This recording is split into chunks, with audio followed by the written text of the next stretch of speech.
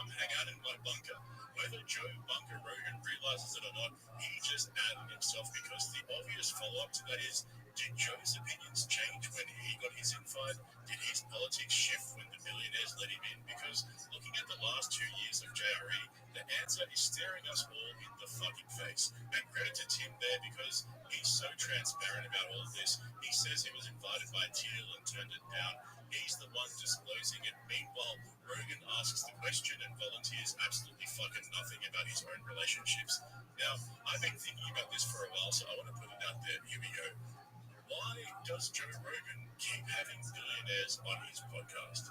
JRE started as a stoner comedian talking to fighters, comedians, and weirdos. It was long-form conversations with interesting people. Nobody was asking for Mark Andreessen's perspective on surveillance cameras. Nobody's petitioning for the CEO of Palantir's point of view. These are the richest, most powerful people on the planet. They already own the media and all the platforms and the infrastructure and the whole political system.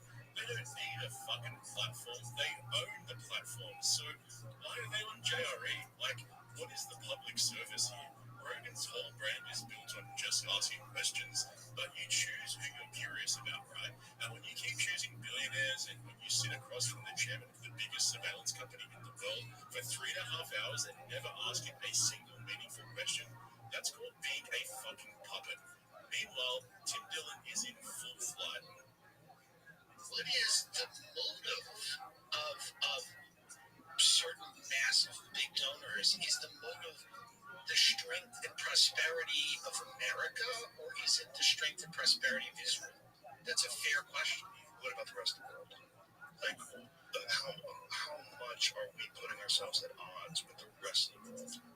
Indescribably the worst PR ever. You know, you've got to be a very ideological person to justify, southern Lebanon, Gaza, Iran, perhaps Turkey. This is starting to feel like this is like a friend you have who you make excuses for a certain amount of time, and then your wife eventually goes, they're not allowed here. They have a fucked up home life. I know they're fun. I know they share values. I know they enjoy each other. You've known each other for a long time. But here's the deal. They're not coming to the house, and they can't be around the kids. The thing that drives me crazy is the negotiators. When they get negotiators, they want to whack it up. They kill all the negotiators. And then Trump tells them to stop killing the negotiators. And I mean, is this Iran deal going to work? I think we're at odds now. We're in the last 2 years. We are now.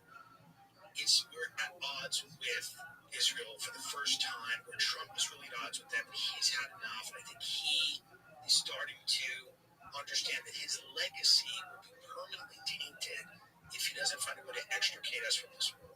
So I think it's certainly the job of anyone who looks at this stuff to look at it and go, yeah, what is going on? What is happening? So this is effectively the essence.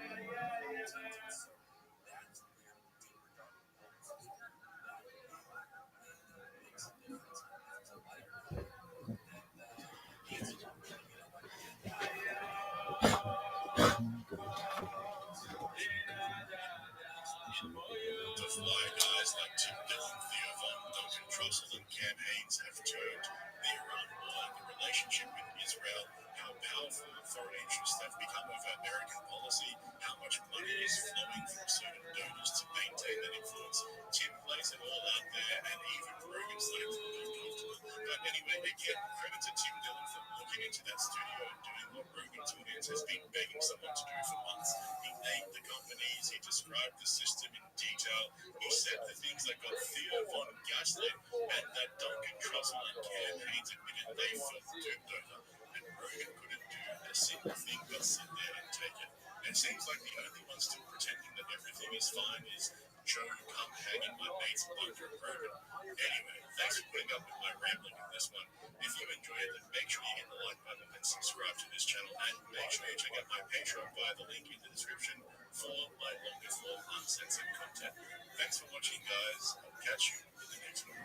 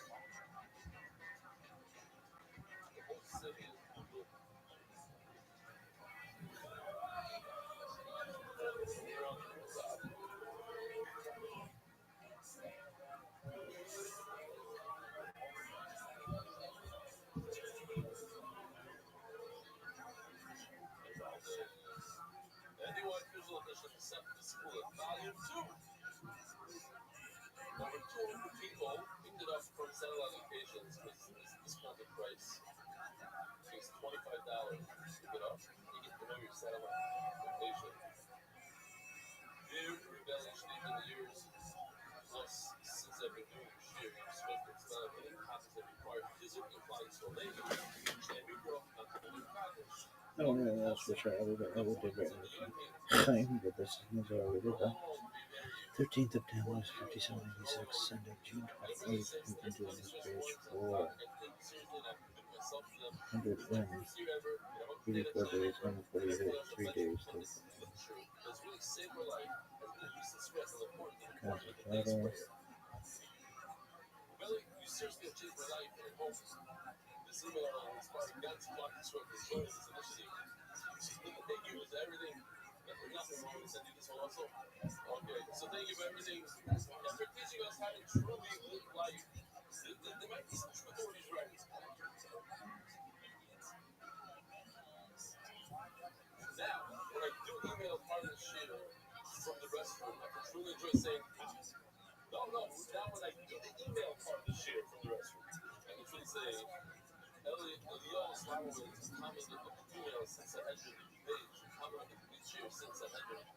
Coffee. 3761 Christian World Breath Dynamite Cover 3631 136 Son of Adams 35 26 235 Enoch Son of Southwest 34 36 325 King 7 3366 395 Mahala Son of King 3301 4681 Son of Mahala is 1 31 620 Son of Yehovah 1 30 74 687 Methuselah Son of Hanukkah is 1 2887, 874 Lemon 2, Son of 2051. 2831, 930 Allen Drive, 2705, 1056 North, Son of 92 was born.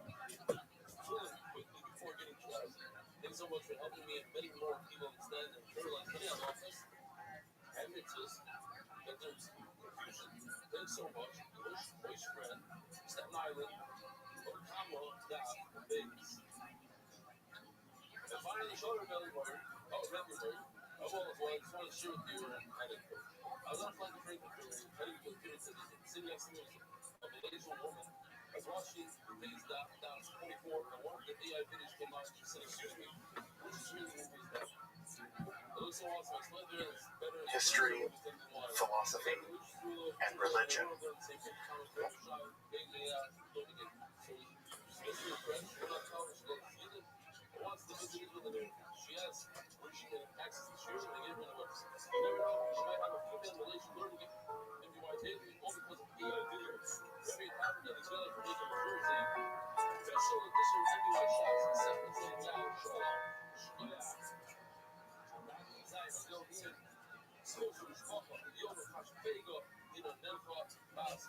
I'm Dr. Justin Sledge, and welcome to Esoterica, where we explore the arcane in history, philosophy, and religion. One of the most difficult aspects in starting to study Jewish mysticism and Kabbalah is getting a handle on just how those ideas developed over time.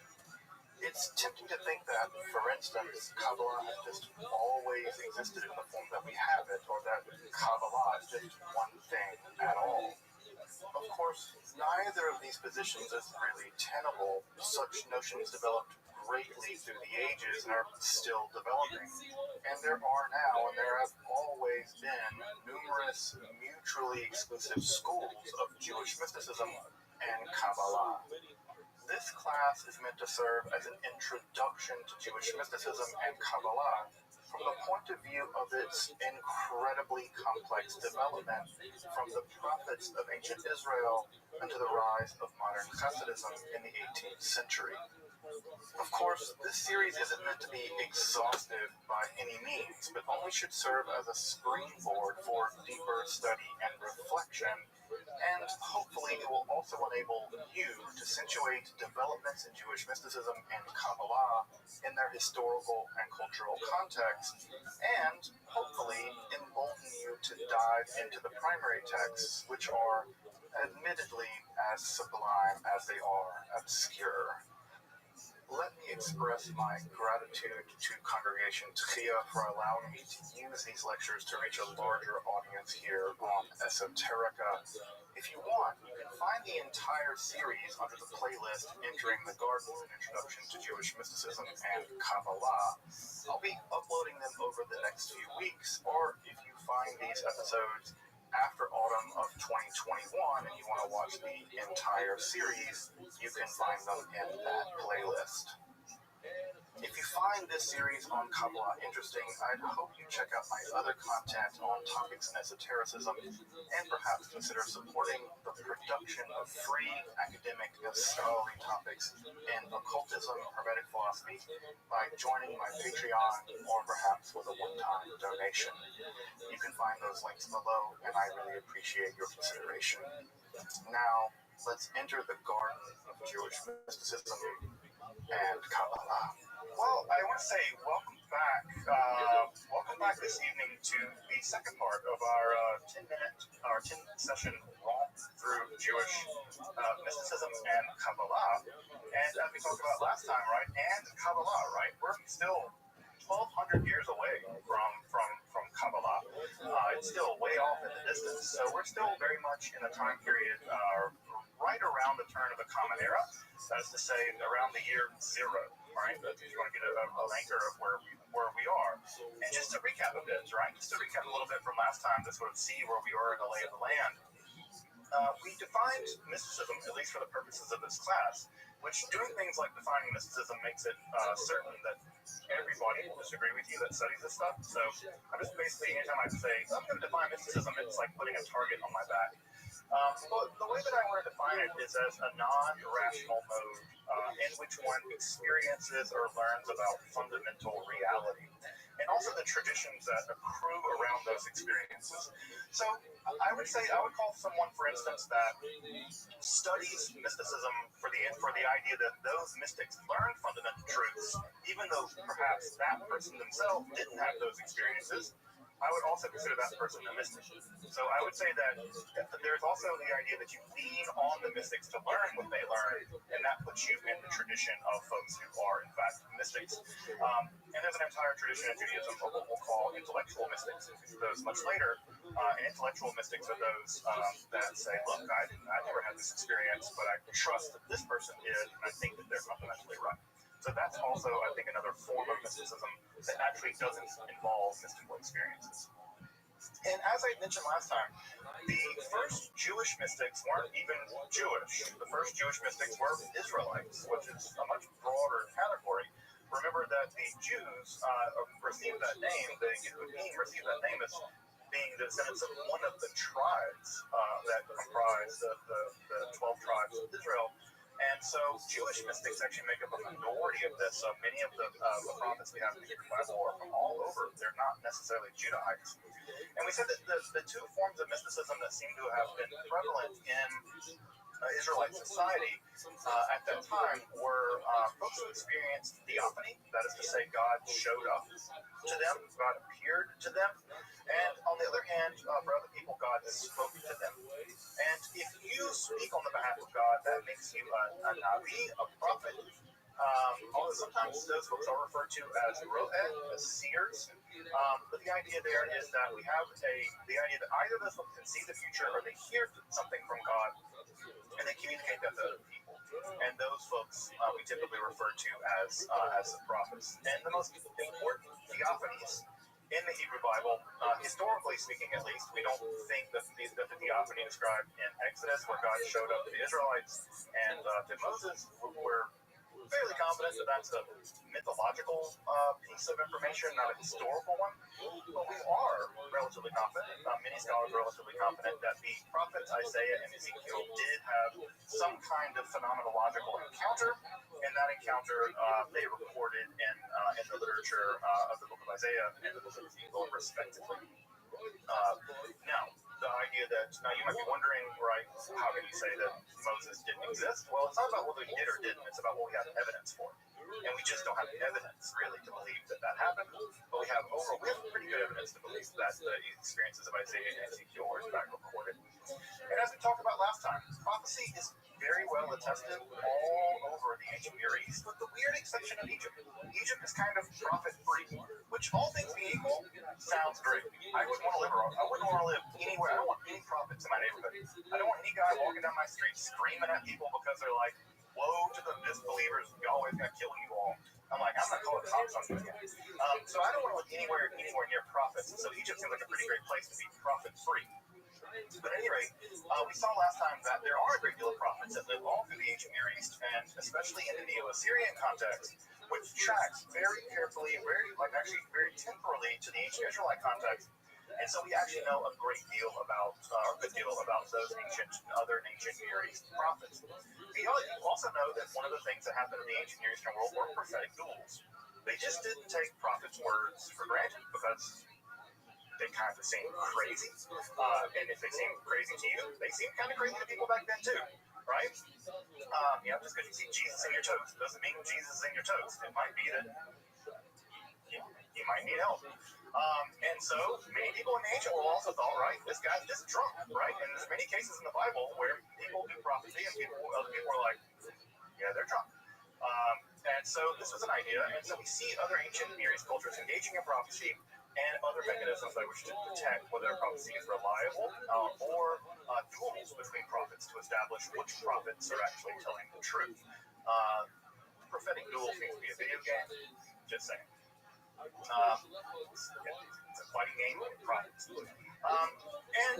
What brings prophecy to an end and what sets us up for our transition to tonight is that, as you may remember, part of what happens in the theophany literature of the Hebrew Bible is that the God of the Israelites, Yahweh, makes itself known by revealing a bunch of very inconvenient rules.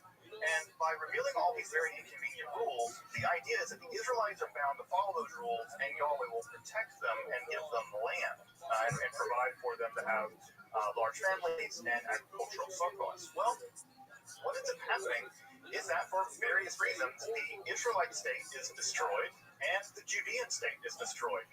And as you might imagine, when your entire theology is founded on a vassal contract, right, and your vassal, the person who justifies your vassal relationship, gets defeated, well, that's the end of that. And so, again, like you're living in a house and your landlord gets bought out by, I don't know, some sketchy investment firm, well, you got a new landlord. You have no longer a relationship with the old landlord. Well, now you got to deal with other gods. And so the Israelites have some pretty complicated problems in their hands. And the pretty complicated problem on their hand is we've predicated an entire theology on one system, and it didn't work. Our God seems like either God is defeated or we're defeated, and what now? Right? What do you do now with the awkward relationship with your former landlord? And so what's going to happen is that prophecy, the idea that there are people speaking on behalf of Yahweh, what's going to happen is that's going to increasingly go away, right? And a new form of religiosity is going to emerge. And that new form of religiosity that's going to emerge is going to be a new kind of mysticism. And that new kind of mysticism is what scholars typically refer to as the apocalyptic. All right. Tanakh pop quiz. I bet you know this is coming. So, Tanakh pop quiz. This is a trick question because, of course, it is. You're in a class about mysticism. Does anyone here know, and feel free to put it in the chat, where in the Tanakh are the events surrounding the Hanukkah story recorded? So I see Ashley say they're not. That's the answer that's the less wrong answer. You're certainly right, they're not recorded straightforward. Anyone know where the events of the Hanukkah story are actually depicted in the Tanakh? Not in the Apocrypha, like in the book of Maccabees, where they're literally described, but in Tanakh, in the Hebrew Bible, in the Old Testament, as you may know it. Everybody's like, why are you asking damn questions like this? I'm the one taking this class, right? So actually, you are right. It is not described transparently in Tanakh. It is, however, described encodedly in the book of Daniel. It is actually encoded in the book of Daniel. Now, the book of Daniel is probably the least read Jewish book in the Hebrew Bible. It's in some ways one of the most confusing. But historical scholars of the Hebrew Bible, scholars of the book of Daniel, are fairly confident that encoded in a very elaborate system of symbols, the story of the conquest of Syria, Judea by Alexander the Great, civil wars between his generals that led to the various empires like the Ptolemies and the Seleucids, also with the rise of the Romans and the period of the Maccabean Rebellion, are in fact described using coded language in the book of Daniel in chapters 7 through 12. I've never read the book of Daniel. It's a very weird book. By the way, it's one of the few books in the Hebrew Bible that actually has extensive sections actually written in Aramaic.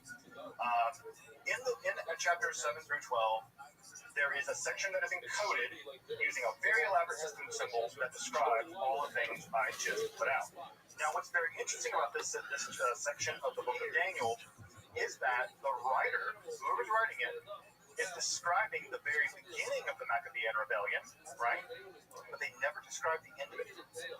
Now, that leaves an open question. Why don't they describe the eventual success of the Maccabeans? And they're very pro-Maccabean, at least. They're kind of tempered on Maccabeans, actually, which a lot of people were because they were terrifying anyone that wasn't a religious zealot. Everybody in this class will be killed in the Maccabees, just FYI. Everybody.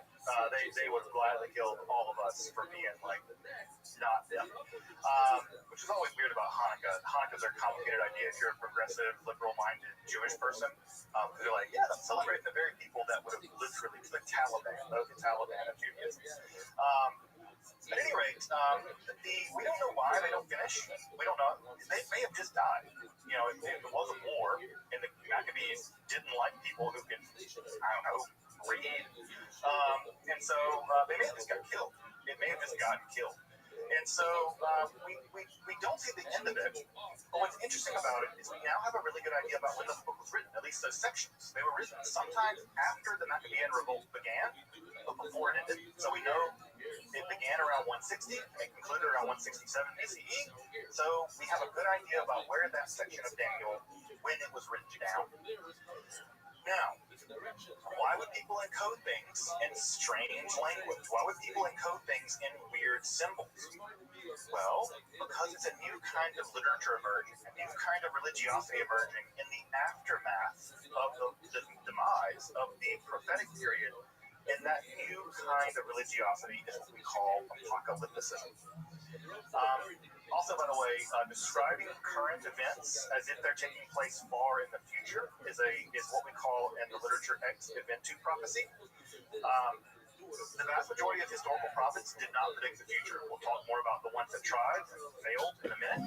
But the vast majority of prophets who try to describe all kinds of weird things, and I'm sure folks have read some sections from the book of Daniel or the book of Revelation written by St. John, or Nostradamus. If folks have read Nostradamus, it's always weird stuff like an eagle. An eagle comes from the east and attacks the great bear, and the bear follows the sun, and the sun turns to blood, and you're like, what in the hell are you talking about?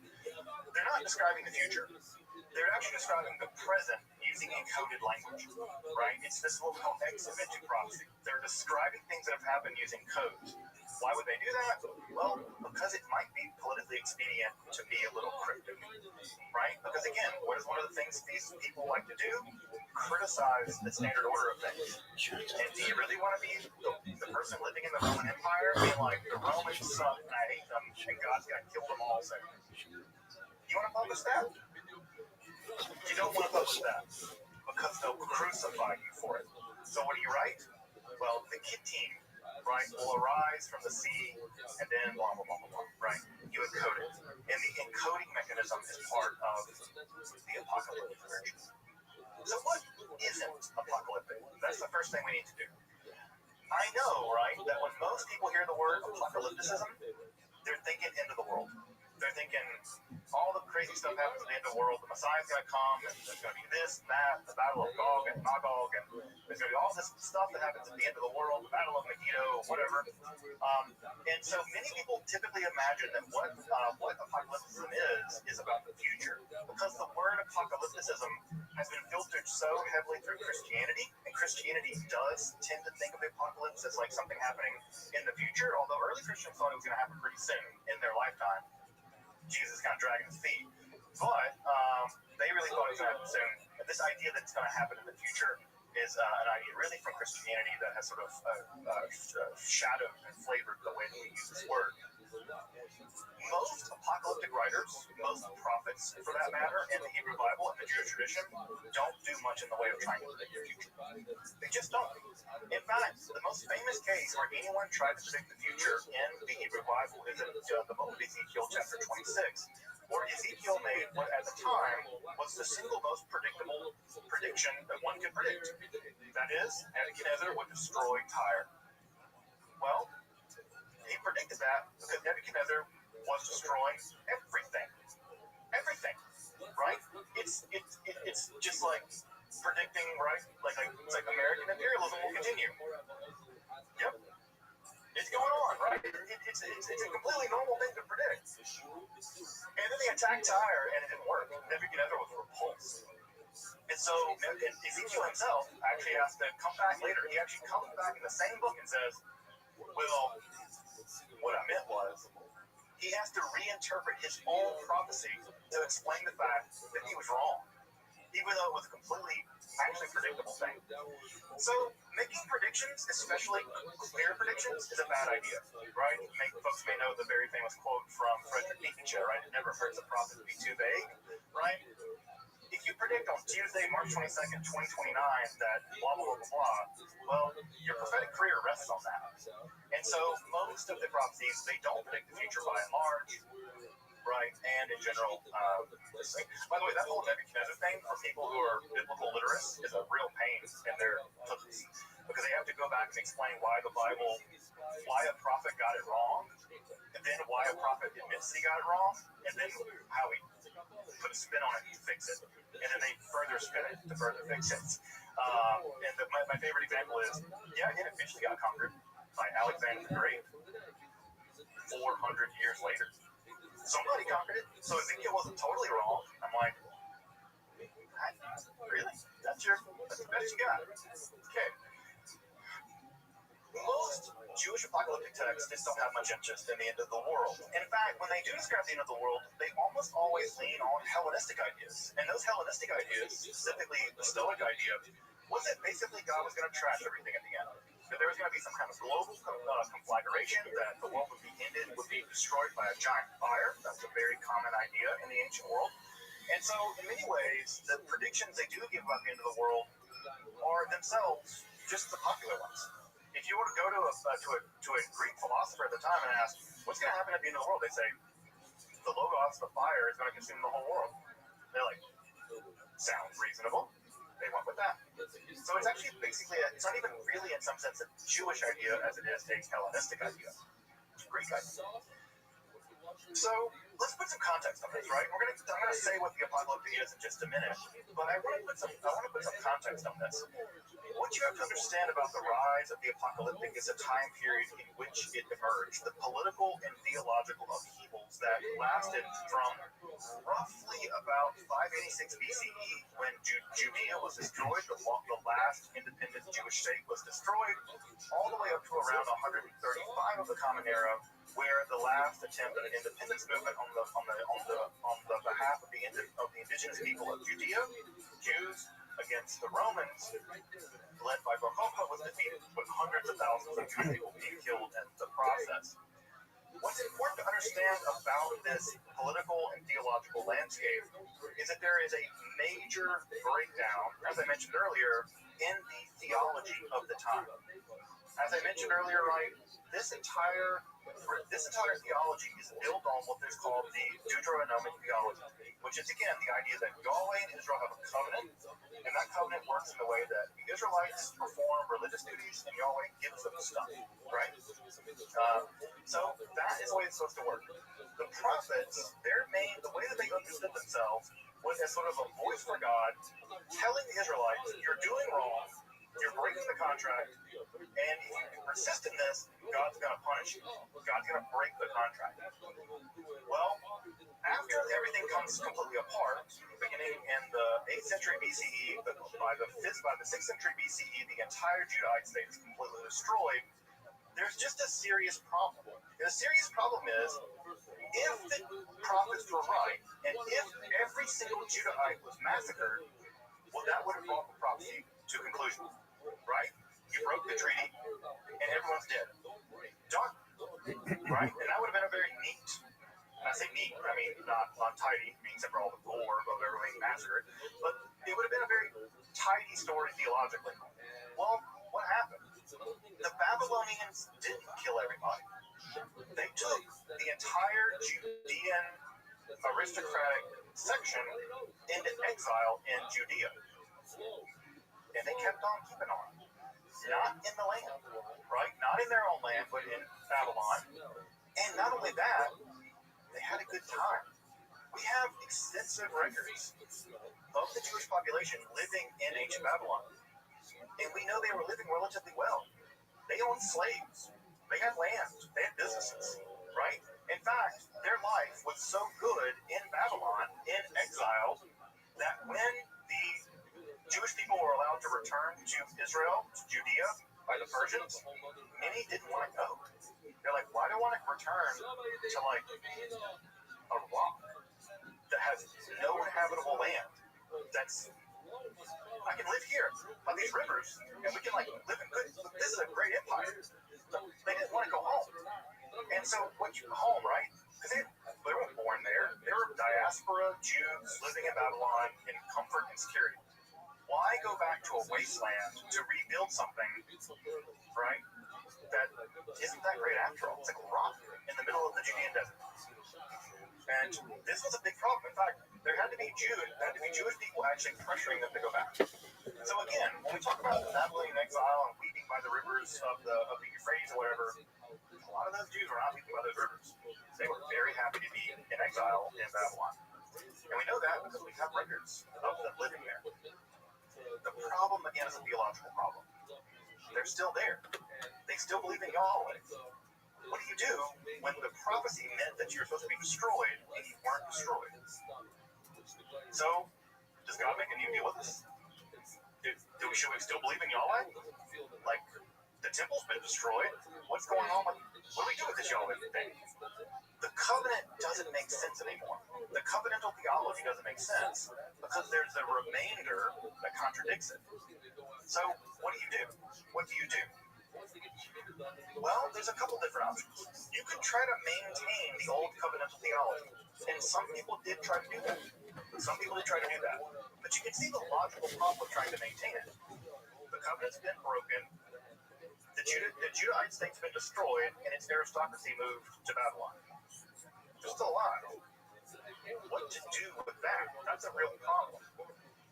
Well, what arises as a way of settling that problem, right? The way of settling that problem is by shifting your theology, right? Never let a good catastrophe go to waste.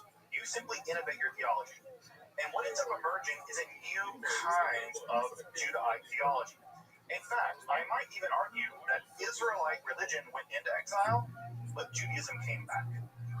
The religion that the ancient Israelites practiced would be unrecognizable to anyone here. Like killing animals and burning beer and grain to appease a sky god.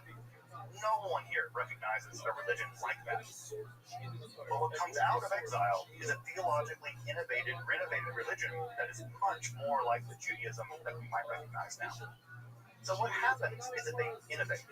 They theologically innovate. They develop the new theology that maintains the trappings of the old covenantal theology, but radically philosophically changes what it all means. And so, what are those kinds of changes? The first big change is that Yahweh can't just be the God of Israel anymore. To make this work, Yahweh has to be a God of everything. Not just God of Israel and what the other gods being existing out there in the world, like this is what we call henotheism, right? Your God exists, my God exists, but my God can be of your God. That's what the Israelites basically believed. Now, the new shift is, not only can my God be of your God's not real. There's just one God.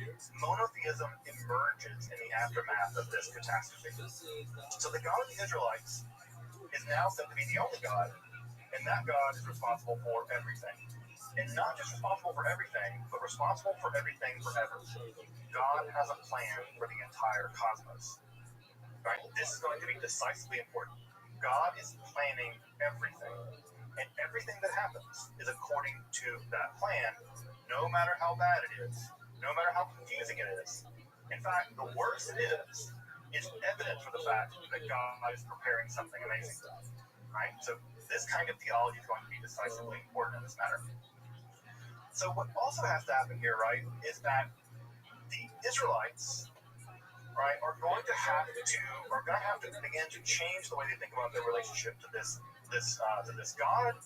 And the problem is, this God's going to have to tell them what in the world all this means. We're supposed to have this covenant, and it's supposed to do like this, and this is supposed to happen if we keep it, and this is supposed to happen if we don't. Well, we didn't, and we're still here. What's happening? Well, what ends up emerging is that new kinds of prophets emerge in which God shows them the plan. Right? Again, hear the language here, right? The older prophets heard God and communicated what God said. The new kind of prophecy sees what God's showing them, right? It communicates what God shows them in literature.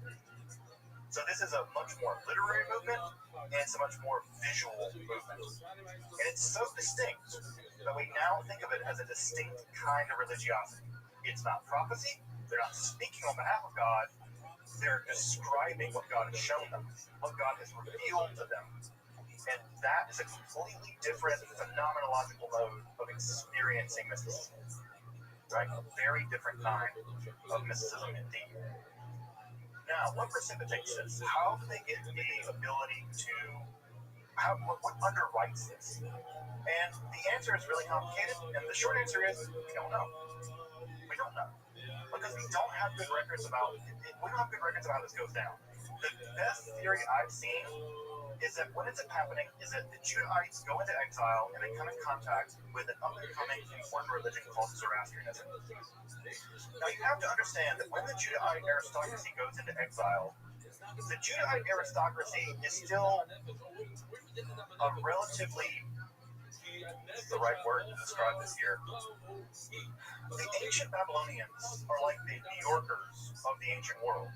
They're cosmopolitan, they're literate, they have an ancient culture that's been there for 1,000 years. They are wealthy, they have multiple giant temples, each of which is larger than the Israelite temple. It was a metropolis on an order of magnitude that the ancient Judahites could not imagine. Ancient Jerusalem was a backwater.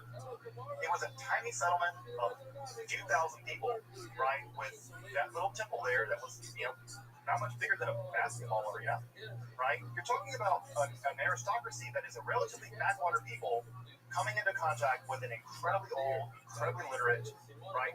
When the Judahites wanted to write diplomatic documents, they wrote it in the language of the Babylonians, the Akkadian. When they arrived in Babylon, they must have been bowled over by the bumpkinhood of their existence compared to the Babylonians. Again, this is like the Mississippi aristocracy being conquered and then dragged off to New York, right? You can't imagine the shell shock of what must have happened. Furthermore, they're coming in contact with a very dynamic new religion called Zoroastrianism. Zoroastrianism is, of course, a reform religion founded by the prophet Zoroaster, who we don't know much about. Even when he lived is not clear.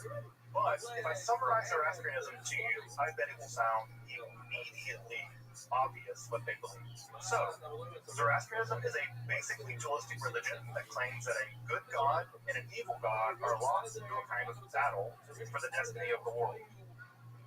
The forces of good are represented by non-physical spiritual entities, and those non-physical spiritual entities are in combat with other non-physical spiritual entities that serve the bad guys. Angels and demons, right? Guard, that structure's there. Now, this good versus evil dualism is going to result in a titanic, catastrophic battle at the end of time. The forces of good will win. They will throw the forces of evil into a neither world, right? And not only that, there are even Zoroastrian prophets who are given tours of the underworld. Those tours of the underworld filtered their way up to Europe, and we're fairly confident that Dante Alighieri was influenced by this. The Divine Comedy is probably influenced by these tours of hell of the Zoroastrian literature. Now, near the end of the world, there's going to be a savior figure, Saoshan, who will lead the forces of good against the forces of evil, and at the end of time, everyone will be resurrected bodily, they will be judged, right? And there is a massive set of literature, right, being composed by Zoroaster, and the idea is that your relationship with Scripture is more important in many ways than doing sacrificing animals. Those priests, by the way, are called Magi. You may recognize them from the Bible, right? Those are the guys that show up to adore the baby Jesus. At any rate, that should all sound pretty familiar to most of us. If you take a little Judaism and add a little Zoroastrianism to it, shake it up in your cocktail shaker, pour it in a glass, you have all the ingredients for a great cocktail called Christianity, or Islam, or apocalyptic Judaism.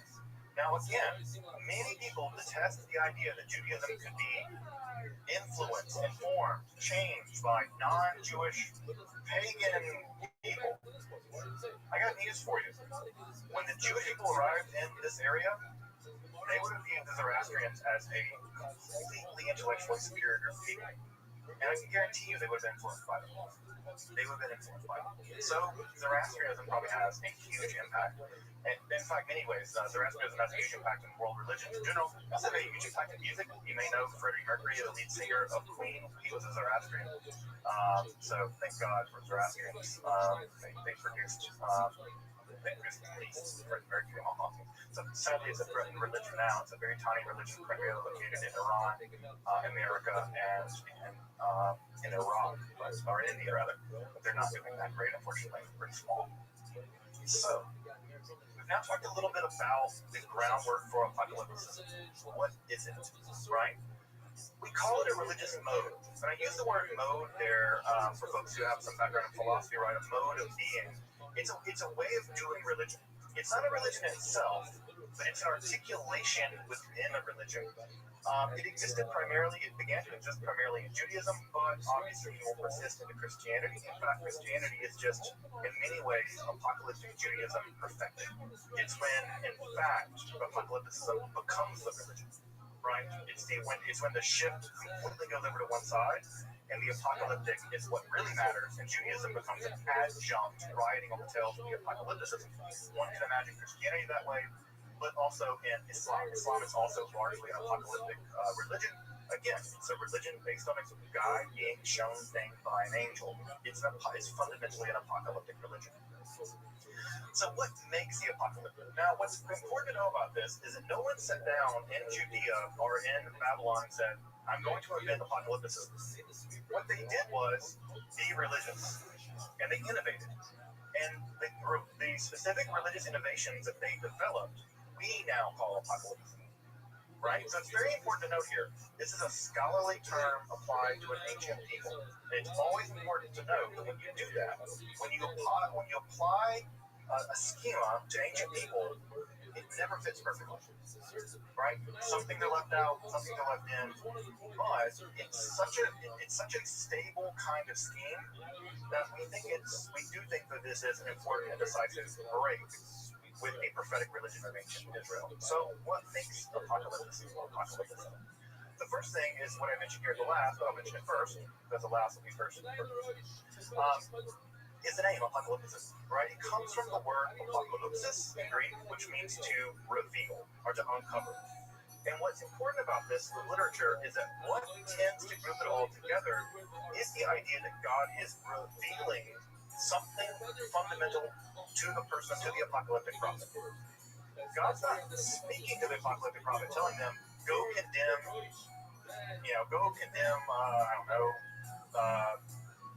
some kings, there's like king, right? Go condemn those who were being bad and being rich.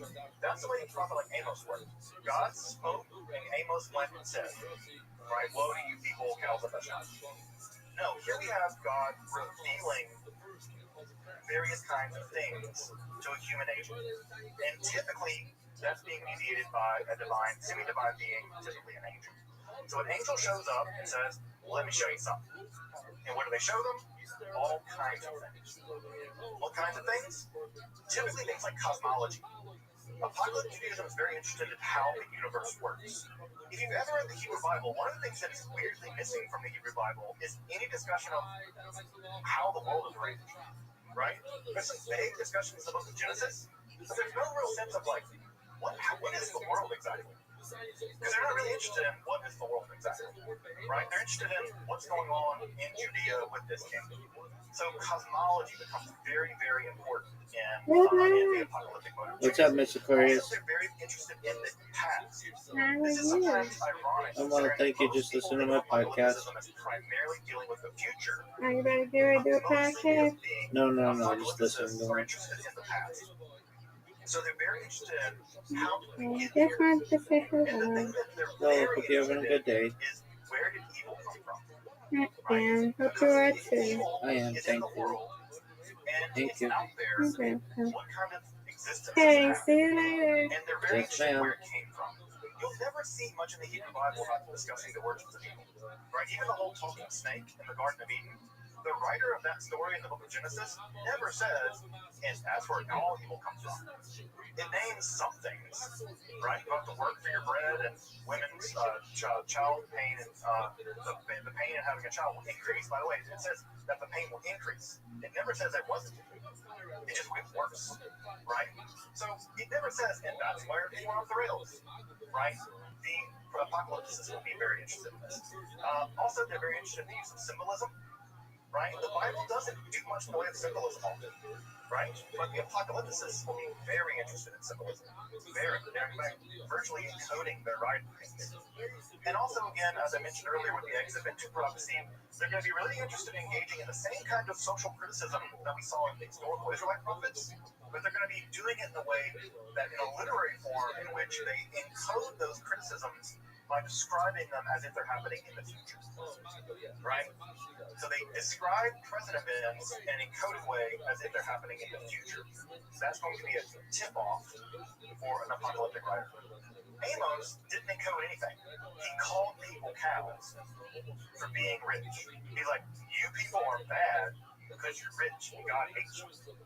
Like, he's not encoding anything. He's not like, and the cows will eat and become fat of the land. No, he's like, I hate you people and God hates you too, right? That's not what these apocalypse is supposed to do. Also, what they're really interested in is oppression. Right? They're very interested in oppression and tribulation. Specifically, why do bad things keep happening to us? If our God is the only God, and we have a special relationship with this God, why did the Greeks just like whip our ass? Like, that's a bad thing? Like, we just get whipped by the Romans. They just killed like a bunch of us. Like, what's going on, God? Right? That's a real important question to ask, right? I mean, we all ask the sort of like, why bad things happen to good people question. It's like, why did we all get wiped out? Or most of us. They're very interested in why this tribulation's happening, right? And again, I say tribulation. The idea is it's real bad for a while, but for the apocalypticists, God has a plan. And not only that, the apocalypticists claim to know the plan, right? They claim to know the plan. They're also at some level interested in the end of the world. Right? Now, and I say end of the world, what they're really interested in is the righteous and the wicked being separated, and the righteous being rewarded, and the wicked being damned. There's no hint of that in Israelite religion. Everybody in Israelite religion went to the same underworld, Sheol. It doesn't matter if you're a good person or a bad person. You went to the same place, and it's something. Well, the apocalyptists say that's not fair. Bad people will get punished. This idea comes directly probably from Zoroastrianism, right? So bad people get punished, and the good people will get rewarded. That's the extent, really, of how things are going to go down in the future. And of course, right? Why does that make sense? Well, it makes sense because a lot of good people, or at least people who they thought they were good, were suffering enormously under foreign occupation. They're also interested in otherworldly journeys, right? They'll go on journeys of the various realms of heaven, or they'll go on journeys to the various parts of the afterlife. It's very dualistic. That is to say, the world in apocalyptic literature is very starkly divided between the good guys and the bad guys, right? And the good guys are going to win, and the bad guys are going to lose. You don't see that in Israelite religion. In Israelite religion, the prophets are, you're doing bad, but if you do good, God will not punish you. In apocalypticism is, you are bad, and God is going to destroy you. It's a much more dualistic world, which again, if you study history, in times of intense political crisis, right, dualism emerges. The good guys and the bad guys, right? Right? Whether it's the bourgeoisie and the proletariat, right? Or whether it's the sons of light versus the sons of darkness, polarize the world, and that's often how it's described. And again, I think these Marxists is a kind of apocalypse in many ways. He would hate that idea, but he can have literal in his grave. Paying back from that anti-Semitism of the Jewish question. So anyway, right? Also, what's really important about apocalypticism is someone's going to fix all this, right? Because clearly, if you look at the time period being conquered by the Greeks, being conquered by the Romans, being massacred by various people, it's pretty clear that we're not going to be the ones to fix this. And so what do they say? There's going to be some kind of savior figure who's going to enter into history and fix all this. And that, of course, as it ferments a little while, becomes the fine wine of Messianism. That some person, or persons, by the way, early Messianism never agreed about how many it would be. Many people thought it would be two messiahs. And one of those would die, right? And another one would become a military general and end. So ancient Judaism was never clear about there being just one messiah. Many sections of Judaism actually believe there would be at least two. So, right? Now the Christians fix that by like having him die and come back later. They're just waiting on that last one. So they kind of rolled into one dude, which is pretty smart. Also, there's all kind of anti-Messiah characters, right? You have a good guy fighting for the good guys. You're gonna have a bad guy fighting for the bad guys. That's anti-Christ. And there are lots of different stories about the bad guys, right? Christianity really likes the bad guys too, and they make the good guys. The structure of heaven and hell is going to be a big part of the apocalyptic world. If they're going to describe to you where you're going to go when you die or where you get resurrected, they want you to know about it. And if there's really vivid depictions of the hellish worlds and the afterlife, it's pretty motivating. Like, I don't want to go there where they like boil you in excrement forever. That sounds bad. I don't want to go there. I'm going to be a good guy, right? So they're very interested in the structures of the various heavens and the hells. And they're also interested in the idea that behind the scenes of what's apparent to us, the world is actually being dominated by a vast majority of spiritual creatures. Typically, we now know them as angels and demons. And so, again, if you look at the Hebrew Bible, there are basically very little in terms of angels and demons. They kind of show up from time to time, right? But in the apocalyptic, they are everywhere. Angels and demons are literally all around you, engaging in titanic spiritual warfare for the destiny of the world, right? And every country has its own angel, right? Michael's the angel of this country, Gabriel's the angel of this country, and every country has their own demon, etc. So the scale of things is also bigger. In Israelite literature, they kind of don't like the Egyptians, and they kind of don't like the Assyrians. But you never have a global analysis of the world, because they're kind of a parochial people. The apocalyptic writers are not parochial. They imagine the entire world divided into countries, and they explain political science in terms of this spiritual battles that are going on behind the scenes that we don't see. Their literature, which we'll talk about more in just a moment, is typically pseudo-anonymous, although they like to claim that very ancient people wrote them. So Enoch wrote this, or Abraham wrote this, or Shem, right, wrote this. So they like to allege ancient authorship, because, if it's just like Menachem, the dude down the street wrote this, who cares, right? Like, Manny wrote a book about angels? Yeah, Manny, the guy that, like, fixed their shoes. Like, the hell is Enoch, right? So, Manny the shoe guy, Manny the copper's like, Enoch wrote this, right? And so he puts Enoch's name on it, right? The patriarch who never died, and looks like, Noah's grandfather, whatever, or father, Noah's father, like, yeah, Enoch, that dude, yeah, he was real. Let's read his book, right? So you throw a name like Abraham on there, people are willing to read your book. They're not going to read Manny's book about the end of the world. No one cares about what Manny thinks. So let's talk about this literature, right? Let's get into what makes this work, right? Why would anyone write all this stuff down? Well, the first is historical and psychological. You're living as Judahites in a world of theological and political turmoil, right? Now, I don't know about you. I don't like turmoil. And when my life is in turmoil, one of the things I try to figure out is, why is this happening to me? Right? Because we think, because we're stupid, that if we understand something, we get power over it. You don't. Right? You can be real smart, and they basically just like throw you into a jail or whatever, right? But again, if bad things are happening to you, you want to understand why. There's no person I don't think of, right? You can be as existentialist as the day is long, right? And you're still going to want to know what's going on. Why is it happening? Right? Why is this happening? Very few people are going to suffer through immense, like, physical and psychological turmoil and think to themselves, okay, guess that just happened, right? Most people don't do that. So what do? They try to explain why it's happening. Further, right, not only do they want to explain why it's happening, they want to feel like it's not for no reason. No one likes the idea that you just went through a traumatic experience and it's meaningless. You're on a rock, free from the sun, in the middle of a void, and in 4 billion years, the sun's going to swallow this planet, and every bad thing that's ever happened to you is not only not going to be a memory, this Earth won't even exist. We don't want to, that doesn't make sense from a human perspective. We want to understand why our traumas are happening. We want our traumas to mean something. And so, what do they mean? Well, the overwhelming data we get from the apocalyptic literature is that God has planned every single thing that's happening in the world So this is a very deterministic literature, and that your suffering is not random. It's part of a plan. And what's that plan? The end of the world. Right? The world is going in a very specific direction, and God is going to make things right. Punishing the wicked, rewarding the righteous. This is all part of the plan. I think it's also Nietzsche a lot tonight. It's wrong. Right? I think Nietzsche said, right, that the person who has a why can endure any how. Right? The person who has a why can endure any how. People can get through anything. As long as they have a reason why it's happening, right? I think I may have the best, right? And so the idea here, right, is that basically what you get is you get a reason why this is happening to you. And what's the reason? It's all part of a plan. And the apocalypticist has been revealed that plan.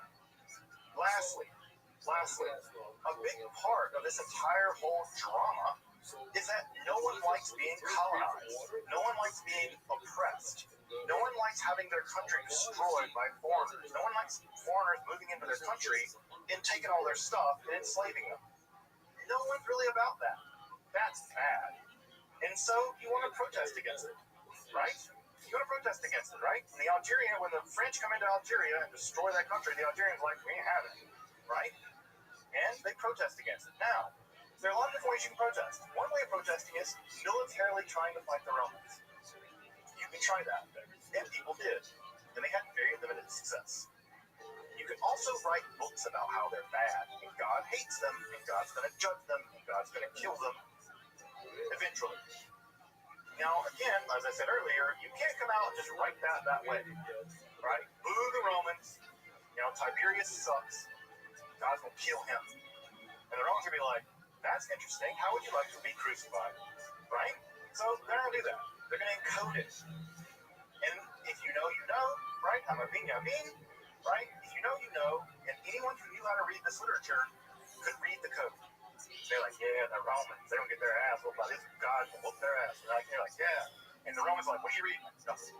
Right? So that was a way of encoding this. Now, how does all this work? God has to tell you. God has to reveal to you the plan. You, the apocalyptic prophet. And that's what this literature is. It's the plan. It's the way the world is structured. God built the world. God structured the world. History itself is unfolding according to very set rules set down by God. And everything is part of the plan. Everything's part of the plan. And the apocalyptic literature is marked by that revealing, that uncovering. As you might imagine, in a world of turmoil, which I know Jewish people go through turmoil, right? Every once in a while, there's a little turmoil here and there, right? Little turmoil. You can imagine this was an incredibly persuasive form of religiosity. It explained why the world was the way it was, right? It described why bad things were happening. It told you where it all came from. It tells you how it's going to all end. And it tells you that the things that you're going through as a people, as an individual, are not random. And they're not punishment from God. Right? Also, by the old Israelite theology, every bad thing happening to you is punishment for Yahweh. Right? No. You're suffering because that's part of the plan. And it's Yahweh secretly collaborating and going to whoop these people. That idea, I don't know about you, right, is one of the most seductive ideas imaginable. And again, when I track this onto things like, again, folks may know, I wrote my dissertation on Marx. It's difficult to read much Marxist propaganda as anything other than repackaged apocalypse, right?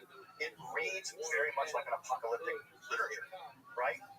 Evil emerged with various modes of production, right? That's being driven forward by history, and eventually it's going to come to a cataclysmic battle, and after that, everything's going to be great, right? Dictatorship, proletariat, or whatever. You're like, didn't we heard this already, right? But Marx is like, it's material now, son. It's not God doing it. It's history. So you can see how influential this is. The apocalyptic form of literature flourished for hundreds of years. One could even argue for 1,000 years, beginning roughly about 350 BCE and extending all the way through the Middle Ages, honestly, right? Because, Jews with the turmoil, they continued. And so the apocalyptic literature kept being produced. Christianity is in many ways an apocalyptic religion. It's a religion that more forcefully accepts the apocalyptic paradigm than any other form of Judaism, with the exceptions of the Essenes, those folks living at Qumran that wrote the Dead Sea Scrolls. They believed it so much, by the way, that when the Jews revolted against the Romans, the folks that lived at that site, if Josephus can be trusted to do anything other than make Josephus look good, they fought. They thought the world was about to come to its final end. They tried to organize a resistance to the Romans. They were massacred at 2 battles, and guess what? They stored all their scrolls in the caves near their buildings, and they never came back for them. Why? Because they were dead, because they thought this was all part of the plan. Lucky for us, the scrolls sat there more or less for a couple thousand years, and now we have them. And we can even see in the literature where they're planning for this battle, even describing the banners and horns they will be blowing and carrying in the battle. And I bet you, when that legion of Roman soldiers were like, why are they blowing horns and stuff, right? And they're like, do you think that's going to work? And then the Romans massacred them, and they left their scrolls there. Apocalypse is a hell of a drug. I mean, like, when you literally believe God's going to intervene on your behalf at the very last moment to save you, if that's your battle plan, stay home, right? If that's your strategy, and that was their strategy, it seems. Many of the big books of the Hebrew Bible, like the book of Daniel, is imbued with apocalypticism. The War Scroll and the Dead Sea Scrolls is a very apocalyptic text. Perhaps the most famous apocalyptic text of all time is the Book of Enoch, a book not included in either Christian or Jewish literature, but preserved, thank God, by the heroic people of Ethiopia, who have never been colonized, FYI, because they fought like the devil to have it not happen, and they're brilliant tacticians. But they preserve all these writings that are so important in Judaism. So anytime I think about what the Ethiopian people have done to preserve Jewish writings, I am in enormous thanks for what they've done. So what's going to also happen, and we'll get to this next time, is that apocalypticism is also going to give rise to a new form of mysticism called the Merkaba mysticism, which we'll be discussing next time. How do you get this vision? How do you go see what God has to show you, or what angels have to show you? Well, spiritual techniques were developed for this, and a new form of mysticism arose as a subset of apocalypticism in which mystics describe going into God's palaces and being shown this stuff. We'll get to them next week. It's scary. As you might imagine, that's what it means. Apocalyptic Judaism, right, and rabbinical Judaism, however, never quite saw eye to eye. The rabbis never fully embraced apocalypticism, right? Because the rabbis are all about the day-to-day keeping on of religious survival, not the Titanic battle at the end, right? The rabbis are more like, how do we do Judaism now the temple's destroyed? How do we move the temple into our home? And the apocalyptic people out there being like, God's going to judge these people tomorrow, right? So, in many ways, apocalyptic Judaism was never quite meshed with rabbinical Judaism. And again, one famous quote from the Talmud, right? It says that for every time you try to calculate when the Messiah will come, God delays the coming of the Messiah the years that you calculated in the future. The rabbis don't like this, right? When Rabbi Akiva said, right, that Shimon Bar Kokhba is the Messiah will save us all, the other rabbis made fun of him. They're like, grass will grow in your cheeks before the Messiah comes. Like, that's not going to happen. Unfortunately, grass didn't grow in his cheeks because he didn't get buried because he was burned alive, according to Bar Kokhba about it. So, sometimes history can mean, right? The apocalyptic is very, very dangerous. But it was incredibly popular. On the screen right now is a short list of all the apocalyptic literature from this time period. If I were to grab my collection of apocalyptic literature off the shelf, it would be longer than the Hebrew Bible. An enormous amount of literature, right, was produced in the apocalyptic genre. Dozens of books that were very popular. For instance, at the Dead Sea Scrolls, there are more copies of the Book of Enoch than there are copies of Leviticus. That's Torah, folks. That's like the Torah. The Torah. There are more copies of the Book of Enoch there, right? They're more interested in Enoch. If we could take the amount of scrolls they had, right, as any indication. So the apocalyptic literature was incredibly important. And even with the rise of Christianity, it didn't stop being produced. We have dozens of Christian apocalyptic texts, right, including the Apocalypse of John, but other ones. You might be asking why. Well, Jesus had that pesky habit of not coming back soon enough. And Christians underwent turmoil too. They were being persecuted by the Roman Empire. They were being marginalized by the Jewish people that didn't really like them. They thought they were weird. They faced their own turmoil. Jesus wasn't coming back, and people started dying. Well, what do we do with people dying and Jesus not coming back? Year after year after year. Well, you invent further and further apocalyptic ideas about what's going on. And the persecutions are all part of the plan. Right? Martyrdom becomes a thing you should rush into because it's part of God's plan. Right? Part of God's plan. Of course, also in the Islamic literature, apocalypticism would also become enormously influential, and many apocalyptic Christian and Jewish ideas also make their appearance in the Quran. The Dajjal is a good example of a sort of antichrist character, the Battle of Gog and Magog, the main battle at the end of the world, which occurs in the book of Daniel and is translated into the book of the Battle of Megiddo. And in the Christian literature, even the return of Jesus and the resurrection of the dead, these are all apocalyptic ideas that also occur in Islam. So Islam is also deeply influenced, and in some sense, an apocalyptic religion in itself. Judaism is going to increasingly abandon apocalypticism. And the answer for that is the same answer why the book of Maccabees is not included in the Bible. The rabbis, right? And also, by the way, why the Hanukkah festival is not about the Maccabees, it's about a miracle. The reason why? Disastrous rebellion after disastrous rebellion. The rabbis didn't want any more Rambos. They were tired of that machismo, we're going to fight the Roman stuff, because it just got us killed. So they said, we're not doing that anymore, and we're not going to prioritize that. And so as you can imagine, this apocalyptic literature really gears people up to do rather extreme things. Right? Because again, they all think it's part of the plan, and God's going to intervene in history and do whatever. It doesn't happen. Over and over and over again, it doesn't come to pass.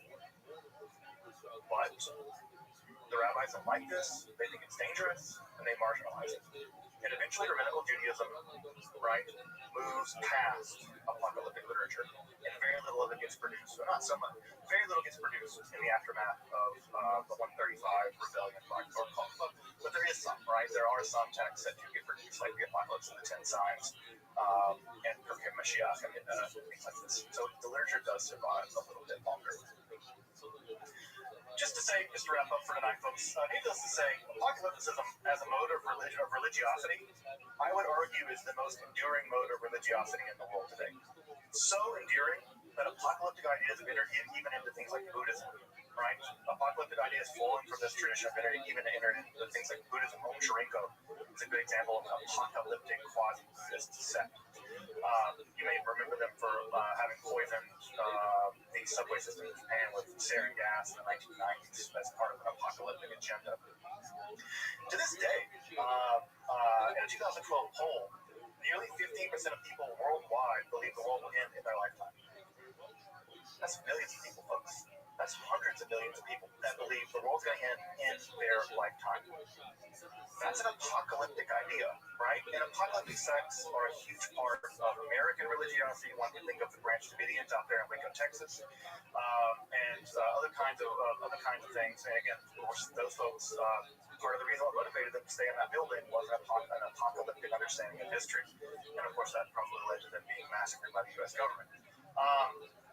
They had their own hand to play in it too, but I do think that was pretty significant mismanagement. Anyways, while rabbinical Judaism and Kabbalah are going to win the day over and against apocalypticism, apocalypticism was enormously important over the course of about 500 years in Judaism specifically, and it has made an enormous impact on world religiosity. I might even argue, like I said earlier, that apocalypticism as a mode of religiosity is perhaps the dominant religious mode in the world today.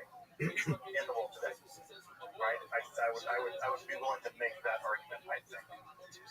But what's going to emerge in terms of mysticism for the purposes of our learning together is that a form of practical apocalypticism, that is to say, a mysticism in which mystics attempt to descend into the throne room of God, is going to emerge out of the apocalyptic literature. And that form of mysticism is going to be what we'll be tackling next week, called Merkava mysticism. Merkava, chariot mysticism. You also may know the word Merkava because the Israelis have named a tank their equivalent of the M1 Abrams after the chariot of God, which seems inappropriate for a lot of reasons.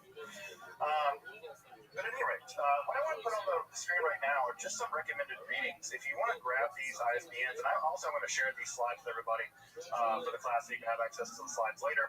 But if you want a great apocalyptic literature reader, it's just a collection of apocalyptic literature. This is a really great text by Reddish. The large scholar of apocalypticism in the world now is John J. Collins. His book, The Apocalyptic Imagination, is the definitive study of apocalypse. It's the book, right? If you take a college level class on apocalypticism, you'd be reading Collins' book. If you're interested in Christian apocalypticism, Bernard McGinn, the leading scholar in Christian mysticism, has written a really great book about apocalyptic traditions in the Middle Ages. People like Lachlan Fior, nuts in the most amazing way possible.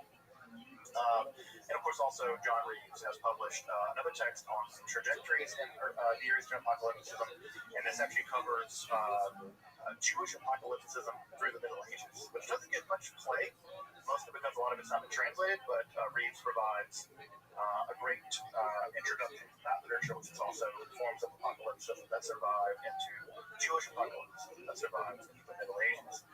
So, again, another form of mysticism that emerges from the breakdown of prophecy, but renovates prophecy to do a phenomenologically different task, to show rather than tell, and show what? The whole plan of the universe and how you, as a Jew, right, or as a non-Jew, maybe as a Roman, how you fit into it, right? And that form of mysticism, I think, is just incredibly important. Christianity, I mean, we all seem to be Christian folks that are predicting the world or whatever. It's none of this is imaginable without the apocalyptic turn in Judaism during beginning in the 4th century. Welcome back, and thank you for joining me as I explore the garden that is Jewish mysticism and Kabbalah.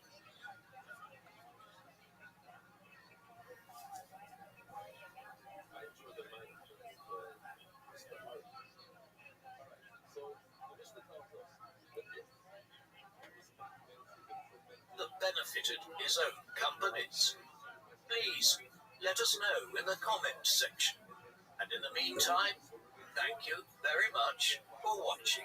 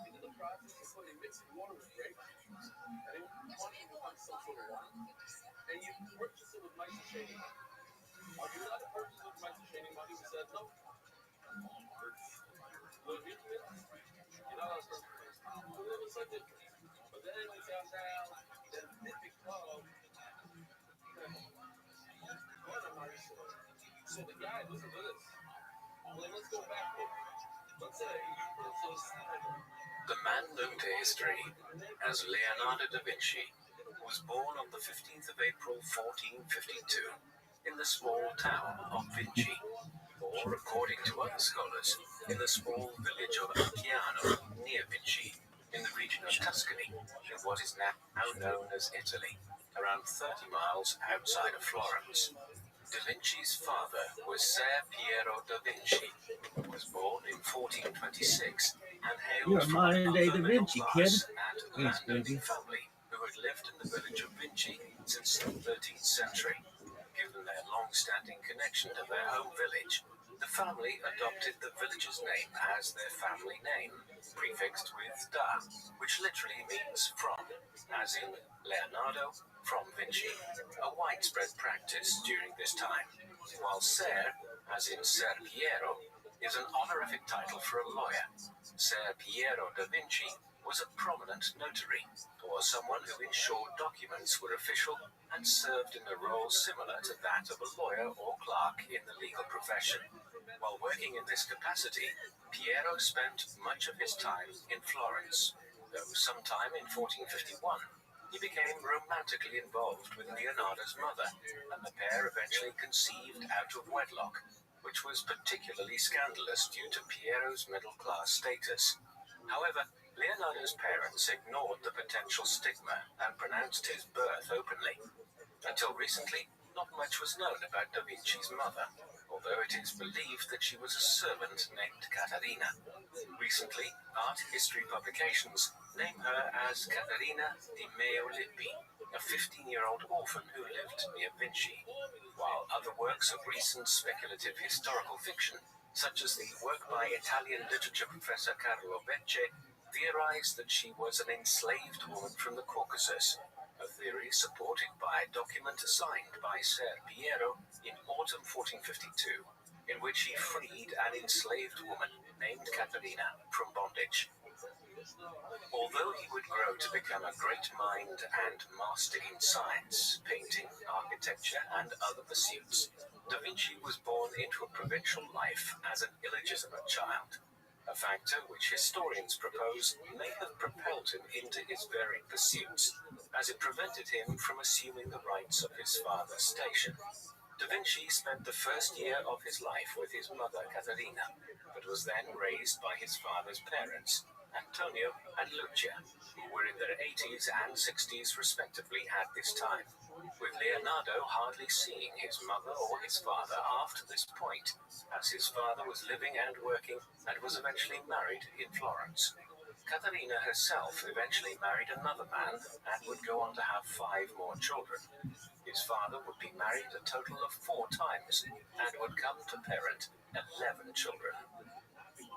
Unlike other wealthy children, because of his illegitimate status, Da Vinci was not formally educated in Latin and was forbidden from entering college. However, he was taught arithmetic, how to read and write in Italian, and how to play the lyre, while also learning farming techniques from his young uncle Francesco, an early experience that most likely contributed to his lifelong fascination with science and nature. His early education was undertaken within the household of his father, and would have involved both formal lessons and incidental learning from his local environment, such as gaining an understanding of elementary mechanics from the operation of water wheels and potteries. Several years later, in 1464, when Leonardo was 12 years of age, Ser Piero's first wife Albiera died, and in the following year, he wed Francesca di Ser Giuliano Landrettini, who became Leonardo's second stepmother. Following this remarriage, and then the death of his grandparents, Leonardo joined his father in Florence, which was an artistic mecca and hub for the Renaissance and home to around 100,000 people in the 1460s.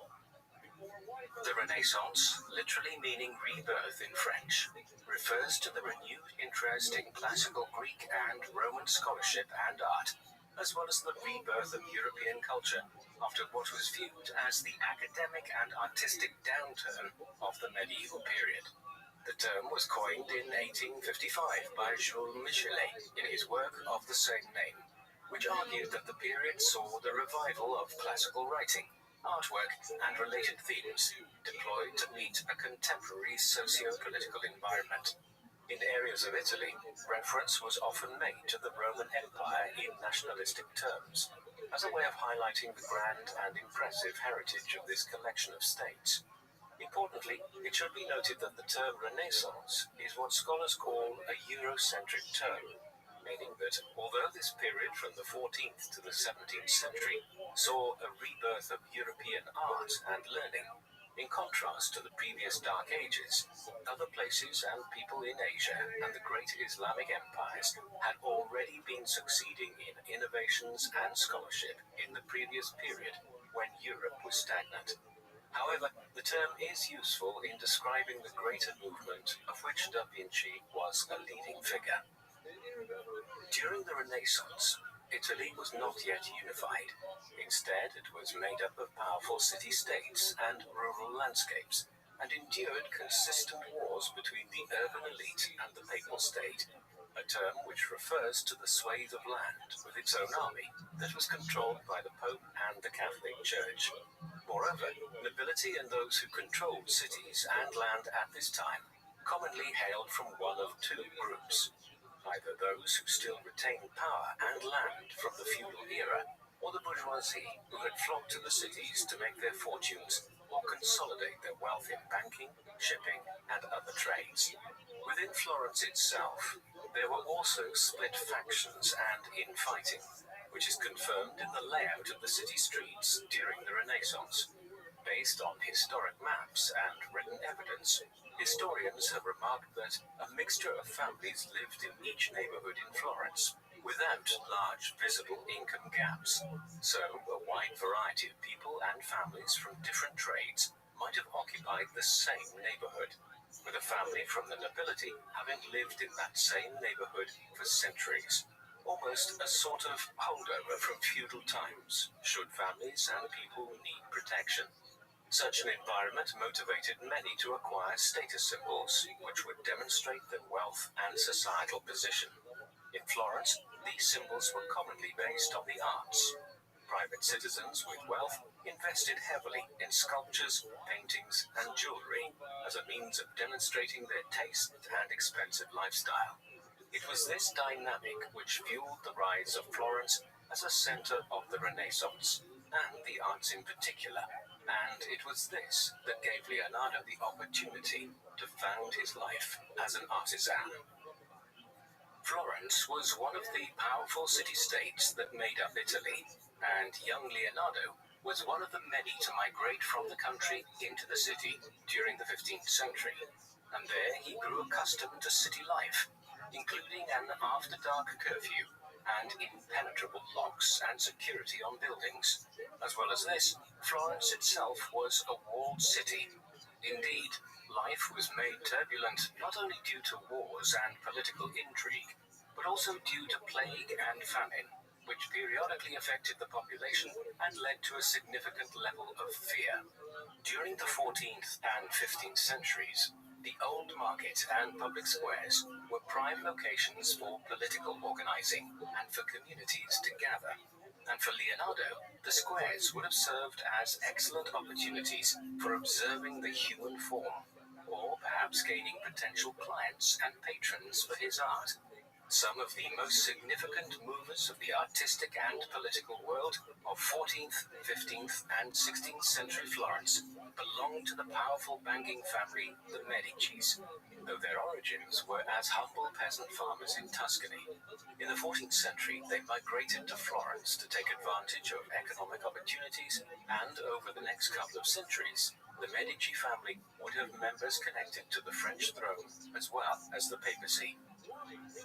Importantly for Leonardo da Vinci's story, the Medici and other powerful families were patrons of the arts, beginning with Cosimo Medici, who was born in 1389, and not only established the political legitimacy of the Medici during a time when many were suspicious of bankers, but also began the tradition of the Medici's art patronage.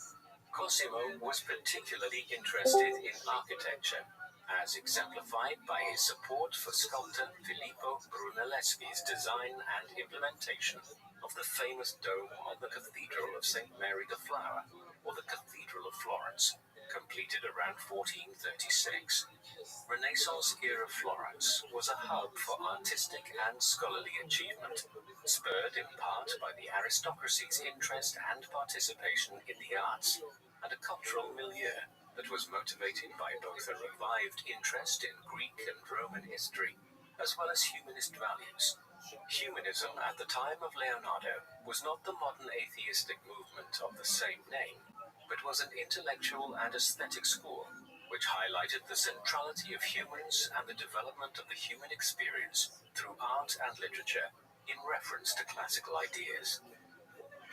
Da Vinci, along with other artists such as Michelangelo and Raphael, are considered to be the leaders of the so-called High Renaissance, referring to the period from the late 15th century to the mid-16th century, in which Renaissance art and science reached an all-time high in output. However, at this early phase of his life, Leonardo was not yet the rounded Renaissance man he would become. Rather, in 1464, he was the illegitimate son of a lawyer, and soon to be an artist's apprentice, and it was due to his illegitimate status that, upon arriving in Florence, Leonardo was unable to follow in his father's professional footsteps and become a lawyer.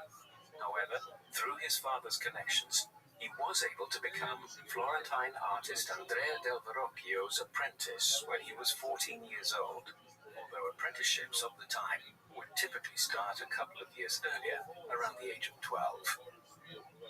Andrea del Verrocchio was born in 1435 in Florence.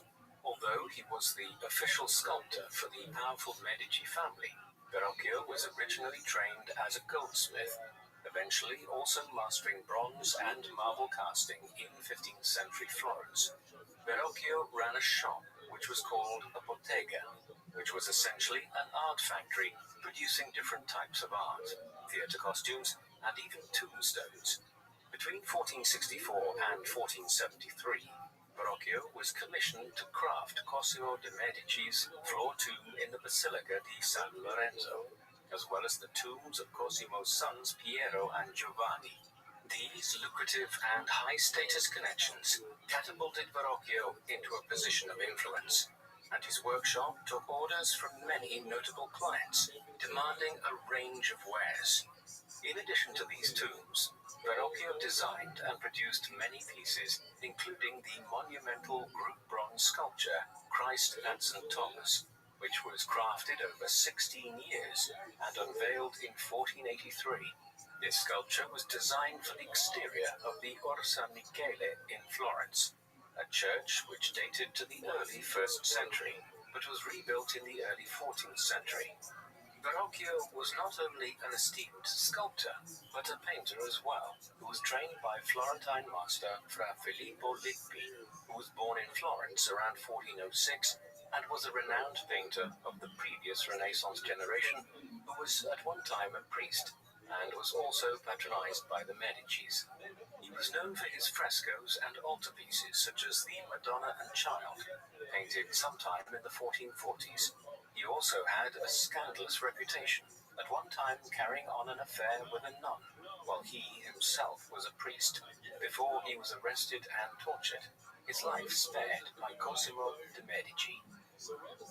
It was in such a lineage of artists that young Leonardo was being trained, although it is worth noting that contemporaries considered artists a form of craftsman.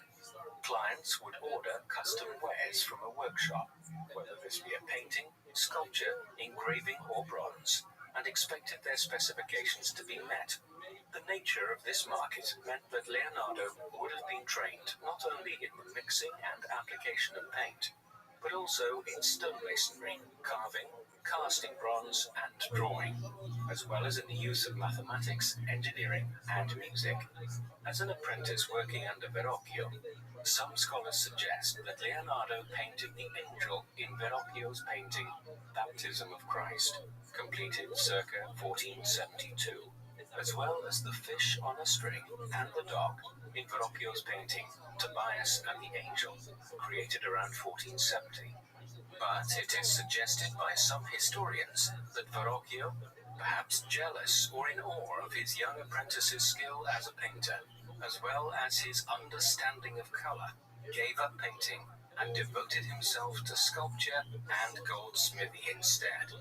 Da Vinci's early work as an apprentice was crafted using tempera, a common painting medium during the Renaissance that was actually made using egg yolk, which acted as a binder for powdered pigments and water, and indeed, it was Leonardo's experience with tempera as an apprentice and as an artist in his own right that may have led him to experiment with and be drawn to oil painting. Using oil paints as a medium was a trend that spread to Italy during the Renaissance from the Netherlands, where it had been popularized by artists such as Jan van Eyck, though it had been used since the 7th century in Afghanistan.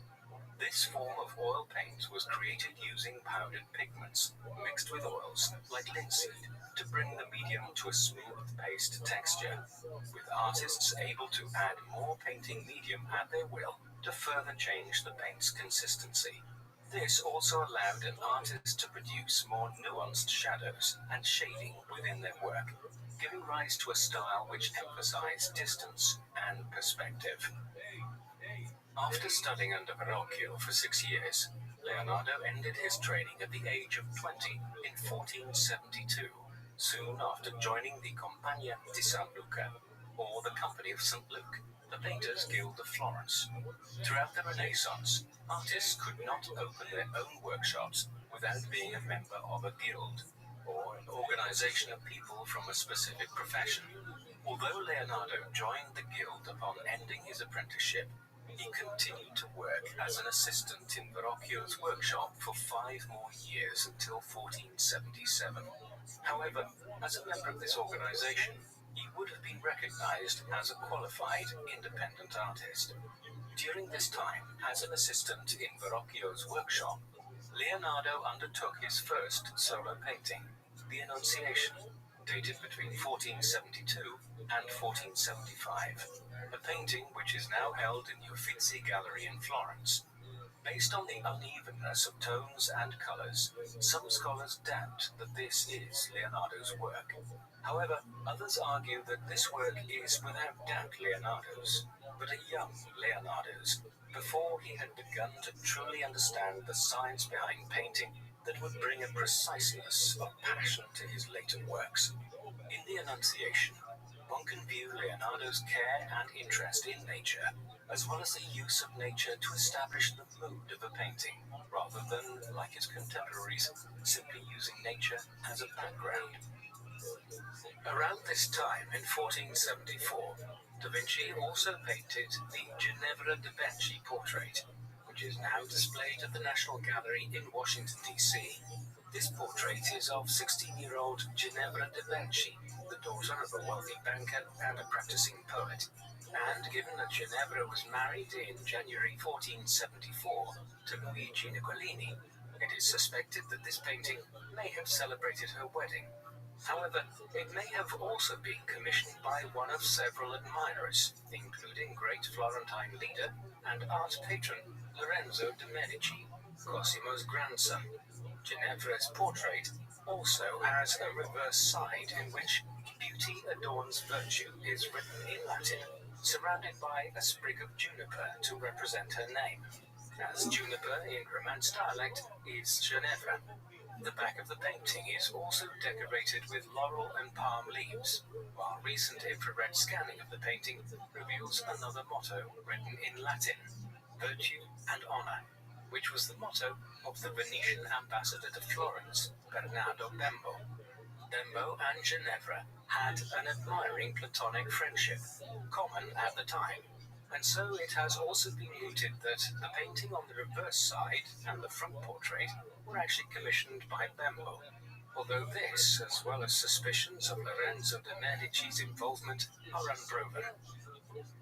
Between 1474 and 1478, Da Vinci painted the Madonna of the Carnation, also known as the Virgin with the Vase of Flowers, or the Munich Madonna, as it is housed in the Alte Pinakothek Gallery in Munich, Germany.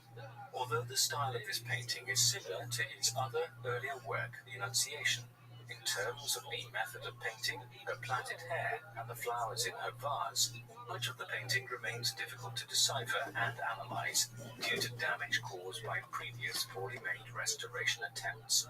For example, the Madonna's head was entirely repainted using too much oil in the paint, leading some scholars to suggest that this was a Flemish technique and that the painting was in fact a Flemish copy. Da Vinci opened his own workshop in Florence in 1477, but although he received his first commission on the 10th of January 1478 to paint a nativity scene for the chapel of San Bernardo, for reasons unknown, but perhaps due to his distractible nature, Da Vinci never completed the assignment, despite being paid in advance, a commission which was later given to Domenico Ghirlandaio, a Florentine painter, but was eventually completed by Filippino Lippi. Whilst running his workshop, Leonardo struggled to find the regular patrons that were necessary to sustain his work.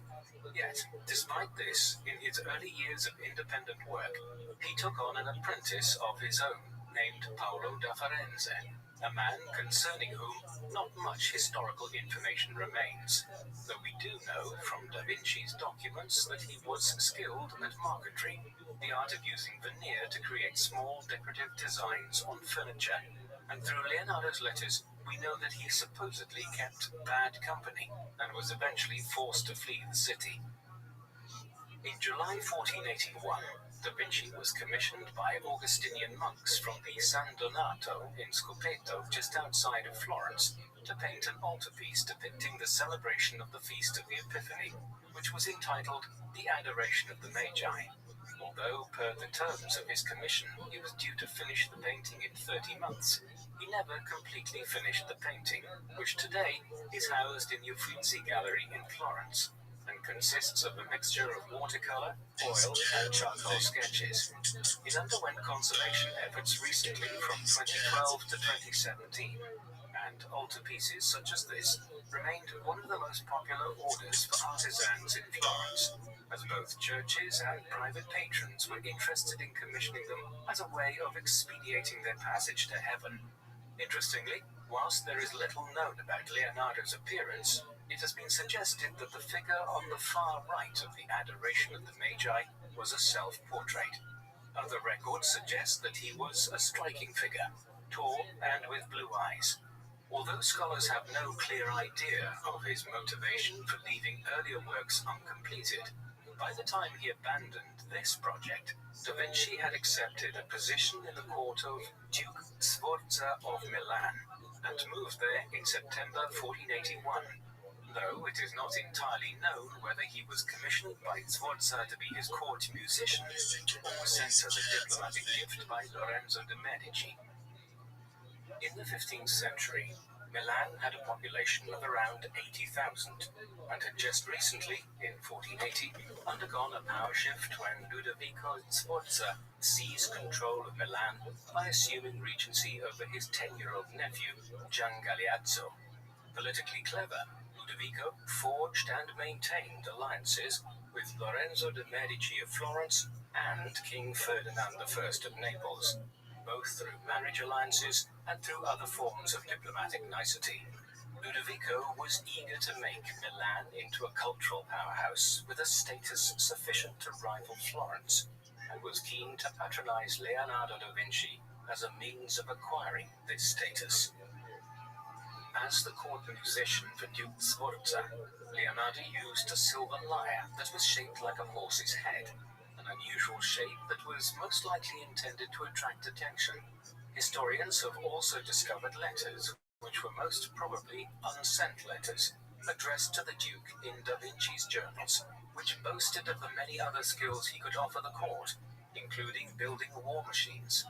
Throughout Leonardo's journals, several war inventions were theorized and sketched, such as a giant catapult, a multi-barreled gun, and even flamethrowers and an early tank. Milan was then at war with Venice, and was an established manufacturer of weaponry. On the basis of these designs, Leonardo would eventually be appointed as an engineer to the Duke. In 1489, Sforza commissioned Da Vinci to create a bronze statue of a horse, which would serve as a monument to Ludovico Sforza's father Francesco. However, due to later wartime bronze shortages, he was unable to complete this work. During these years in Milan, Leonardo also took on another apprentice who would stay with him for the next 30 years until Da Vinci's death. Giovanni Giacomo di Pietro Caprotti began his apprenticeship at the age of 10 on the 22nd of July 1490 and was soon known as Salai, meaning little devil or imp, due to his propensity for theft and mischief-making.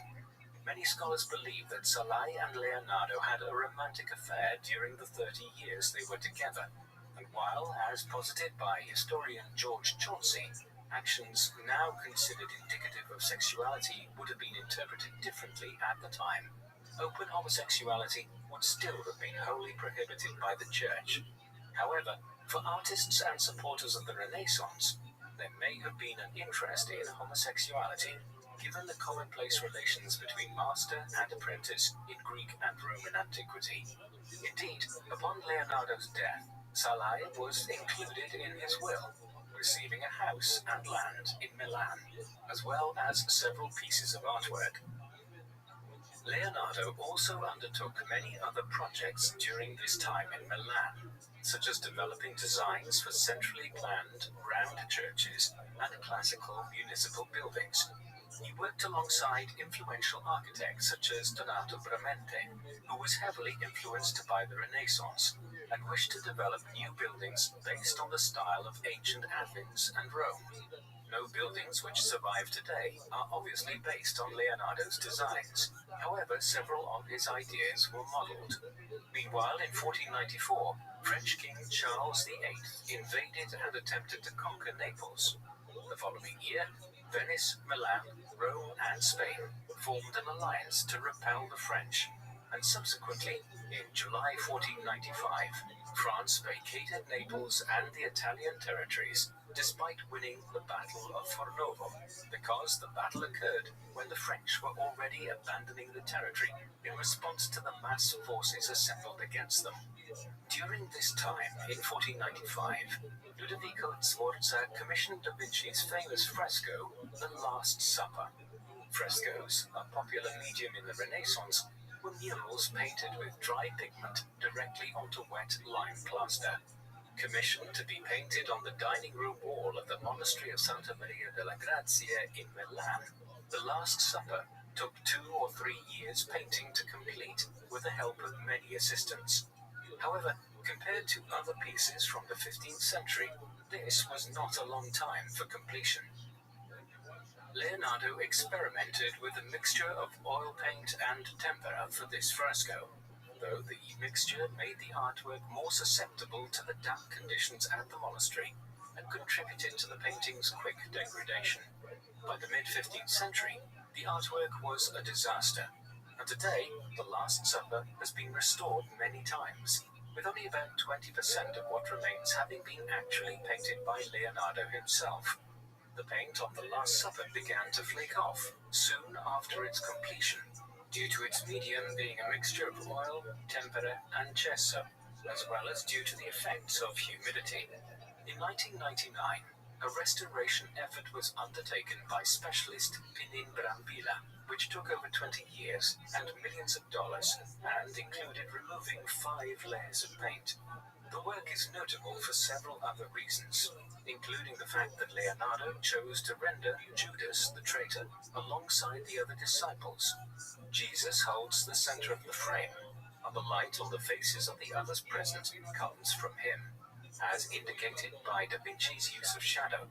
The work, now considered one of Leonardo's greatest achievements, was the cause of some upset at the time, as his patrons were angered by the time it took to complete it, and reportedly, Leonardo lost his temper with a particularly impatient abbot and threatened to portray him in the place of Judas in the fresco. During his time in the court of Ludovico, Leonardo worked as the official portrait artist to the nobility and their families. Some of his most striking work was undertaken in his role, and he was widely regarded for his ability to render expression and emotion in these pictures. He refined this technique with several studies, including studies in the grotesque and the beautiful, which can be seen in his Madonna paintings. He was also noted for his distinctive style in portraiture, in which he positioned his subject at a 3/4 view instead of wholly side on, which gave him the opportunity to capture shadow and depth. One of the most successful portraits he completed was that of Cecilia Gallerani, the mistress of Ludovico, in which he also rendered her dog, a clear indication of his capacity to capture the movement and emotion of both humans and animals in his work. Leonardo also undertook several projects in which he attended and painted dissections, which would have been a highly unusual practice for an artist in his position, although it gave him greater knowledge of the composition of the human body and allowed him to render living subjects with greater accuracy. He also completed several studies in which he analyzed the effect of sunlight on a subject and worked to define shadow in precise detail in sketch form. In 1498, during his time in Milan working for Ludovico Sforza, Leonardo was appointed Ingegnere Camerale, which translates to Chamber of Commerce Engineer, a position that entailed designing defenses and weaponry for Lombardy, a region in Italy, to prepare for a potential French attack. Throughout these turbulent pre-war years, Da Vinci also explored his interest in the intersection between mathematics and art by collaborating with mathematician Luca Pacioli on Divina Proporzione, beginning in 1496. Luca Pacioli was born in San Sepolcro in 1445, supposedly studying under Renaissance artist and mathematician Piero della Francesca, and prior to being invited by Ludovico Sforza to teach mathematics at his court in Milan, Pacioli worked in several cities and published works such as Somma de Arithmetica, Geometria, Proporzioni et Proporzionalit, published in 1494.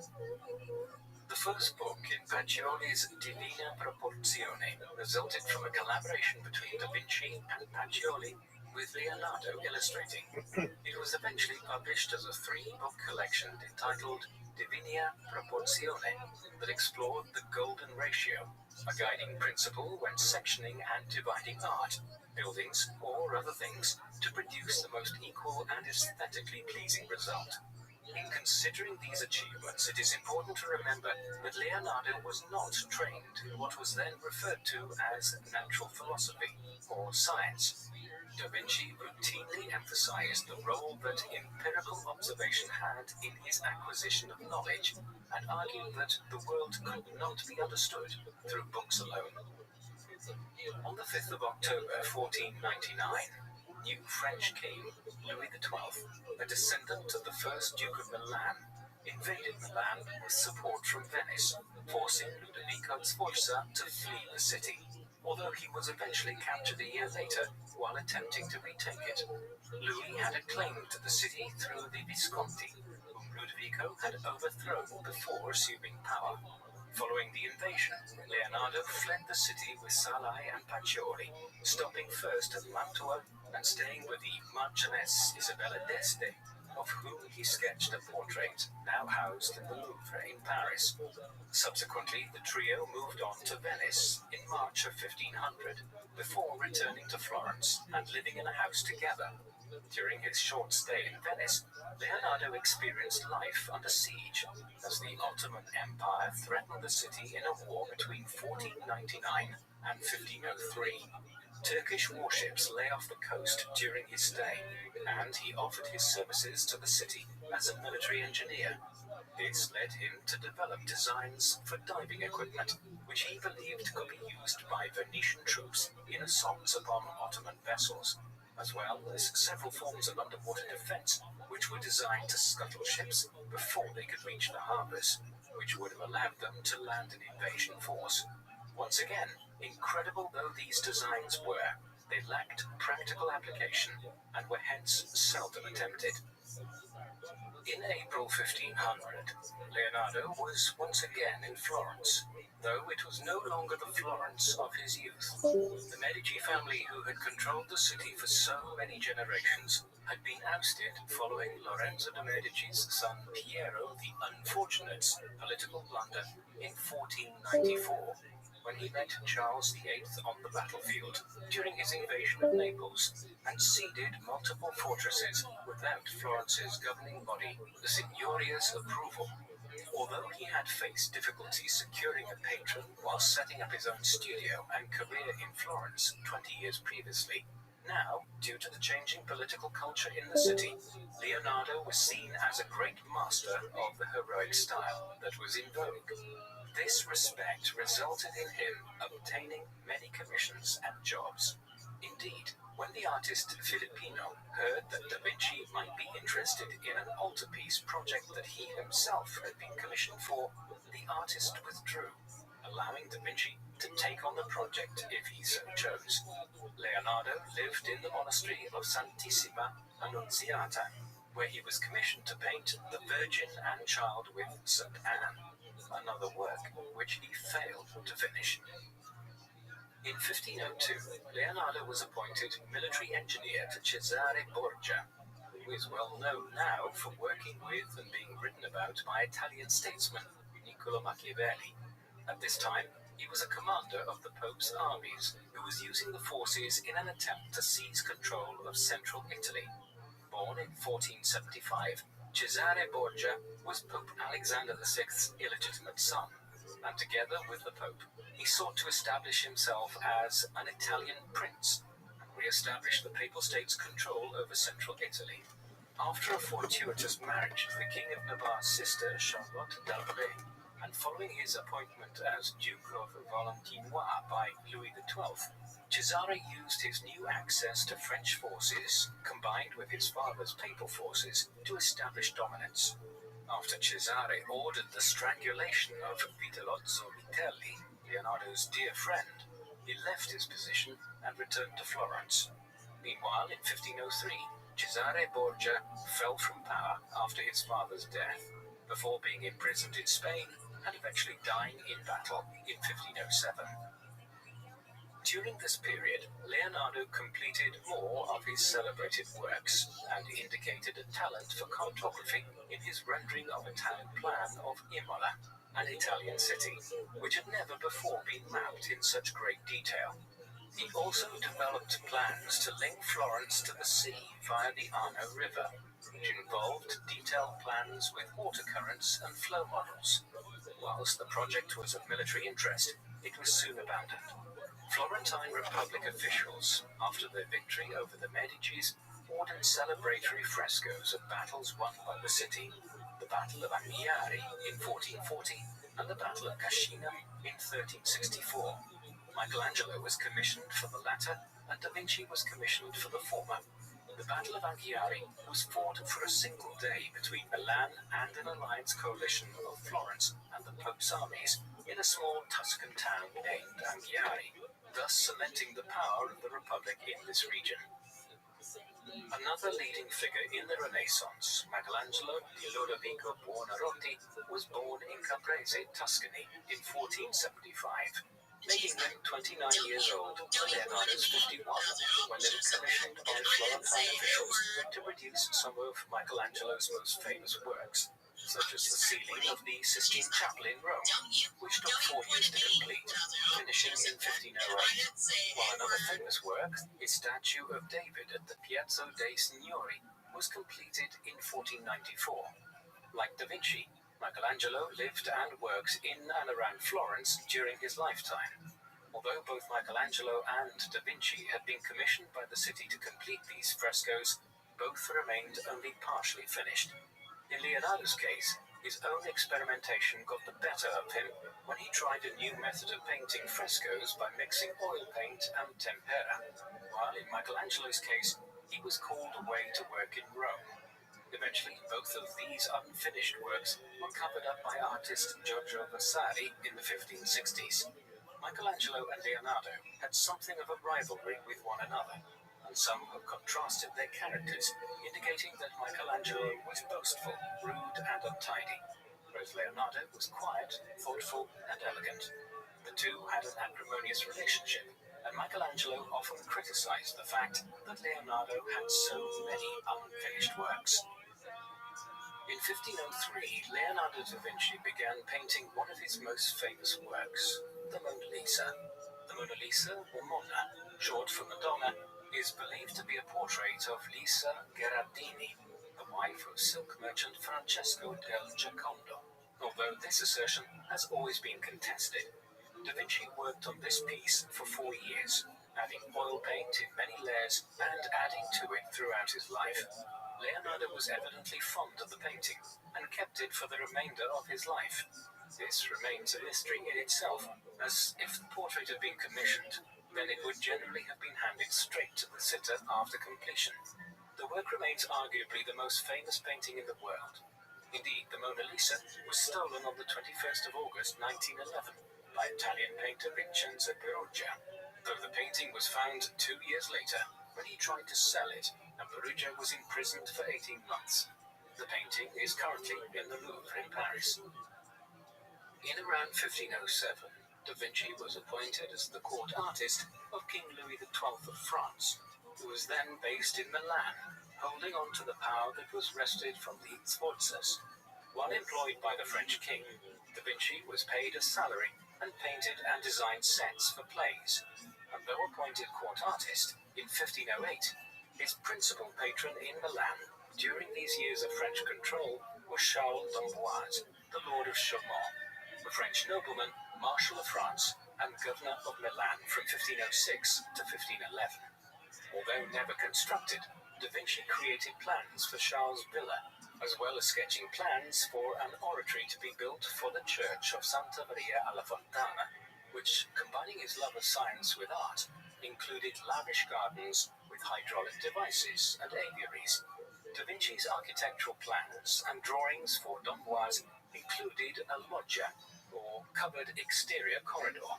Furthermore, some scholars posit that these designs were influenced by the Villa Poggioreale, home of the governor of Calabria, designed by Lorenzo de' Medici and realized in 1488 by Giuliano da Maiano. During this period, Da Vinci's propensity for unfinished projects was catching up with him. The Signoria received a letter from d'Amboise in May 1506, requesting that Da Vinci return to Milan to finish an unspecified work of art they had been promised, and that he had not delivered. Unfortunately, Da Vinci also owed unfinished work to the city of Florence, the Battle of Anghiari fresco. The Signoria granted Leonardo permission to travel to Milan and finish his projects for d'Amboise. However, by September 1506, d'Amboise wrote again to the Signoria requesting that Da Vinci stay longer in Milan to finish his work. This request was denied. In true Da Vinci fashion, he remained in Milan anyway, only returning to Florence to settle a personal lawsuit with his brother pertaining to his father, who had died in 1504. Leonardo took on several new apprentices at this time, although his own artistic output as a painter was limited. His new apprentices included young men named Cesaro de Sesto, Gianpetrino. Bernardino Luini, who became a noted fresco painter in his own right, and a man who would play an important role in the rest of his life, young Milanese nobleman Giovanni Francesco de' Melzi.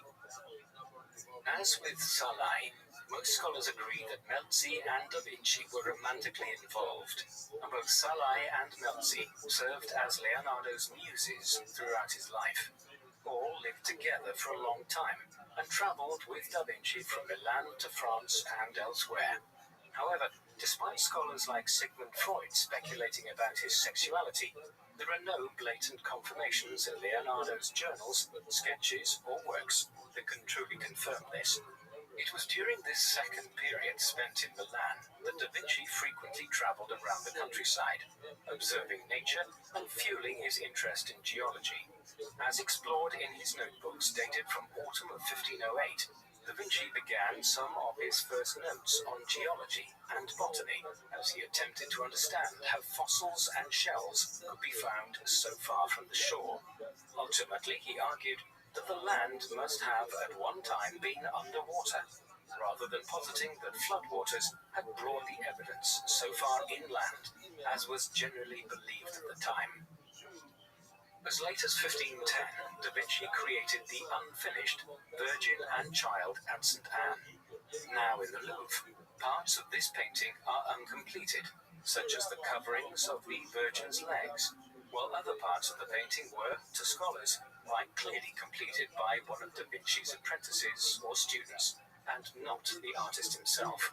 On the 10th of March 1511, Charles d'Amboise died, and generals Gian Giacomo Trivulzio and Gaston de Foix took control of Milan. And around this time, Da Vinci was commissioned by General Trivulzio to sculpt an equestrian statue to be placed in a tomb that Trivulzio had donated to the San Nazaro Maggiore church, a commission which was ultimately revoked. Scholars point out two difficulties Da Vinci faced when sketching the designs for Trivulzio's statue: how to fill the space beneath the horse's belly and how to position the rider. While attempting to solve these issues, Da Vinci may have studied a classical statue of a horse and rider known as the Regisole, which was a pre-1st century bronze statue depicting an emperor or king riding a horse, believed to be King Theodoric of the Ostrogoths, who reigned during the 5th century AD. The statue, though originating in Ravenna, was moved to Pavia, now Italy, within the century of its creation. It was perhaps moved by Emperor Charlemagne. Though the date of its creation remains unclear, the Regisole was undoubtedly an inspiration to artists during the Renaissance, and was also undeniably destroyed on the 16th of May 1796 by Jacobins, who were celebrating the arrival of Napoleon's army and saw the statue as a symbol of tyranny. However, portions of the statue, such as its base, did survive until 1811. In 1937, the director of the Brera Academy, Francesco Messina, to celebrate the bi-millennial anniversary of Emperor Augustus's life, commissioned a replica of the destroyed Regisole, which was placed in the same spot in front of the Piccolo Regisole in Pavia. Though he had been studying human anatomy since the 1480s, during what is known as his second Milanese period, Da Vinci devoted much time to this subject, evidence of which remains visible to us through his notebooks and detailed anatomical sketches. From a notebook dated around 1512, it is clear that Da Vinci drew one of the first drawings of a child in a womb. Around 1510, Da Vinci met and collaborated with Marc Antonio della Torre, a great anatomist. Torre was born in Verona in 1481, the son of a medical professor who trained in medicine and philosophy himself, and went on to teach at the University of Padua, and then later at the University of Pavia, though not much of his work remains today, due to his premature death at the age of 30 from either cholera or the plague. Though many scholars attribute the excellence and accuracy of Leonardo's anatomical drawings to his collaboration with Torre, others point out that Da Vinci had been working on and thinking about anatomy for as long as Marc Antonio della Torre had been alive. And, based on his notebooks, it is believed that Da Vinci dissected more than 30 human corpses, studies that peaked in the early 1500s and resulted in around 200 total drawings of the human body. However, while other artists during the Renaissance dissected bodies to create studies for paintings, Da Vinci was motivated by curiosity about the anatomy itself, rather than to create a specific painting. The process would have been unpleasant, since religious doctrine determined the dissections had to be conducted at night, and it was an activity which was likely to arouse suspicion. Meanwhile, in 1512, the Sforzas attempted to return to power in Milan when Ludovico Sforza's son Massimiliano, born in 1493, returned to the city with military power, backed by Switzerland. But despite this effort, the combined forces of France and Venice pushed the Sforzas out once again, with Massimiliano settling in Paris. A decade later, at Sforza, Ludovico's other son Francesco once again held the title of Duchy of Milan, after being appointed by Charles V, though he was indeed the final Sforza to hold the title during this period. Amidst these continuing power struggles between the Milanese and the French, Leonardo went to live with 20-year-old Francesco Melzi, who remained a close companion and potential lover for the rest of Leonardo's life. Upon Leonardo's death, Melzi maintained control over many of his journals and his art. On the 24th of September 1513, Leonardo left Milan with Melzi and Salai, journeying to Rome, where he was hosted in the Belvedere of the Vatican by Giuliano de' Medici, Lorenzo de' Medici's son and the brother of the newly installed Pope Leo X, or Giovanni de' Medici. Many artists journeyed to Rome in these years to attempt to win Pope Leo's favor, including Renaissance artists Raphael and Michelangelo. During his residency in Rome from 1513 to 1516, the Pope approached Leonardo for assistance in crafting a plan for draining the Pontine marshes, which was a malaria breeding ground and borderline uninhabitable. These were eventually drained and reclaimed for agricultural use in the 1930s, while Da Vinci's designs and plans, though not utilized for this purpose, can be viewed in the Royal Collection at Windsor Castle. Rome itself was still reeling from the Great Schism, which was concluded in 1417, a process which had seen two rival popes fight for power, between the papal-seated Rome and a challenger in Avignon in France. This reactionary period was manifested in Rome with a drive to center power and authority in the Vatican, which led to a period known as the High Renaissance. In 1516, Leonardo, Melzi and Salai sailed to France. The same year, the King Francis I of France invaded and captured Milan, again forcing the Sforzas from power. Although unable to find work and patrons in Italy, Da Vinci settled in France and became the official painter for King Francois I of France. Francois, or Francis I, became King of France on the 1st of January 1515. After the death of Louis XII. Francis had wed Louis XII's daughter Claude shortly before the king's death. Historians write that Francis invited Leonardo to his court purely to converse with him, which by all accounts they did every day. While in France, Da Vinci and Melzi lived in the small village of Clou, at a manor provided to them by King Francis, and it was here that Da Vinci created his famous self-portrait drawn in red chalk, now held in the Royal Library of Turin in Italy. The drawings are estimated to be from 1512, depicting Leonardo around the age of 60. Some posit that Da Vinci experienced paralysis leading up to his death from around this time, a claim based on an examination of some of his writings, such as a sheet from October 1517 in the Codex Atlantico, which was written by Leonardo while living in Clou, a large collection or journal of Leonardo's thoughts and sketches made up of 1,119 sheets dated from 1478 to 1519. While examining the Codex, scholars noted that some shading lines are ragged and unclear, leading them to suspect that while Da Vinci maintained movement in his fingers, he lost movement of the arm itself. Many of the works he produced towards the end of his life were apocalyptic and concerned great floods and images of brute force.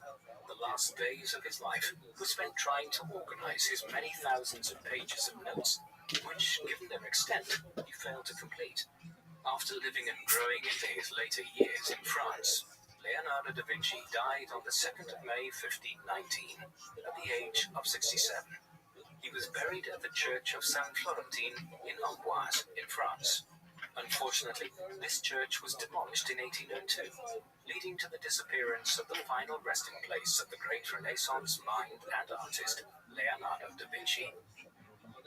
Leonardo da Vinci left to history not only numerous frescoes and paintings, but his notebooks, which was said to have numbered around 20,000 pages, but of which only 7,000 pages have survived. Today, some are held in Milan or England, while others have been compiled and published as the Trattato della Pittura.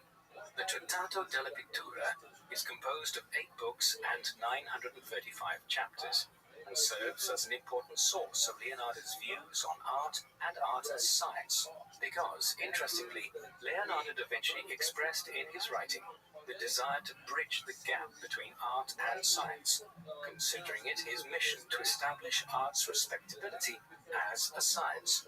Likewise, he believed art possessed a godlike ability to recreate and distill the natural world.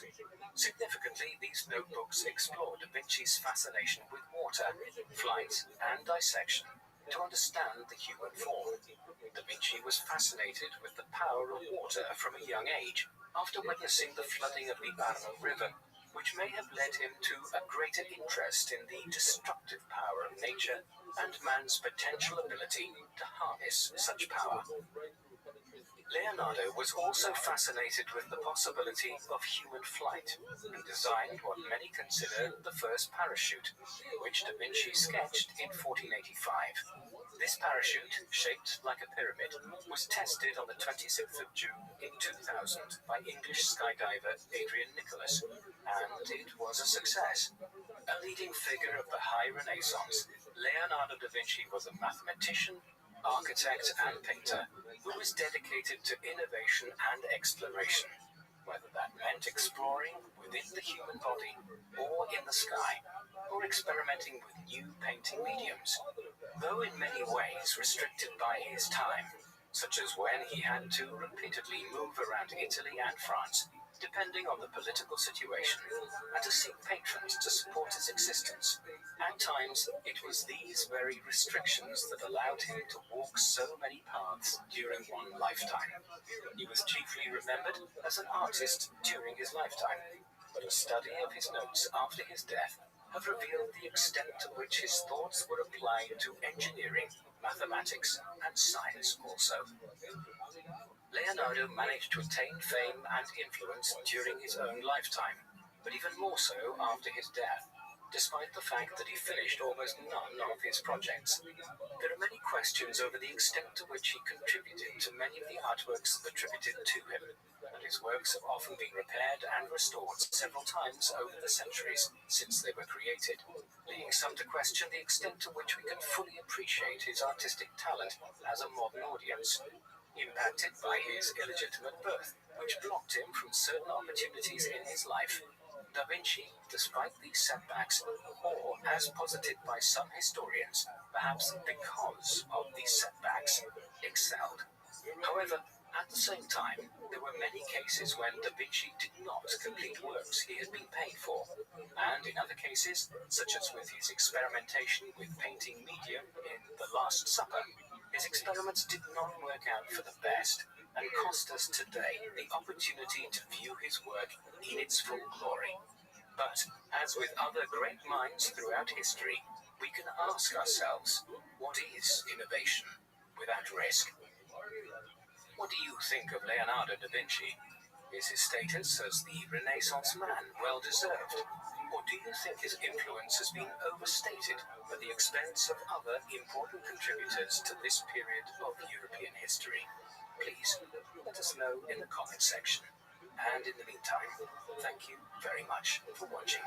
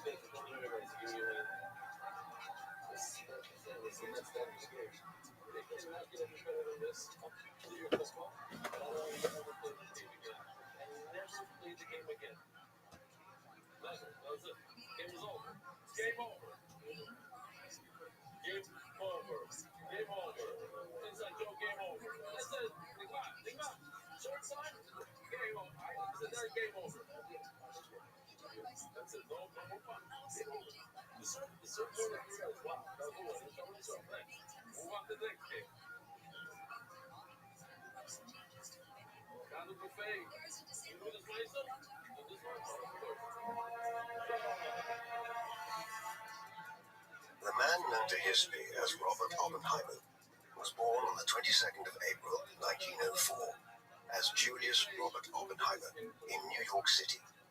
He quickly became known primarily by his middle name and is typically referred to today as Robert Oppenheimer or J. Robert Oppenheimer. Robert was born into an affluent Jewish family in New York City. His father, Julius, had been born in the Hesse-Nassau province in the territory of the Kingdom of Prussia, in what had just become the United German Empire, months prior to his birth in May 1871.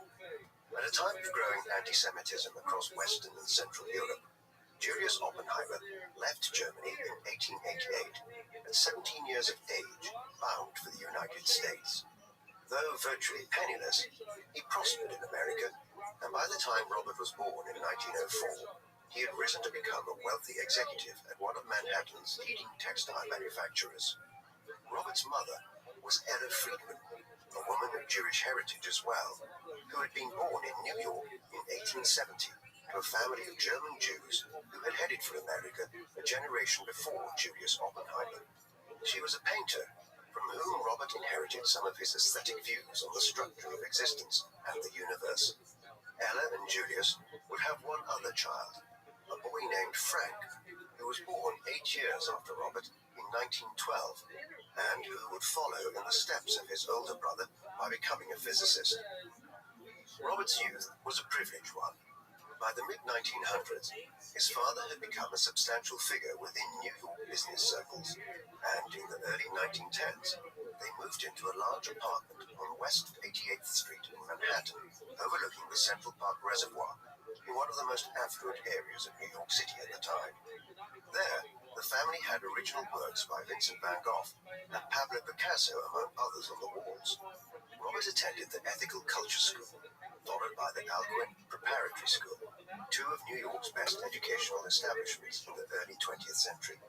By the time he was 5, he was already interested in mineralogy, a hobby he inherited from his German grandfather. Such was his aptitude that at 11 years of age, he was admitted to the Mineralogical Club of New York City.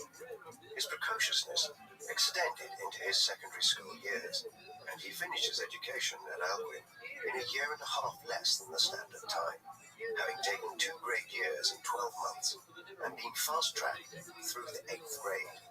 By this time, his interests had developed beyond mineralogy into the harder sciences, particularly chemistry. But it was eventually physics which would prove his calling in years to come. In 1922, Oppenheimer began studying at Harvard University at the age of 18. Robert initially intended to focus on studying chemistry, but soon switched to physics. Yet his earlier interest in chemistry and his eclectic inquisitiveness would serve him well in later years, during a period when scientists were becoming all too specialized in specific fields.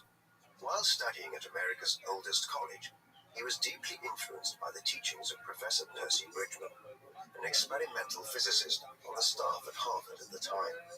This was also a period when students at Harvard and other elite universities in America still studied a very wide range of subjects, and Oppenheimer delved deeply into history and the Greek and Latin classics, which were still central to many Western curricula in the 1920s. Reflecting on his years at Harvard in later life, Oppenheimer noted that he spent most of his time in the library and read voraciously. He even attended more classes than it was necessary for him to. The result in 1925 was that Oppenheimer graduated with a Bachelor of Arts summa cum laude after just 3 years at Harvard, a distinction which usually took 4 years to attain, but which Oppenheimer, following an emerging pattern, completed in less than the standard time. Even before he graduated from Harvard, Oppenheimer had already been accepted to continue his studies at Cambridge University in England. This was the great centre for the study of physics in Britain at the time, a reputation it has held and cultivated since Isaac Newton's days there in the late 17th century. The year that Oppenheimer spent at Cambridge between the fall of 1925 and the summer of 1926 was influential in his development, as he was exposed there to the teachings of Lord Ernest Rutherford, a New Zealand-born physicist who is typically understood to be the father of nuclear physics today. For instance, it was Rutherford who first discovered and explained what nuclear half-life and the radiation associated with it were, an achievement which Rutherford was awarded a Nobel Prize in chemistry for in 1908. Towards the end of his first year at Cambridge, Oppenheimer, whose abilities were beginning to attract considerable attention amongst European physicists, accepted an offer from the German physicist Max Born to study under him at the University of Göttingen in Germany, one of Europe's great centers of learning. There, Oppenheimer studied with a number of contemporaries who would become giants of the study of theoretical physics during the 20th century, notably Werner Heisenberg, Enrico Fermi, and Edward Teller, several of whom Oppenheimer would work alongside during the Manhattan Project in the midst of the Second World War. Remarkably, Oppenheimer was awarded his PhD in physics in the spring of 1927, less than a year after arriving in Göttingen. The internal examiner, James Franck, who had won the Nobel Prize for Physics 2 years earlier in 1925, is famously said to have expressed relief when the oral examination, or viva voce, concluded, stating that Oppenheimer had easily defended his doctoral work and had seemed to be ready to begin questioning Franck. The great promise which Oppenheimer showed as a theoretical physicist, as he acquired his PhD around the same time he turned 23, was most clearly demonstrated in a paper which he and Born co-authored on the quantum theory of molecules in 1927, and which laid out what has come to be known as the Born-Oppenheimer approximation. This pertains to the field of molecular dynamics, or how molecules move and interact. The approximation which Born and Oppenheimer demonstrated showed that the wave functions of nuclei and electrons within a molecule are different, owing to the fact that nuclei are considerably heavier than the electrons. This means that the coordinates of the nuclei are relatively fixed in place, whereas the lighter electrons are impacted on to a greater extent by wave functions, and their coordinates are consequently more dynamic. The approximation was reached by the pair to a great extent owing to Oppenheimer's dual interests in chemistry and physics, as the theory which they presented employed elements of quantum chemistry and molecular physics. In terms of its practical applicability, the approximation was important in allowing scientists from the late 1920s onwards to separate the motion of a nuclei and an electron. The individual who worked this out with Max Born, and who acquired his PhD at Göttingen, was a curious figure. Oppenheimer was a mix of a distant scientist and a relatively jovial individual, slipping from introversion to extroversion as occasion sometimes demanded, or as his mood was inclined. A chain smoker, he was perennially surrounded by a cloud of smoke throughout his adult life, a habit which would contribute substantially to his premature death in his early 60s. Individuals who knew him during his years at Harvard, Cambridge, and Göttingen recalled a person who was a strange mix of intelligence combined with a striking naivety at times, often making poor judgments and decisions and being prone to exaggeration. As the years went by, he developed an arrogant streak, but this was tempered by intellectual generosity to those who studied and worked with him, and those he taught in later years. A striking aspect of his personality was his interest in Eastern philosophy and mysticism, being particularly interested in Hinduism and Confucianism, even going so far as to learn Sanskrit, the sacred language of Hinduism, so that he might read the ancient texts of this faith in the original. This interest in religion and mysticism was not an eccentric pastime. For Oppenheimer, the study of physics was an entry point into understanding the mystical nature of the universe and existence, and his broader intellectual outlook was one of open curiosity rather than a quest for hard scientific data. There was, though, also an unstable and erratic side to Oppenheimer. His behavior at Harvard was sometimes questioned by fellow students and teachers. In 1926, while he was at Cambridge, he allegedly doused an apple with some illness-inducing chemicals and left it in the office of his tutor, Patrick Blackett, with whom he had had a difficult relationship, before heading off to France on holiday. Evidently, this action, and perhaps others besides, saw him briefly threatened with being suspended from his studies at Cambridge. A close friend of his in the 1920s, Francis Ferguson, who later went on to become an acclaimed theorist of stage performance and drama, claimed that Oppenheimer attacked him and tried to strangle him once when he told him he was engaged to be married. Underlying all of this erratic behavior was a strange mix of an individual who could be appallingly arrogant and fell out with a great many colleagues over the years as a result, but who many biographers have concluded was also a deeply insecure individual. The root of this may have been Oppenheimer's position as the son of a German Jewish emigre to America at a time when anti-Semitism was common across the Western world. He was a constant outsider, or at least felt like one, and is known to have suffered frequently from bouts of depression. He was, in short, something of an enigma. After completing studies at Göttingen and publishing several more papers from the research he had undertaken in England and Germany, Oppenheimer returned to the United States, briefly holding fellowships at Harvard and the California Institute of Technology, punctuated by return visits to Europe to work for a few months at the University of Leiden in the Netherlands and at Zurich in Switzerland, where Albert Einstein had carried out much of his earliest and most groundbreaking work. In Leiden, he acquired his nickname, Oppie, from a popularized Dutch rendering of his name. It was not until 1929 that Oppenheimer settled back in America permanently, having been presented with numerous job offers from U.S. universities. He accepted two and became an associate professor in physics at both the University of California at Berkeley and the California Institute of Technology, or Caltech. For the next 13 years, between 1929 and 1942, he would hold positions at both institutions, teaching during the fall and winter semesters at Berkeley, before spending the spring term lecturing at Caltech in Pasadena. During the 1930s, Oppenheimer became famous within the physics community in the United States for his teaching methods, and the finest physicists of the mid-20th century in America trained under him at Berkeley and Caltech, at the School of Theoretical Physics, which he founded. Within this, there was usually a cohort of a dozen or so advanced graduate students and research fellows who worked closely with Oppenheimer on some of the most relevant questions in the field of theoretical physics at the time. During busier times in term, they would often meet daily, with Oppenheimer quizzing them on their progress and offering suggestions thereon. Mostly, as several biographers who knew him during these days later recounted, he inspired those he taught, conveying to them the idea that they were at the forefront of answering some of the most important questions facing humanity at the time. Yet it was an eclectic academic environment, and when not discussing physics, Oppenheimer and his colleagues were often seen to be reading Plato in the original Greek or learning Sanskrit.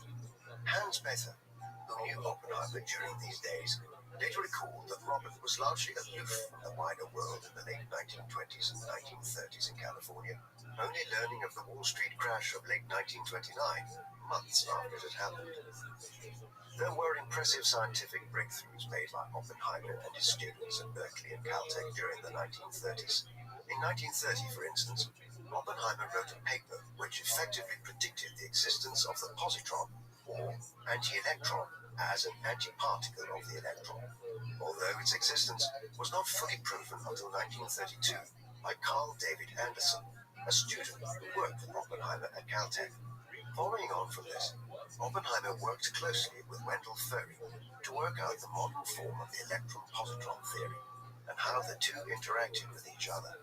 Perhaps his most important work, though, was a giant effort with Melba Phillips, one of Oppenheimer's first doctoral students at a time when female physicists were all too rare in the United States.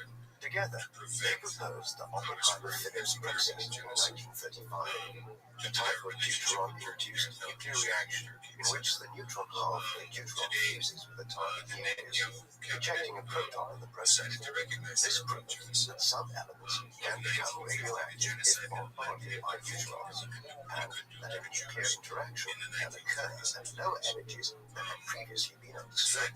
This and many other breakthroughs by both Oppenheimer and his students at Berkeley and Caltech made California one of the world's great centers of theoretical physics in the mid-20th century. Oppenheimer's personal life was somewhat chaotic during this period. He had been diagnosed with a mild case of tuberculosis in the late 1920s, for which condition he sought out the dry desert air of Arizona and New Mexico in the years that followed, eventually buying a ranch in New Mexico. In the mid-1930s, he began a relationship with Jean Tatlock, a psychiatry student who was the daughter of John Strong Tatlock, an eminent Old English scholar and expert on the life and works of Geoffrey Chaucer. 10 years Roberts Jr., Jean was a troubled young woman with severe depression and a conflicted sexuality. Their relationship was tempestuous, but continued through to 1940, even after Oppenheimer began seeing Kitty Harrison, a botanist and physicist at Caltech, who eventually divorced her second husband, Stuart Harrison, in November 1940 and married Robert the following day. It remains unclear to this day if Oppenheimer continued to periodically see Tatlock in the early 1940s, prior to her taking her own life in January 1944.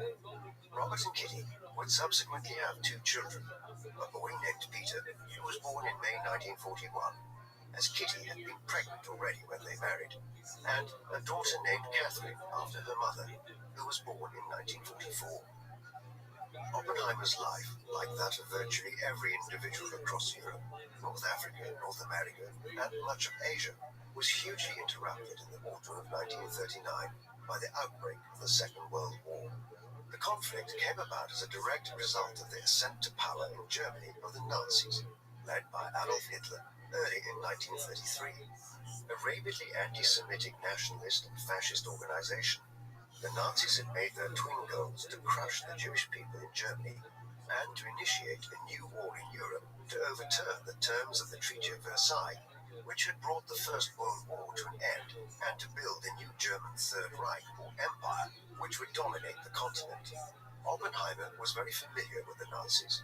As a Jew himself, albeit a non-observant one, he had become politically involved for the first time in his life during the mid-1930s, when he began setting aside 3% of his salary to help German Jews who were trying to flee Germany in the wake of the anti-Jewish Nuremberg laws, which were introduced from 1934 onwards.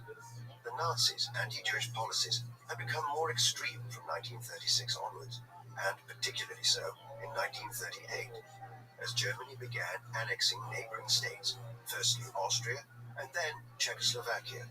With the invasion of Poland in September 1939, Britain and France declared war on Germany, but public opinion in the United States was not yet wholly in favor of intervention in what was deemed to be a European war. Therefore, America would remain officially neutral for the first 2 years of the conflict, though the administration of President Franklin Delano Roosevelt was providing extensive support in the shape of war material to Britain from the war's inception.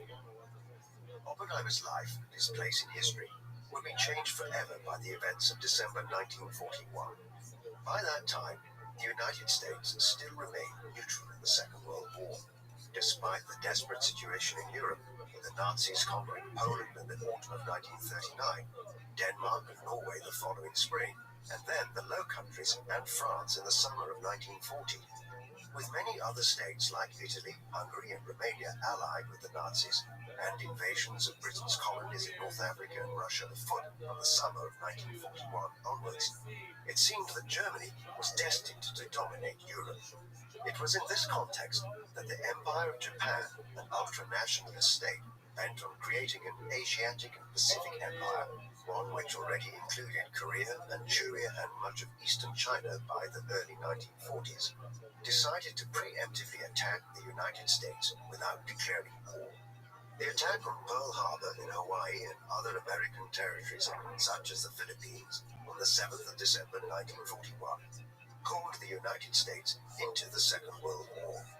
Within days, the US was at war with Germany, Italy, and the other Axis states, as the entirety of the Northern Hemisphere ended up at war. Oppenheimer would soon be catapulted to the center of America's research efforts during the conflict. This occurred in the context of efforts by Nazi Germany to acquire a weapon of mass destruction as a means of winning the war swiftly. In the 1920s and the 1930s, Germany had been home to some of the world's leading scientists, and so was well placed to develop a nuclear weapon. Nuclear fission, for instance, had been discovered by a team led by Otto Robert Frisch and Lise Meitner in Berlin in 1938. Various experiments were initiated by the Nazis the following year to begin using this breakthrough to develop a nuclear weapon. Some of these focused on developing a nuclear reactor, while others favored the theory of using heavy water to produce an atomic weapon, research which was carried out in Nazi-occupied Norway throughout the war. Already in August 1939, President Roosevelt in Washington, D.C., had received a letter from the Hungarian nuclear physicist Leo Szilard and Albert Einstein, alerting the US government to the threat posed by these Nazi experiments. Little effort was made to respond to this in 1939 or 1940, but with the entry of the US into the war at the end of 1941, fresh consideration was given to America commencing its own research in this area. Oppenheimer would technically be in charge of the Los Alamos Laboratory during the Second World War, but this was all under the umbrella of the Manhattan Project, a research and development program initiated by the US government in 1942 with the ultimate aim of developing a nuclear bomb. The name comes simply from the fact that the team of individuals who were in charge of the wider project had their first headquarters where they met in 1942 on the island of Manhattan in New York City. Eventually, it grew from 1942 onwards to employ approximately 130,000 people across the country. They worked on various elements of the project in many states and regions. For instance, a large team working in Chicago throughout the war, which included Oppenheimer's old colleague from Göttingen, Enrico Fermi, and Leo Szilard, who had co-authored the letter to Roosevelt in 1939, warning the president about the Nazi nuclear program, developed the first working nuclear reactor there. Another team at the Hanford site in Washington state were charged with producing plutonium from uranium as a raw material for any future nuclear weapon, and a similar project was underway in Tennessee. There were even teams of individuals operating under the rubric of the Manhattan Project in Europe, carrying out espionage to try to uncover what the Nazis were working on. Oppenheimer would oversee the most critical research team of all those involved in the Manhattan Project as director of the Los Alamos Laboratory in New Mexico. He was very nearly not picked for this position. The individual who oversaw the Manhattan Project was Major General Leslie Groves. Groves is not exactly a household name today, but he has the distinction of having been in charge of both the Manhattan Project, which created the first nuclear weapon, and also overseeing the construction of the Pentagon as the headquarters of the U.S. military and Department of Defense. Oppenheimer was suggested to Groves in 1942 as a possible candidate to lead a team of theoretical physicists and scientists as part of the Manhattan Project, but Groves was initially skeptical, favoring the idea of appointing someone who had been awarded a Nobel Prize in physics and would consequently have enough academic gravitas to lead a team of some of the most eminent minds of the day. He was eventually persuaded that Oppenheimer had a track record of getting the best out of people he worked with. He contacted Oppenheimer, and after interviewing him, came to the conclusion that he was well suited for the post.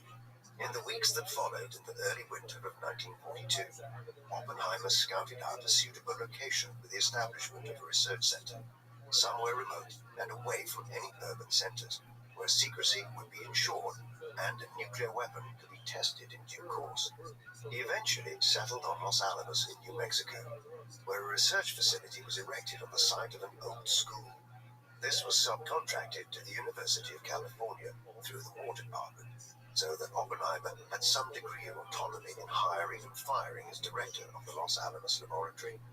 Although there would be more hiring than firing, at its height there were well over 5,000 people employed at Los Alamos, far more than Oppenheimer had initially anticipated.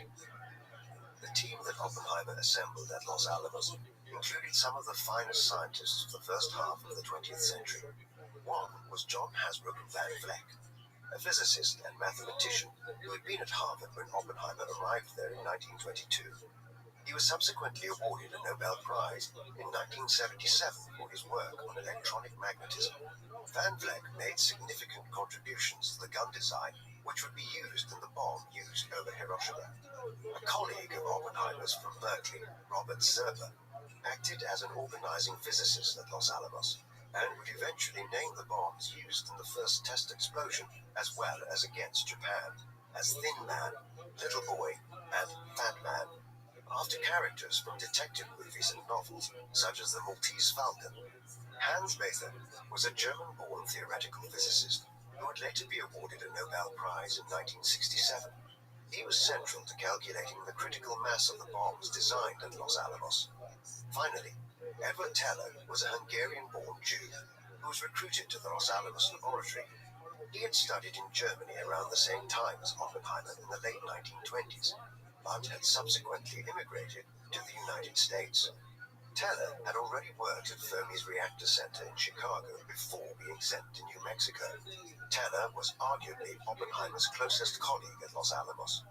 Beyond these were hundreds of other engineers, metallurgists, chemists, and military experts involved in the research teams at Los Alamos, working on a wide range of finer details about how the first atomic weapon could be constructed. The task which confronted this team of physicists and other engineers and scientists was daunting. When they assembled at Los Alamos, they had little to work on other than a theoretical knowledge of how a nuclear chain reaction could be produced. But what must be remembered in an age when we know what a nuclear explosion looks like, and the destruction that it results in, is that Oppenheimer and his colleagues at Los Alamos were not just trying to build a nuclear weapon, but also to predict what would happen when one exploded. Thus, there was an enormous amount of experimentation and theoretical speculation throughout 1943 and 1944. Throughout it all, Oppenheimer worked exhaustively. As Hans Bethe recollected years later, his uncanny speed in grasping the main points of any subject was a decisive factor. He could acquaint himself with the essential details of every part of the work. He did not direct from the head office. He was intellectually and even physically present at each decisive step. Yet the incredibly arduous work schedule which Oppenheimer followed at Los Alamos also took a toll on his health. He was always a thin person, but during the work in New Mexico, he lost another 20 pounds, eventually weighing as little as 110 pounds, or less than 8 stone. During the course of 1943, research efforts at Los Alamos began to focus on a prototype codenamed Thin Man. This was a plutonium gun-type weapon, which would work more like an artillery gun to detonate rather than an implosion-type bomb. The research into producing this was extremely complex from a logistical perspective, with the polonium, which was used in the initiator, having to be obtained from ores in Ontario, in Canada, and then manufactured at a separate facility in Tennessee, which was also part of the wider Manhattan Project, or at the Hanford site in Washington State. However, more complex still was the design issue. In order for the gun-type weapon to work, a plutonium bullet, which would be fired off inside the bomb, would have to be accelerated to a speed of 3,000 feet per second, or over 3,200 kilometers per hour, or else the nuclear fission would begin before the rest of the mechanics of the bomb were ready for a successful explosion. This was ultimately the undoing of the Thin Man design, as it was realized during the course of 1944 that the gun barrel needed to produce this speed would be far too large to be employed in a bomb of a kind which could be transported on board a B-29 Flying Super Fortress, the newly designed heavy bombers which were to be used to transport any nuclear bomb developed by the US government. This, along with issues relating to the use of plutonium in a gun-type bomb, saw the Thin Man design abandoned in April 1944. With the abandonment of the Thin Man design, Oppenheimer redeployed many of the scientists and engineers who had been working on it to another design called Little Boy. This was a simplified gun-type fission bomb, but unlike the Thin Man, it was intended that uranium-235 would be used instead of plutonium for the nuclear fission that would create the explosion. Simultaneously, a third type of design was being progressed. The Fat Man, as it was known, would use plutonium, but was designed as an implosion-type bomb. The design team for it was led by an American physicist by the name of Seth Neddermeyer. Oppenheimer continued to favor the gun-type design, even as the Fat Man was being furthered during the course of 1943 and 1944. Oppenheimer's brilliance as an overseer at Los Alamos was seen in his decision to bring John von Neumann, a Hungarian-born mathematician and physicist, to Los Alamos in 1943 to review the design. It was von Neumann who suggested a spherical shape and shaped charges which would reduce the amount of plutonium needed and make the assembly of an implosion-type bomb more practical and achievable. Over the next several months, metallurgists at Los Alamos had to try to solve the problem of how to cast plutonium into a sphere, but this was eventually overcome when a plutonium-gallium alloy was devised, one which was pressed into spheres and coated with nickel. The design process was nearing completion. As 1945 dawned at Los Alamos, Oppenheimer's teams were coming close to completing both the design of the Little Boy and Fat Man. Consequently, there were two plausible candidates for a successfully built nuclear weapon. In the end, both would be completed at roughly the same time, as design problems were worked out in the spring of 1945, and the required levels of enriched uranium and plutonium were produced in the sites in Washington State and Tennessee. The latter were enormous undertakings, given the technology available to the Manhattan Project, as it was extremely costly and time-consuming to enrich these to become fissile substances in the mid-1940s. Other elements which needed to be resolved were engineering problems for the most part. For instance, the Fat Man bomb was being assembled using a huge array of approximately 1,500 bolts in 1944, an impractical amount in order to develop a working bomb. By the time it was completed in the early summer of 1945, Oppenheimer's team had reduced this to just 90 bolts. Other technical issues concerned how the bomb would descend when dropped from a height, and throughout 1944 and 1945, tests were done to assess how a bomb of the size and structure of the Fat Man and Little Boy would fall through the air. All of this came together during the course of the spring of 1945, and by midsummer, Oppenheimer was able to deliver the head of the Manhattan Project, Major General Leslie Groves, the news that they were ready to conduct a test detonation. The Trinity nuclear test was carried out in the Jornada del Muerto Desert in New Mexico on the 16th of July, 1945. Fittingly, the desert's name, translated from the Spanish, means Dead Man's Roof. Oppenheimer revealed in correspondence with Groves in 1962 that he codenamed the test Trinity as he had been reading the religious poetry of the 17th century English poet John Donne around the time that he came up with the name. The device which would be used during the test was a Fat Man bomb, using plutonium and of an implosion type. For the purposes of the test, the bomb in question was christened the Gadget. In order for the test to be carried out safely, the location was chosen which was highly remote, almost entirely unpopulated and otherwise isolated. There was only one building on the proposed blast site, the McDonald Ranch House, which had been built there by a German migrant in 1913, and which had been forcefully vacated in 1942 by the McDonald family after the US government took over the region under the remit of the Manhattan Project. The test was a carefully planned thing, as the plutonium which was to be used had cost billions of dollars to produce in today's money. Such were the torturous methods involved in enriching uranium and plutonium at the time. Much hinged on its success. As Groves noted at the time, he didn't want to explain to a congressional committee why he had blown up $1 billion worth of plutonium in the desert for no reason. The Trinity test was carried out near dawn on the morning of the 16th of July. Observation shelters were established in 3 different places to the north, south, and west of the blast site, each approximately 9 kilometers away from where the bomb would be detonated. Goggles were provided to prevent against harmful ultraviolet wavelengths, while the distance was considered safe enough in terms of the radioactive half-life which would be produced. Many of the observers that morning were scientists and included Oppenheimer, Teller, Bethe, Enrico Fermi, and John von Neumann. Some believed that the bomb would not work. Others were concerned about exactly how destructive it could prove to be. They had their answers at 5:29 a.m. when the Gadget exploded, releasing explosive energy equivalent to 25,000 tons of TNT. This created a crater a third of a kilometer wide and melted the sand across the launch site, turning it into a light green glass-like rock. The observers, 9 kilometers away, did not hear the immense noise from the shockwave for 40 seconds after the detonation. But by that time, they were witnessing a growing fireball which changed color from purple, green and orange eventually to white. Then it coalesced into a mushroom cloud, one which eventually spiraled 12 kilometers into the sky.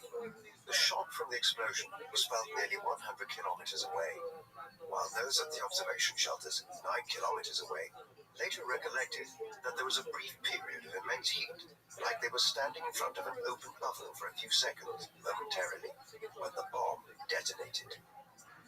Oppenheimer's supposed words as he watched the Trinity test explosion have become somewhat infamous in modern times.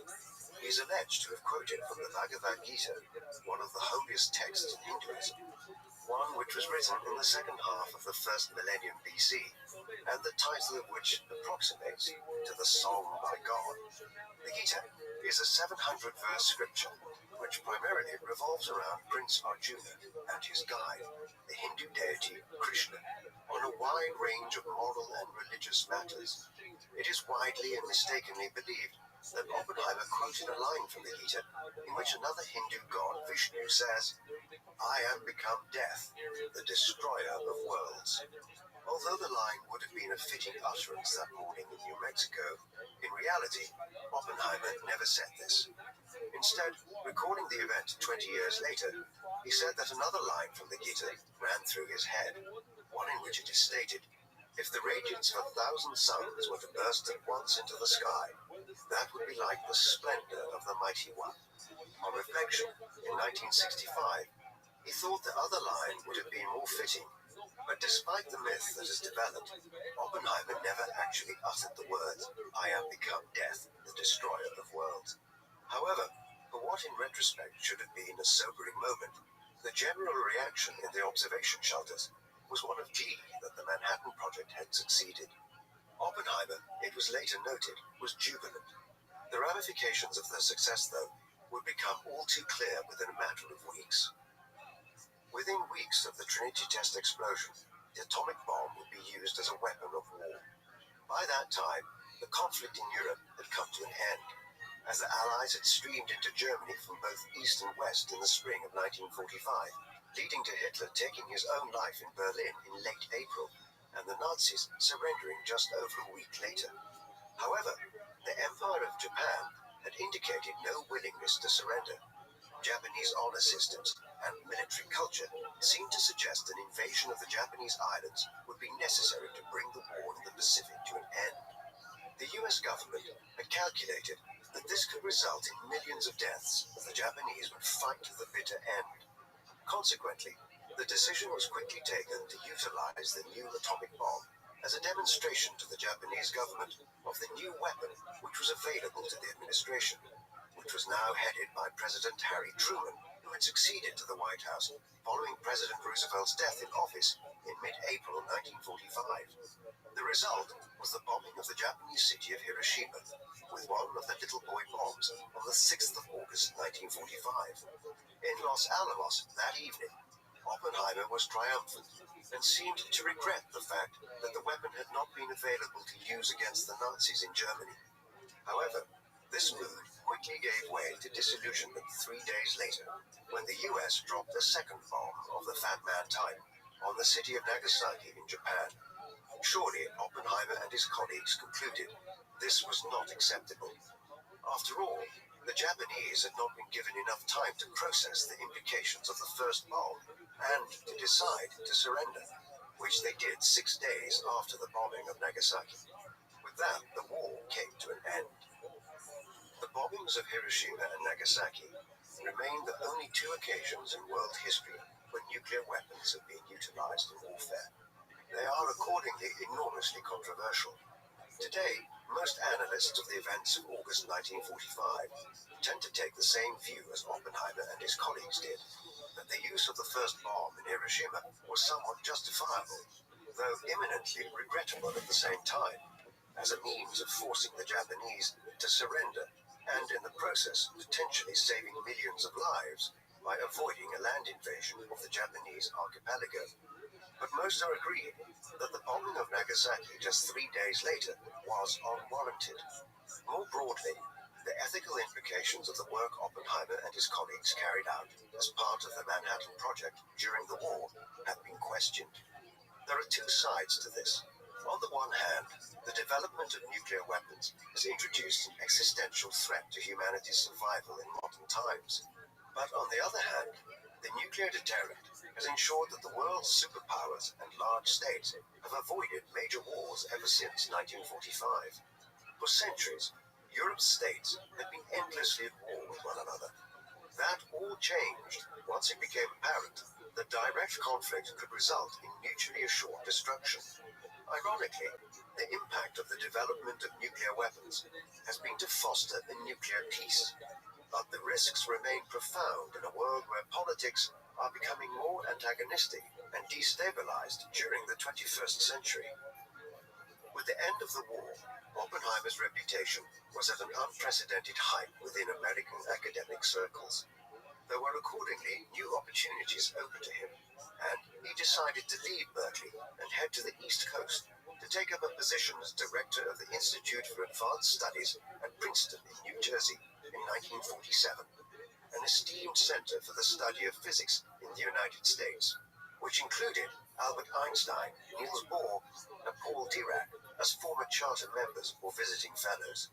Under Oppenheimer's leadership, it became a center for emerging physicists, and when he left Berkeley, a half a dozen of his more promising graduate students left also to study at Princeton. In New Jersey, he continued the methods he had developed in California in the 1930s, producing an environment of energetic discussion and research, often at the expense of his own research. Oppenheimer choosing to write and publish very little himself in Princeton. As a result, the institute became the leading center for the study of physics in the United States in the late 1940s and early 1950s. Many of the most important physicists of the second half of the 20th century passed through the institute, notably Yoshiro Nambu, a Japanese-American who in 2008 would be co-awarded the Nobel Prize for his role in discovering the spontaneous broken symmetry in subatomic physics, and Murray Gell-Mann, who won the Nobel Prize in 1969 for his work on elementary particles. As well as his work at Princeton, Oppenheimer continued to hold a number of government positions throughout the late 1940s and into the 1950s, while also having security clearance to view classified documents and material relating to the United States' evolving nuclear program. Notable in this respect was his membership of the newly established Atomic Energy Commission, which had been founded in 1947 as a commission headed by the United Nations, itself a newly created body designed to foster world peace in the aftermath of the war. The Energy Commission was charged with regulating the proliferation of nuclear materials and of the development of nuclear weaponry. While the United States was for several years the only nation with access to nuclear bombs after 1945, it was only a matter of time, now that the world had seen that it was possible to develop such weapons, before other nation-states began building their own bombs or trying to develop them. Oppenheimer and several of his former colleagues from the Manhattan Project were central to efforts in 1946 and 1947 to establish restrictions on nuclear proliferation, which are still in force today. As the first chairman of the commission, Oppenheimer tried to discourage a nuclear arms race between the United States and the Soviet Union in the context of the developing Cold War. But these efforts were in vain, and a major nuclear arms race developed once the Soviets conducted their first successful test of a nuclear weapon in 1949. As news of the Soviet acquirement of a nuclear weapon reached the US in 1949, debate began within the government of President Harry Truman about the development of a hydrogen or thermonuclear bomb, a far more powerful nuclear weapon than the atomic bombs which had been developed under the rubric of the Manhattan Project and used against Japan in 1945. Oppenheimer and a great many other scientists who had contributed to the work at the Los Alamos Laboratory between 1942 and 1945 were opposed to such a measure, arguing that such a weapon could not be used in any practical sense in warfare without causing immense damage and potentially triggering a nuclear war, which would wipe out much of life on the planet. In their petition to the government in late 1949, they stated that the extreme danger to mankind inherent in the proposal to develop thermonuclear weapons wholly outweighs any military advantage. Nevertheless, Truman pressed ahead and greenlit the new program in January 1950. Nearly 3 years later, in November 1952, the first hydrogen bomb was tested on an atoll in the Pacific Ocean. Ivy Mike, as the bomb was named, produced an explosion equivalent to over 10 million tons of TNT and was 450 times more powerful than the atomic bomb which the US dropped on Nagasaki in 1945. Despite the reservations expressed by Oppenheimer and many others, the Cold War was heading into the era of mutually assured destruction. As much as he had been absolutely central to the Manhattan Project and a senior government scientist for many years, Oppenheimer fell foul of the government in the early 1950s during the Second Red Scare. These were years when the Cold War with the Soviet Union was deepening, following the division of Germany into a Western-aligned West Germany and a communist East Germany, along with the formation of the North Atlantic Treaty Organization and the Warsaw Pact as a rival military alliance, while the Korean War pitted the Western and communist blocs against each other for the first time in a major proxy war. In this environment, America became racked with what were initially legitimate concerns about communist organizations within the United States, acting as a fifth column for the Soviet Union within America. But this soon gave way to intense and unfounded paranoia about the motives of anyone associated with socialist politics, or even groups such as the American Civil Liberties Union.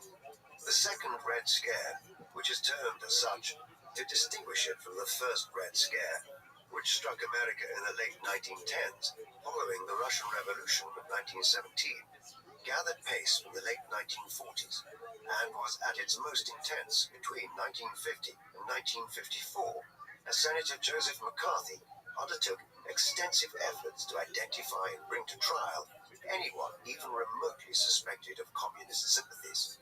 Oppenheimer would soon come under suspicion during the Second Red Scare. Oppenheimer's associations with socialist and left-wing political movements and civil liberties organizations in America stretched back to the mid-1930s, when, after being largely apolitical throughout his youth, he began to finally take an interest in political affairs.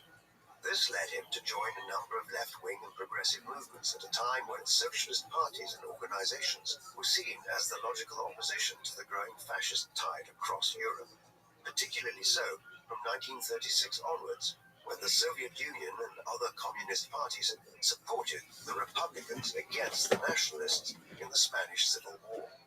It should be noted, however, that Oppenheimer never actually joined the Communist Party of the United States, though a great many individuals who were very close to him were active members, including Jean Tatlock, with whom he was involved romantically from 1936 onwards, his wife Kitty, and his brother Frank.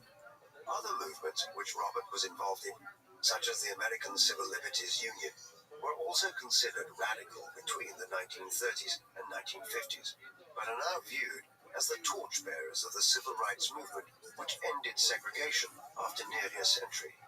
All of this ensured that Oppenheimer was viewed with some suspicion by the authorities, a development which was compounded by his father's birth in Germany once the United States entered the Second World War. Though this was a complete oxymoron, as Oppenheimer's Jewish background would have made him a persona non grata to the Nazi regime in Berlin. Nevertheless, suspicions abounded about Oppenheimer. He was even under surveillance throughout America's involvement in the Second World War, a bizarre period during which he was one of the most senior figures involved in the Manhattan Project. But the FBI simultaneously had a file open on him. These issues coalesced by 1949, and that year Oppenheimer was forced to testify before the House Un-American Activities Committee about his political associations. During this, he admitted to ties to the Communist Party, and that many of his more prominent students at Berkeley in the 1930s had also been official members of the party, but stated he had never been a member himself. Not much more came of the interrogation at this juncture, but 4 years later, in the early winter of 1953, the accusations against Oppenheimer were resurrected, and on this occasion, the FBI were convinced, wrongly as it turns out, that Oppenheimer was a Soviet asset operating within the US. Such was the level of paranoia which pertained within America at the time of the Second Red Scare. In mid-December 1953, Oppenheimer's security clearance for the US government was revoked, and he was advised to resign from his government positions. This Oppenheimer refused to do, and demanded a hearing, one which was held behind closed doors in the late spring of 1954.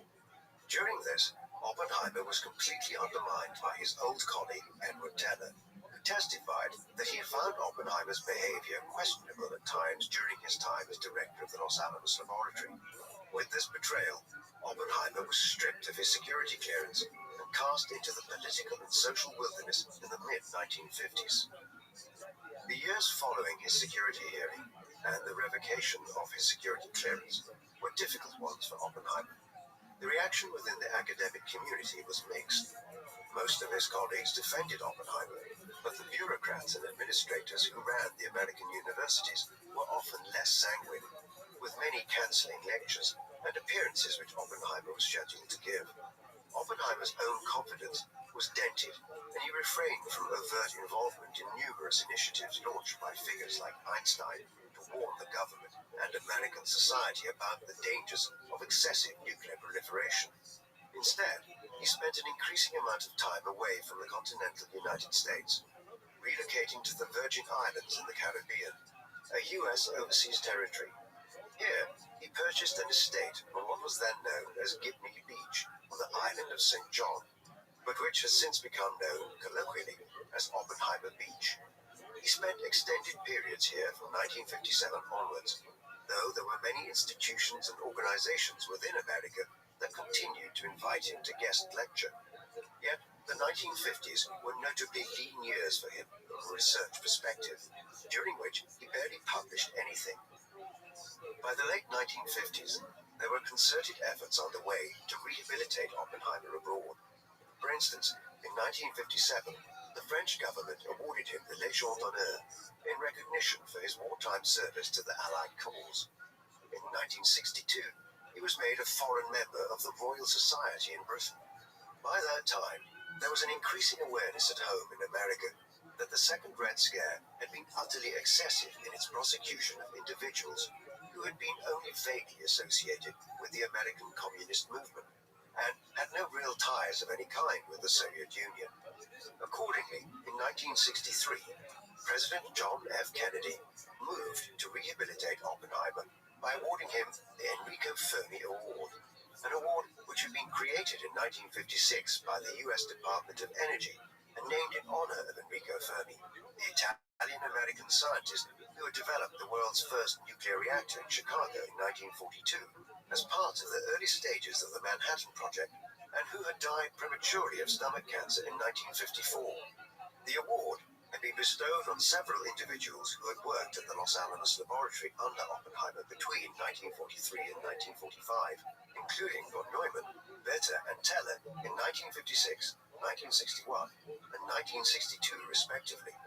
Hence, Oppenheimer's receipt of the award in 1963 was belated but a welcome acknowledgement of the government's mistake in persecuting him as part of the Red Scare. Oppenheimer did not live long to enjoy having his reputation partially restored.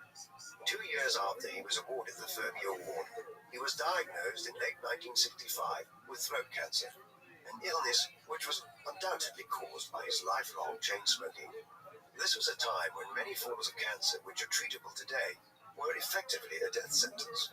Thus, while Oppenheimer underwent aggressive chemotherapy in an effort to prolong his life, he fell into a coma early in 1967 and died at home in Princeton on the 18th of February.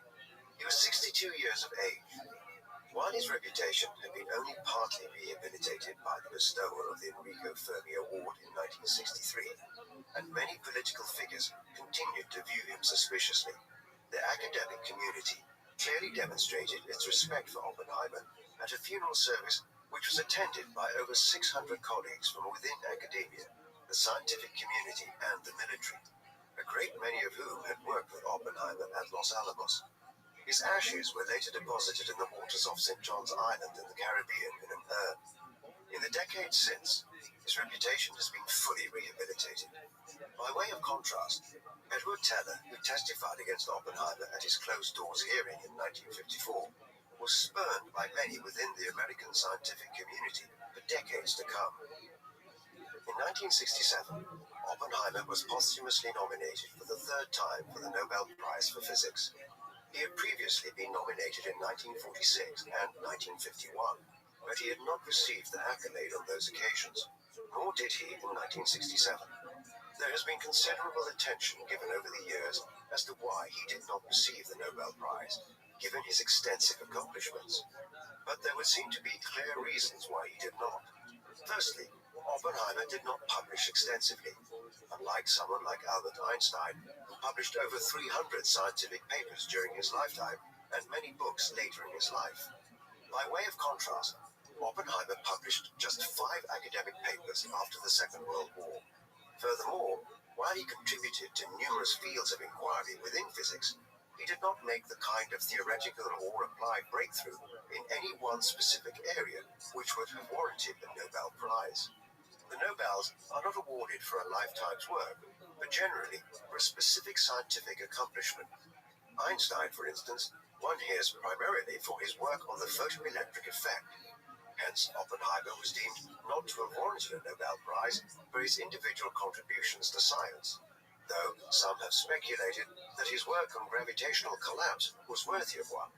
His primary accomplishments throughout his career lay in collaborative work and overseeing teams of physicists and other scientists. It was this which made him the ideal individual to head the Los Alamos Laboratory during the war. Robert Oppenheimer is one of the most important theoretical physicists in history.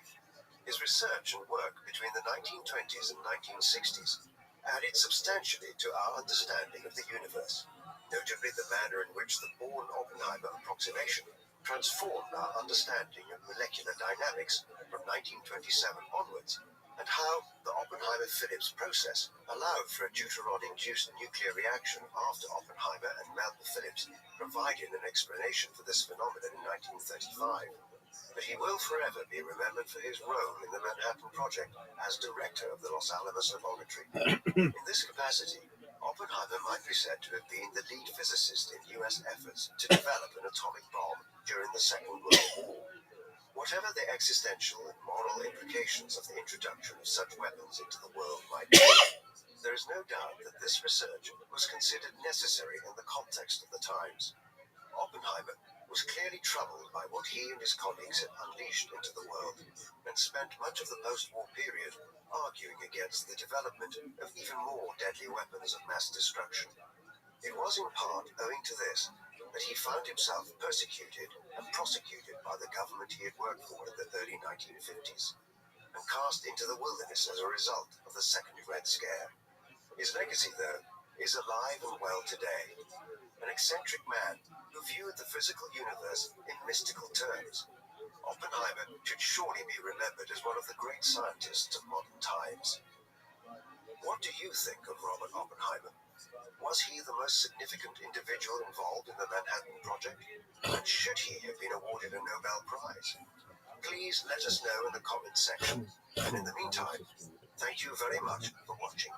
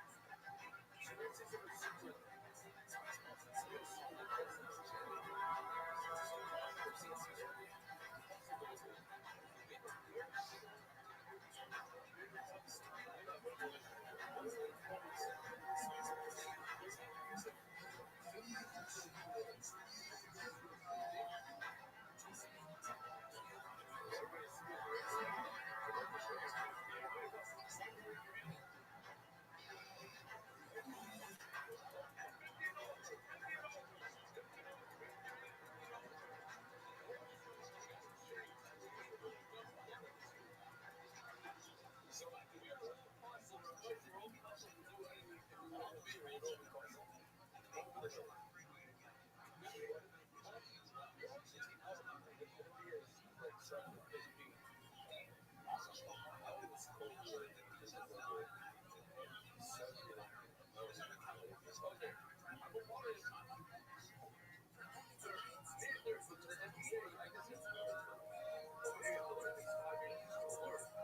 man known to history as Nikola Tesla was born on the 10th of July 1856 in Smiljanka, which was originally part of the Austro-Hungarian Empire but is now located in Croatia.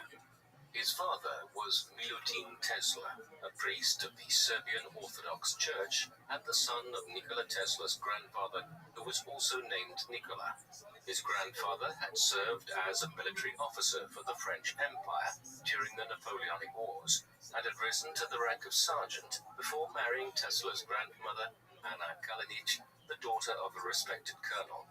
Following the defeat of Napoleon, Nikola Tesla returned to Lika, which was assimilated into the Austro-Hungarian Empire, where he fathered two sons, including Milutin and his brother Josef, as well as three daughters named Stanka, Janja, and another whose name is unknown.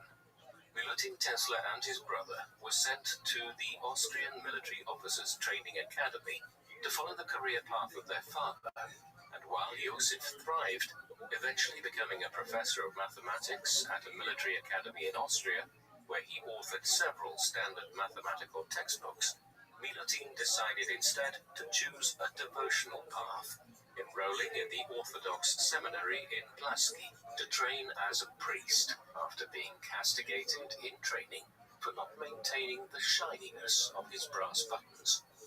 Nikola Tesla's mother was Juka Mandic, the daughter of a priest from Grajac, called Nikola Mandic, and the sister to three very successful brothers, including Nikolai, who climbed the ecclesiastical ranks to become the Archbishop of Sarajevo and the Metropolitan of the Serbian Orthodox Church in Bosnia, Pajo, who became a colonel in the General Staff of the Austrian Army, and finally Trifun, who excelled in the business sphere as a respected hotelier and landowner.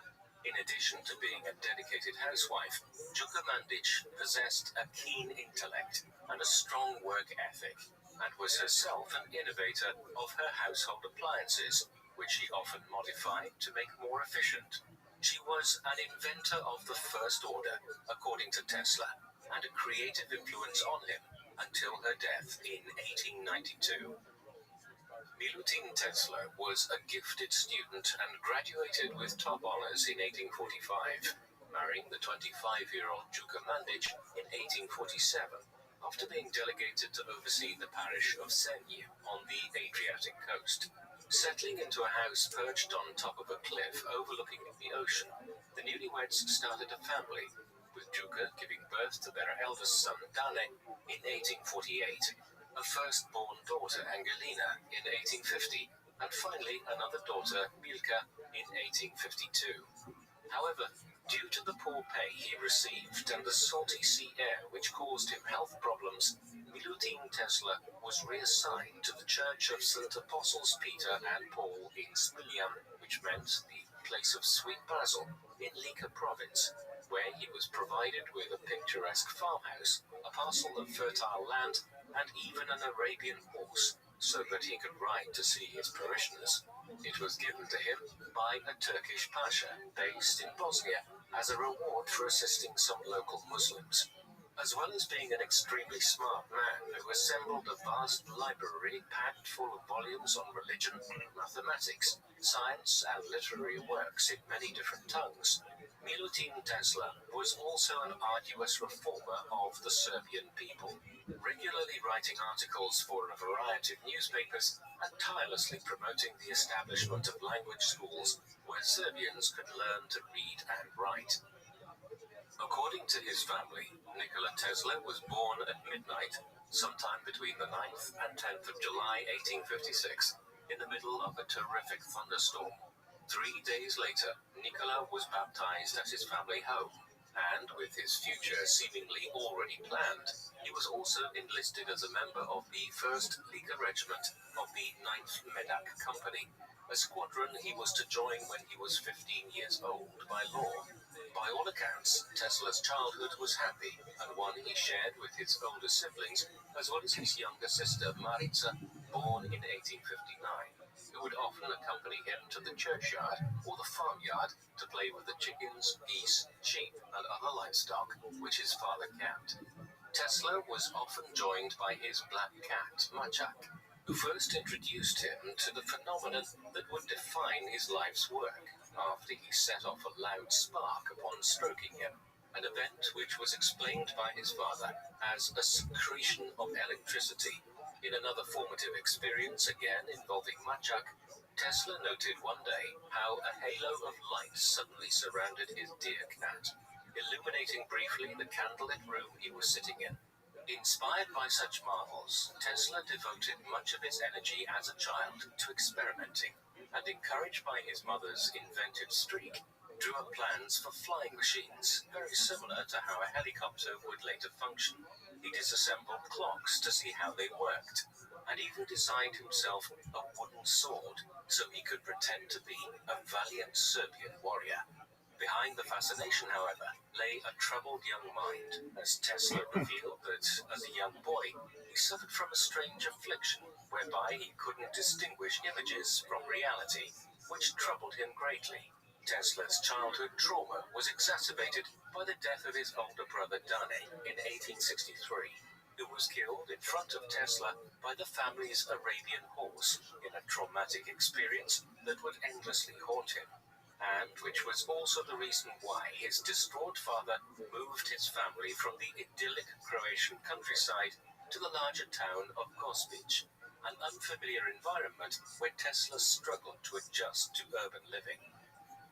The untimely passing of Dane cast a long shadow over Tesla's own relationship with his father, who, mired in grief, always underappreciated the talents of his youngest son, a neglect that young Nikola tried to compensate for by striving to be perfect in everything he did so that he could win back the love of his parents.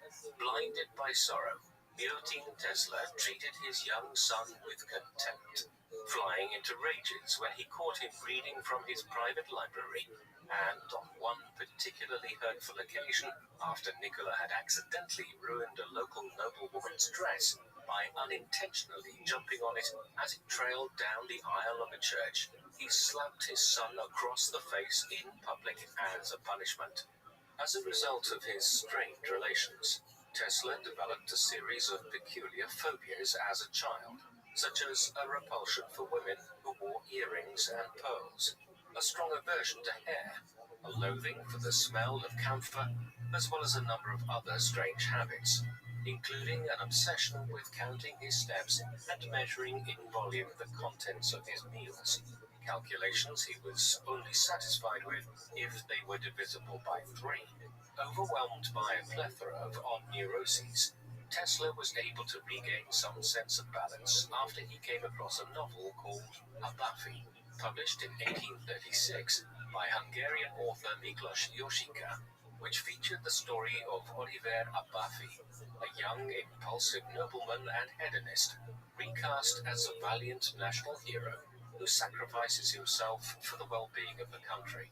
Tesla was particularly inspired by the character of the protagonist, seeing in his desire to better his moral character while ignoring frivolous distractions a masterful example of self-restraint, which showed Tesla that it was indeed possible for him to control his wild emotions. Tesla realized that a good coping strategy was to work with, rather than against, the nebulous visions that assaulted his consciousness, and, delving even deeper into the make-believe world of his imagining, Tesla began to embark on strange journeys, where he would stumble across fantastical countries, people, and cities that he dreamed up. As Tesla honed that untamed imagination that would later serve him so well in his profession, he began theorizing about the nature of reality itself, coming to the conclusion that he could trace all of his mental images back to something he either saw, smelt, or touched in an early echo of the mechanistic view of the world he would later espouse. It was also an idea that had real-life application for Tesla. on one occasion, was extolled as a hero by a band of firemen after he spotted a small kink in a fire hose he instinctively knew was preventing water from reaching a burning building, a problem he quickly fixed by ironing the groove out. Tesla's ingenuity would be further fostered at the Real Gymnasium, the grammar school he attended in Gospic, where he would amaze his mathematics professors by demonstrating a natural ability to calculate numbers. But while he excelled in scientific pursuits, Tesla was unable to translate his talents to drawing class, where a preference for undisturbed contemplation distracted Tesla heavily, leading to grades that were so extremely poor, his father had to speak with the principal, which instilled in a young Nicola a lifelong aversion to diagrams. During his schooling at the Real Gymnasium, Tesla began to take invention seriously, devising the schematics for a flying machine that would use the pressure of a vacuum to push air molecules, a concept that a grown-up Tesla would later go on to disprove. Shortly after he graduated from the Real Gymnasium in 1870, Tesla, perhaps because of his overactive imagination, became very sick with a range of maladies sufficiently serious enough for the doctors treating him to nearly give up on his case entirely. Throughout his recuperation, Tesla began voraciously reading, and it was during this period that he was first introduced to the tales of Mark Twain. It was a story he would later recount to Mark Twain himself, who burst into tears upon hearing it. After a period of convalescence, Nikola Tesla was next enrolled at the Higher Real Gymnasium in Karlovac in 1873, where, in accordance with his father's wish for Tesla to continue the family profession, he was enlisted in classes at the local seminary. However, Tesla's true desire was to learn everything he could about electricity, a passion ignited by an inspirational physics teacher who taught him about the radiometer invented by British scientist William Crookes, a device that powered a vacuum bulb with energy produced by 4 rapidly spinning tinfoil vanes. This roused Tesla to conduct some of his first experiments with batteries, induction coils, and electrostatic generators. Yet Tesla would have to put some of his projects on hold after again falling seriously ill with cholera upon his return home to Gospic, causing the young prodigy to be bedridden for over 9 months and to experience several close shaves with death. After one particularly worrying incident, Tesla supposedly implored his father that if he were to study engineering instead of entering the priesthood, that he may well recover, causing Milutin, desperate to avoid the unbearable pain of losing another son, to solemnly promise that Nikola would go to the best technical institution in the world. Having finally been heard, Tesla made a miraculous recovery, but before he could become a student, he was sent to the Croatian mountains with nothing but a bundle of books and some hunting equipment by his father, who, worried for his son's health, did everything in his power to hide his son from the authorities, as by law, Tesla would have to serve in the Austrian armed forces for 3 years. For 9 months, starting in the early fall of 1874, Tesla wandered the forests and lakes of the Eastern European countryside, becoming stronger physically and mentally as he thought deeply about invention, reshaping the vividness of his visions from a debilitating weakness into a powerful contemplative tool that could be used to flesh out the contraptions that flashed across his mind, such as a pipe installed underwater that could transport letters and packages placed in capsules using the principles of hydraulic pressure, and a ring constructed around the Earth's equator that could be used as a high-tech transport network. When Tesla returned, his father had kept his promise, securing for him a scholarship at the Military Frontier Administration Authority that would enable him to study for 3 years at the Polytechnic School in Graz, Austria. Receiving an embroidered bag made from typical Serbian materials from his mother, which he would always prize, in 1875, Tesla left Gospic to start anew in a completely different culture and environment.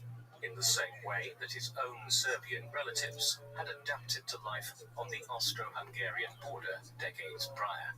During his freshman year, Tesla proved himself to be a perfect student, never once missing a lecture, and supposedly studying from 3 a.m. to 7 p.m. every day, a schedule that was thought so extreme that one professor wrote to Milutin, warning him that unless his son was escorted out of the school, that he might work himself to death, while others commended him for his zeal, such as the dean of the technical faculty, who informed Milutin Tesla that his son was, quote, a star of first rank.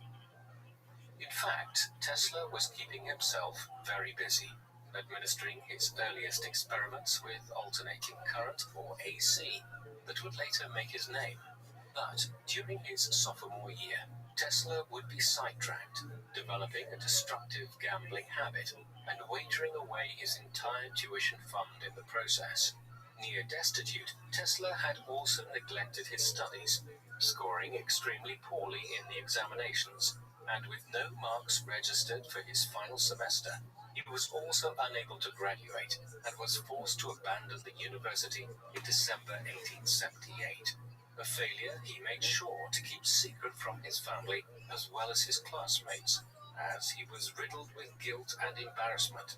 In 1879, Tesla would live for a while in self-imposed exile, first making his way to the city of Maribor, where he became a draftsman and was paid 60 florins a month, while in his free time he continued to play cards and wager money on the streets with the locals. Yet Tesla's Slovenian sojourn would be short-lived, as a couple of months into his stay, he was seized by the authorities for not possessing a proper residency permit and returned to Gospic, escorted by armed police. Back home, Tesla's father would not get much time to set his son straight, as only a month later, on the 17th of April 1879, Milutin died, heartbroken that his son had been labelled as a vagrant and had chosen to indulge in a life of vice. Not content to see their talented nephew waste his abilities, in January 1880, two of Tesla's uncles gave him enough money to start courses at the Charles Ferdinand University in Prague, despite Tesla not meeting the language requirement, which specified that students had to be fluent in both Czech and Greek. However, communication issues aside, he also arrived too late and was unable to enroll in classes. And so, for the entire time, Tesla was only permitted to attend lectures and receive no formal grades. In 1881, Nikola Tesla landed his first job for a telecommunications firm in Budapest called the American Telephone Company, where he was drafted in as an electrical engineer by Theodore Puskas, who had previously worked alongside Thomas Edison, the inventor of the light bulb, at the Edison Laboratories in Menlo Park. Making himself a valuable employee and sharing his findings with his work colleague Anital Sigeti, Tesla continued his study of the concept of the alternate current in his spare time, proposing that a motor driven by circuits that were out of phase could maintain power levels to supply a constant stream of electricity. But in order to make the system function, Tesla realized he needed to figure out how to rotate magnetic fields. Strolling in the park with Anital Sigeti in February 1882, Tesla had a sudden stroke of genius and solved the rotating magnetic field problem, going on to explain the concept of the induction motor to his friend by drawing its basic blueprints in the sand with a stick, outlining a new type of engine that, unlike its direct current or DC counterpart, did not need a commutator, an inefficient cylindrical device segmented with metal that had to be regularly maintained. Impressed by Tesla's genius, Theodore Puskas recommended that Tesla move to Paris to work with his old acquaintance Thomas Edison at his Continental Edison Company, a firm that specialized in electrical equipment, where he was first assigned by his boss Charles Batchelor, a manager who had worked for Edison since 1870 with designing dynamos, a contraption that converted mechanical energy into electrical energy. energy and which was used most commonly in direct current circuits. Off the clock, however, Tesla continued to advance the AC theory after he was sent to work on a project in Strasbourg, where he built the first induction motor prototype. However, Tesla was unable to garner any serious interest in alternating currents. This was unfortunate, as alternating current is recognized today as a better method of electric current delivery than direct current. Direct currents are the kind which came to dominate electricity delivery systems in the late 19th century, consistently sends electricity in one direction along an electric grid. Alternating current, by way of contrast, periodically reverses and changes direction along a grid or system, as its magnitude alternately reverses course. Alternating current is considerably more efficient than direct current. Tesla's error, if it can be defined as such, is that he was simply ahead of his time in trying to propose alternating current as the better method of energy generation. He was correct, but the technology available at the time simply favored the more crude direct current method. Tesla soon found himself in another personal finance crisis after spending all of his wages, yet he had done enough during his stint at the company to impress his overseer, Charles Batchelor, who was convinced that Tesla had the intellectual fortitude to work alongside Thomas Edison himself. In 1884, after being mistakenly registered as a migrant from Sweden, after the immigration officer misheard him saying Smiljan, Nikola Tesla arrived in America armed with an introductory letter penned by his mentor Charles Batchelor, who stated, quote, "I know two great men. One is you, Thomas Edison, and the other is this young man." Although Tesla fundamentally disagreed with the notion of direct current, he was put to work improving the DC motors devised by Edison, who believed that the AC devices that Tesla envisioned were too dangerous and unfeasible, a diversion of opinion that would become a lifelong rivalry. Forced to develop an invention he had no belief in, Tesla became disillusioned and began outlining the weaknesses of DC and championing the advantages of AC, pointing out the inefficiency of Edison's direct current, which only dimly lit lamps, proposing instead that generators should be engineered with what he termed the polyphase principle, whereby energy would be constantly recycled, since he believed in the cyclical nature of electricity. Tesla also insisted that a huge disadvantage of the direct current was its reliance on costly power stations installed at 2-mile intervals, since it was unable to maintain high levels of voltage over distance. In contrast, arguing that the alternating current, in which the direction of energy was changed 50 to 60 times per second, was a lot more effective, since it could flexibly sustain varying levels of high voltage power and minimize power loss over long distances. This is why today, the power delivered to consumers via power grids is AC, which sustains power over long distances using transformer substations. These reduce the AC voltage over a given distance. Once the AC power reaches its destination, such as a home, the AC power is used directly for electrical appliances, such as washing machines. But for other smaller appliances, it is possible to convert AC power to DC via diodes within the appliance's power supply. These only allow the electrical current to flow in one direction, thus ensuring the appliance receives a constant stream of power. Disassociating himself from Edison and eager to spread the AC gospel, Tesla started his own company in 1885 called the Tesla Electric Light Company, with the financial backing of two rich benefactors, Robert Lane and Benjamin Vail, who were certain that the alternating current was the future. However, in a common issue that would prevent almost all of his later endeavors from succeeding, Tesla asked for too much money from his patrons, who, increasingly fearful that AC was too risky, ejected Tesla from its own company that same year, forcing him to eke out a living for the majority of 1885 as a repairman and even as a manual laborer, a job in which he was paid just $2 a day to dig ditches. Having learned from his mistakes, in 1886, with the aid of philanthropists Alfred S. Brown, a Western Union superintendent, and Charles F. Peck, Tesla established another company, this time called the Tesla Electric Company, based in Manhattan, New York, where he finalized the designs of the polyphase induction motor, unveiling it to the amazement of the scientific community in 1888, when he presented a landmark paper to the American Institute of Electrical Engineers entitled A New System of Alternating Current Motors and Transformers.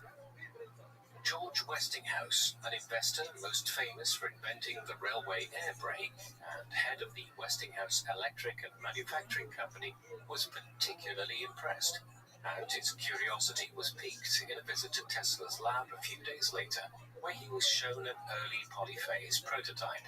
Convinced that Tesla's groundbreaking invention could power America, Westinghouse purchased all 40 of Tesla's trailblazing patents pertaining to the generators, motors, and transformers necessary to construct a polyphase alternating current circuit, and recruited Tesla as an advisor to serve for 12 months at the Westinghouse plant in Philadelphia, where some of the first commercially available AC devices would be produced.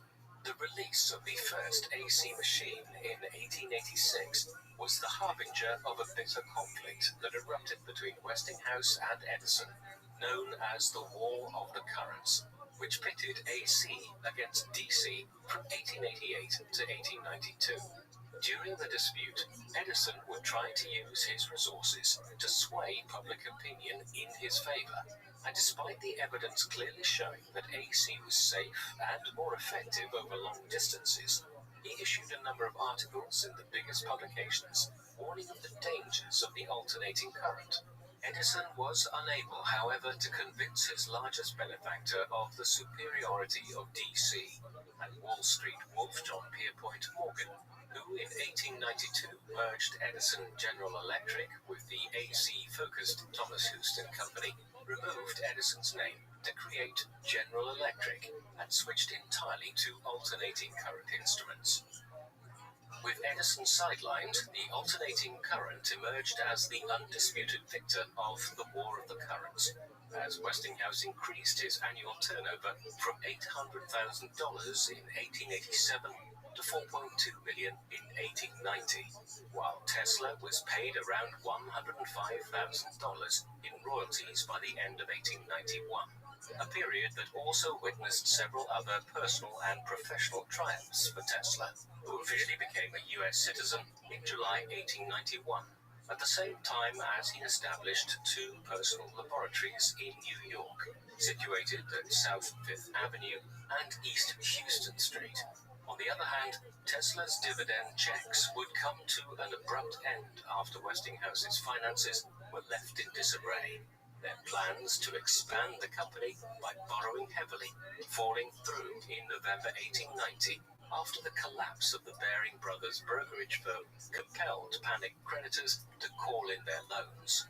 To cover his losses, Tesla continued to focus his attention on high-frequency AC experiments, inventing a lamp that required only one wire, an oscillating transformer, and a high-frequency alternator, which he exhibited at a lecture in spring 1891 at Columbia College in New York on behalf of the American Institute of Electrical Engineers to a flabbergasted crowd who were amazed at the ways that AC could be implemented into modern lighting circuits. The Columbia lecture established him as the leading electricity researcher of his day, and in follow-up experiments, Tesla would consistently show that electricity for light and power could be transmitted over long distances. Before long, Tesla was also sketching out the fundamentals of radio technology in an 1893 lecture at the Franklin Institute, later popularized by Century magazine. Illustrating the concept of telegraphy without wires, he first underlined the importance of grounding the transmitter and receiver to astonished onlookers. The same year, Tesla's company achieved its greatest accomplishment to date after lighting up the Chicago venue hosting the world's Columbian Exposition entirely with alternating current. an honor that Tesla procured after outbidding General Electric by $1 million. By 1894, Tesla had gained the admiration of his peers and was awarded honorary doctoral degrees from Columbia and Yale universities, as well as the Elliott Cresson Medal by the Franklin Institute. More good news followed after the Tesla Electric Company was contracted to build the first ever hydroelectric power plant at Niagara Falls, a childhood dream of Tesla's that became a reality in 1895 after the first schematics were unveiled. The Niagara facility was an accomplishment that represented the ultimate defeat of the direct energy school of thought, and Tesla was lavished with the highest praise and honors, including even the Order of Danilo from King Nicholas of Montenegro, as his achievement was celebrated worldwide as an important step for the future of humanity. Tesla remained unperturbed after a fire in March 1895 at his laboratory destroyed much of his early research, including hundreds of models, notes, scientific tools, and photographs that had a combined value of $50,000. Despite this, in 1896, he demonstrated some of the earliest uses of the X-ray, discovered around the same time by the German scientist Wilhelm Conrad Röntgen, and astonished his contemporaries with the first ever X-ray of a man, published in the Electrical Review, printed using rudimentary X-ray tubes of his own design. Having revealed some of the most innovative functions of the X-ray, Tesla next devised the basic elements of the radio transmitter, and in 1896 built a rudimentary unit that received radio waves. He assessed his new invention at the Gerlach Hotel, located on 27th Street in Manhattan, where he was living, by sending radio waves to it from his New York laboratory on South Fifth Avenue. Tesla presented his insights at an 1898 exhibition at Madison Square Gardens, where he demonstrated a radio-controlled boat he called a telautomaton to stunned audiences, and by 1901 he had been awarded with a patent clarifying that he had created a system for transmitting electrical energy. Between 1899 and 1900, after being commissioned by John Jacob Astor to assemble a new lighting system in a contract worth $100,000, Tesla relocated his laboratory at Colorado Springs, where, disobeying his patron's instructions completely, he decided instead to explore terrestrial stationary waves, which he regarded as his greatest discovery, and this rural outpost, located far away from the humdrum of New York City, Tesla started to piece together an enormous transmitter, powered by millions of volts of electricity, at an experimental facility built on the outskirts of the town of Nob Hill, keeping inquisitive onlookers away with an ominous Dante line nailed to the front entrance which read, quote, "Abandon hope, all ye who enter here." It was here that Tesla first discovered that the Earth had electric potential and could be employed as a finely tuned conductor to transfer electrical energy without wires, while next noticing that when his experimental Tesla coil was powered, it emitted sparks as far as 30 feet that could be detected by antenna 10 miles away. Realizing that he could now wirelessly transmit signals using the electromagnetic frequencies of the planet, Tesla explored the practical applications, managing to light up 200 lamps fed by a power source situated 26 miles away. Exploiting the same phenomena, he was even able to produce man-made lightning as a result. Tesla noted that the discovery of stationary electromagnetic waves and how they interacted with the Earth had far-reaching implications. It was a discovery which Tesla would spend the majority of the rest of his career investigating, as he felt it had the potential to transmit electrical power across large distances without the need for wires. Indeed, he hoped that his work could one day provide the whole world with clean and free electrical power. However, as with so many of Tesla's ideas, it was funded by investors such as J.P. Morgan, who intended to market his inventions for profit and were only prepared to fund research which would garner a return on their investments. Thus, it would be the all-powerful market forces that would eventually scupper so many of Tesla's imaginings. It was during this fertile period of discovery that Tesla also made some more unorthodox assertions, claiming that he had made contact with extraterrestrial beings that had triggered a series of ominous beeps that sounded from one of his receivers. Tesla had first heard this strange combination of noise from the device in the middle of the night and interpreted the irregularity of the beeps as a sign that they were being manipulated by an intelligent entity, a theory he publicly advanced in a letter to the American Red Cross in January 1901.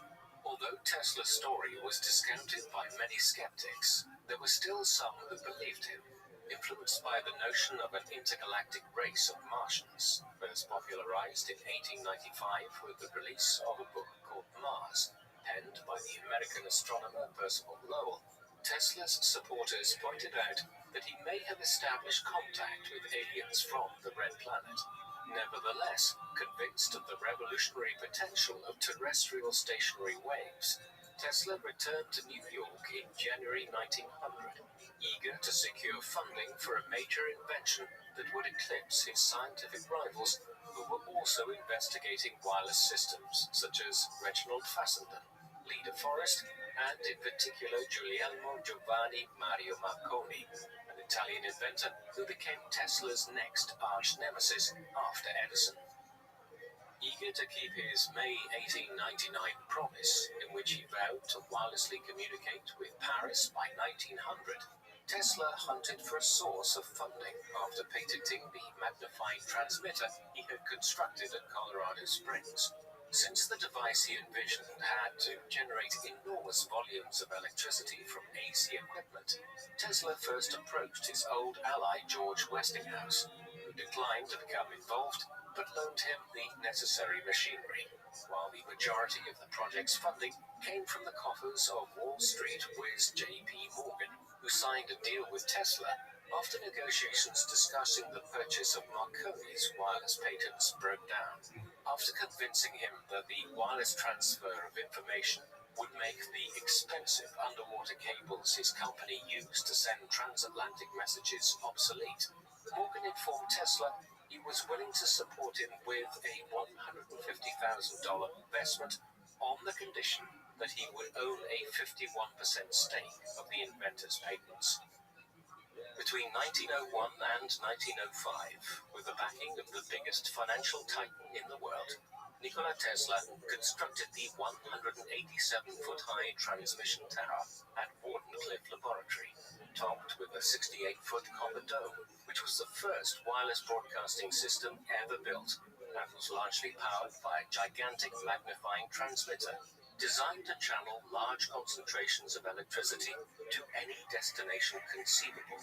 Assured that by setting up receivers attached to the ground, he could pick up the electromagnetic waves emitted by the tower anywhere, Tesla was desperate to overshadow his rival Marconi, who in December 1901 at St. John's in Newfoundland was hailed as the inventor of wireless telegraphy by the world's press, after reporting triumphantly that he had successfully received the first transatlantic signal sent by colleagues at Poldhu in Cornwall, England.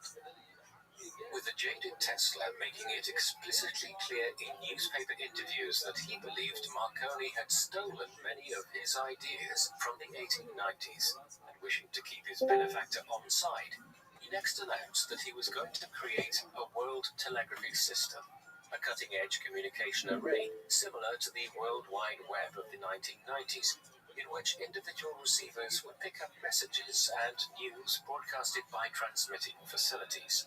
Tesla pictured several different types of receiver, one that anticipated the fax machine by acting as a printer and publishing daily newspapers, one that was a loudspeaker that could play voice messages, and another that was a handheld contraption attached to a vertical wire on a short pole that could decode radio waves, foreshadowing the modern cell phone.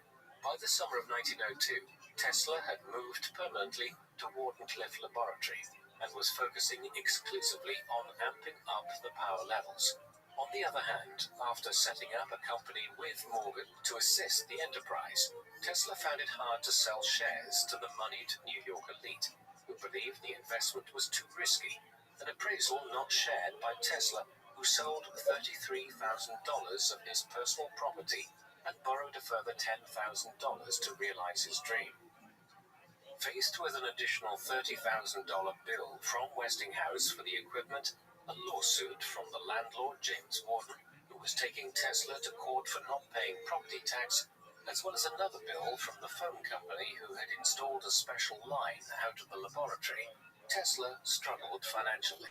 Tesla's promise to extend the coverage of his system so that it could be detected as far away as Australia failed to persuade Morgan, who in July 1903 let Tesla know that he was unwilling to invest any. Then the pimp, the pimp, pimp, pimp, the pimp, pimp, pimp, pimp.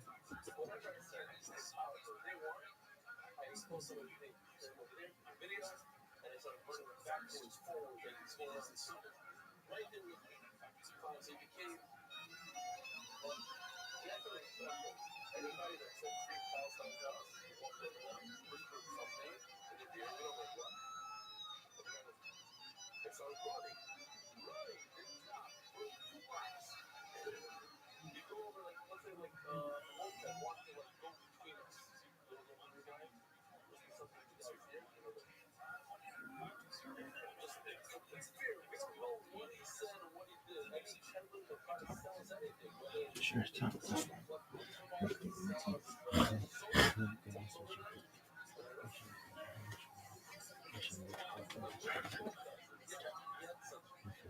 Any more capital, a mortal and unexpected blow to the world telegraphy system that enraged Tesla, who, in true mad scientist fashion, furiously cranked up the voltage of the magnifying transmitter at Wardenclyffe to the maximum level and hurled lightning bolts into the New York sky.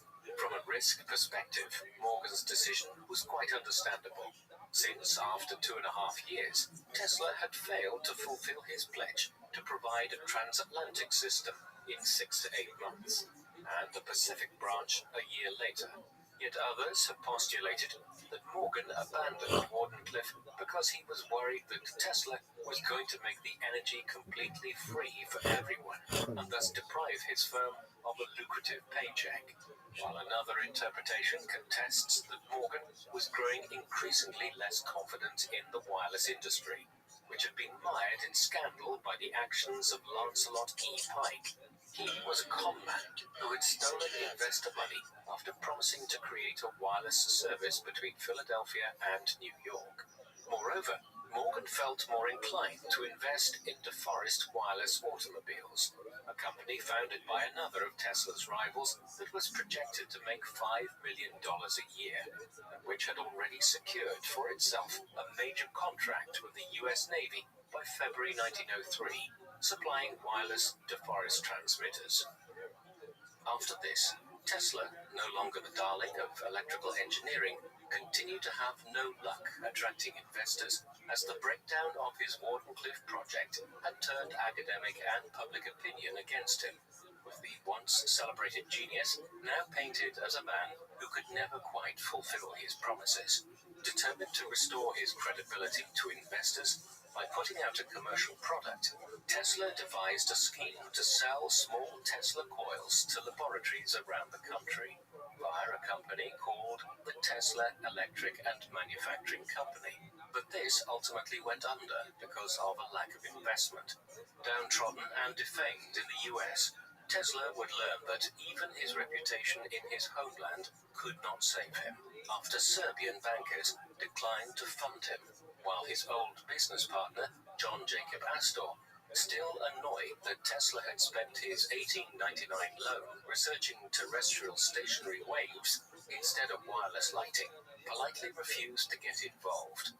By early 1904, Tesla was hiring out his services as a consultant and had embarked on a new project that aimed to harness the power of Niagara Falls in partnership with the businessman William B. Rankin. Yet Tesla's real desire was always to restart his experiments at Wardenclyffe, a prospect that was becoming increasingly unlikely, since investors were discouraged by the fact that Morgan still owned 51% of Tesla's patents, meaning that business partners would always have to consult him to reap any financial benefit from Tesla's inventions. In response, Tesla bombarded Morgan with impassioned appeals to take him back on, in a series of letters that could come in many forms, with some carefully prepared proposals promising Morgan unrealistically high profit margins, while in others, Tesla desperately scribbled emotional outbursts decrying his unfair treatment. Unable to drum up financial backing and still struggling to get the Wardenclyffe Tower functioning, Tesla was in a dark place and began spiraling into a true nervous breakdown after the untimely death of his business associate Rankin and the collapse of Canadian Niagara Power in the fall of 1905. A man who was always fascinated with human psychology, in the 1920s, Tesla shared his experience of emotional collapse with author George Sylvester Virek in a well-publicized book on Freudian theory, explaining how, in his delirium, he was haunted by images of his deceased brother Danny, as well as their mother. Tesla would recover from his breakdown in 1906, and with a new determination to prove himself as a valuable asset, he switched his focus from electrical to mechanical engineering, delving into the science of flight in a bid to raise money so that he could continue his work at Wardenclyffe, which in 1904, due to lack of funds, he had mortgaged to George C. Bolt, the owner of the Waldorf Astoria Hotel, where Tesla lived for many years. The result was the invention of a turbine that worked without blades. But Tesla's contraption was met less than enthusiastically by John James Astor, who refused to invest in the idea in 1909.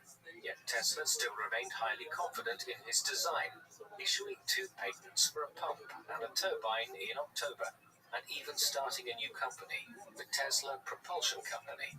However, after Tesla again failed to impress at a demonstration at the Waterside Power Station in New York, and still daydreaming about restarting his research into wireless power, he approached the son of J.P. Morgan, Jack Morgan, in 1913 about it becoming a potential investor.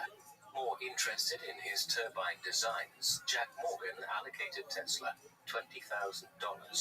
Instead of using the money in the way it was intended, spent it all trying to persuade Sigmund Bergmann, a German industrialist, to finance his project, which was discontinued after the outbreak of World War I.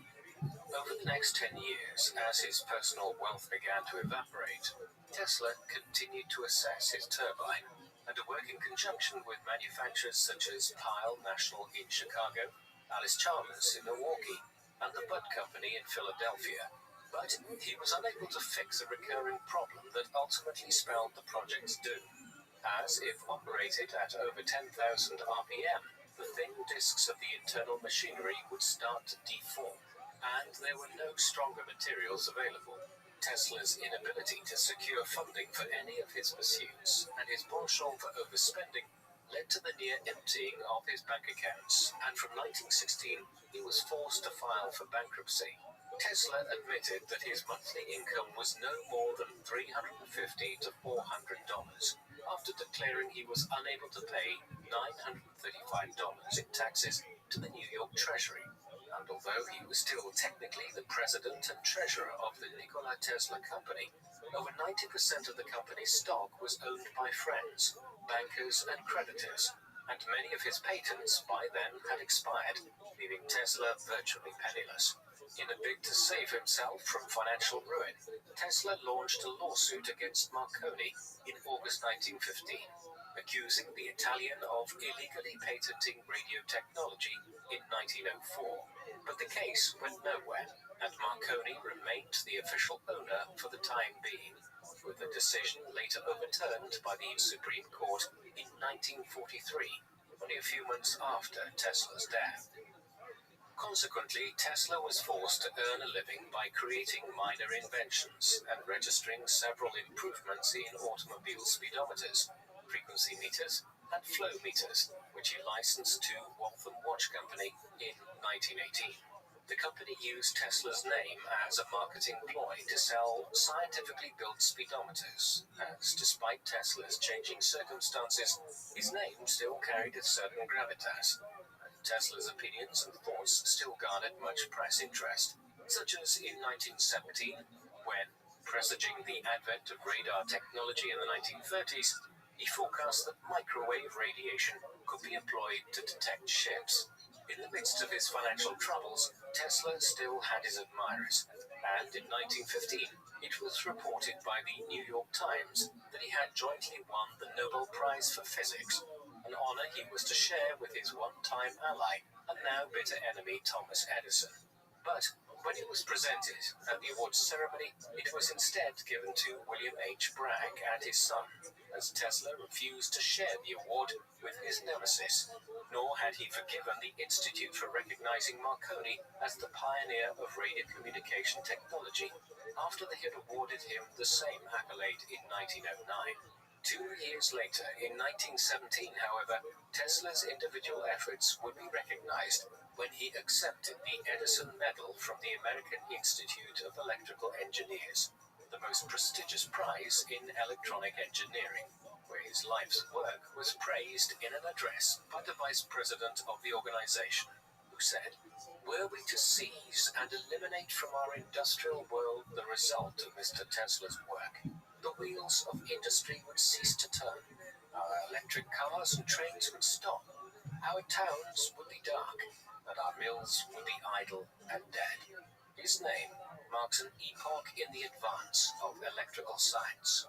Yet Tesla cared very little for the decoration, opting to leave the Engineers Club when the award ceremony was taking place shortly before he was presented with the medallion, forcing his friend and the person who had nominated him, B.A. Behrend, to embark on a frantic search that ended in Bryant Park, across from the venue, where Tesla was busy feeding pigeons.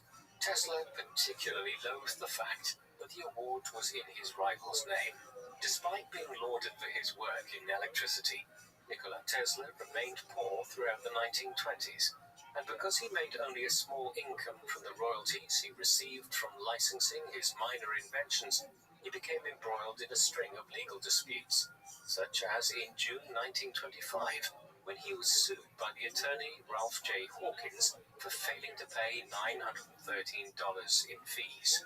It was during this decade that Tesla started to retreat from the public eye, living hotel to hotel as an eccentric recluse and spending so much of his time feeding the pigeons in Bryant Park, behind the New York Public Library, that one end of the park, Nikola Tesla Corner, now honors his name.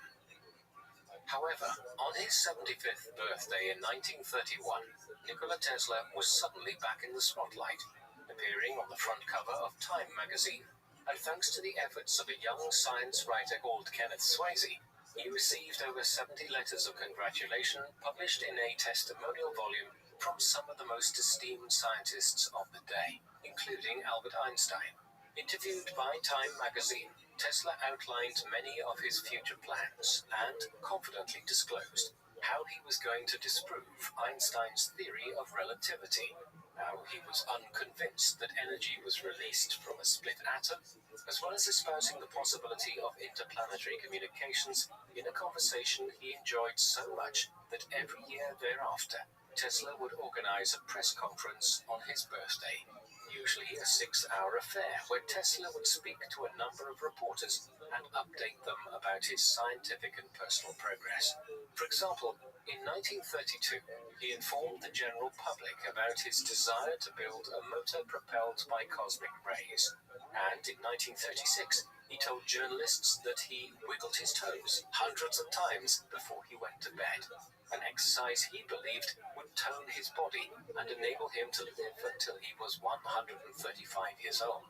The 1934 party was a particular highlight, where Tesla first revealed he was in the process of creating a particle beam weapon, claiming in the New York Times that it could send concentrated beams of particles through the free air of such tremendous energy that they will bring down a fleet of 10,000 enemy airplanes at a distance of 250 miles from a defending nation's border, and will cause armies of millions to drop dead in their tracks.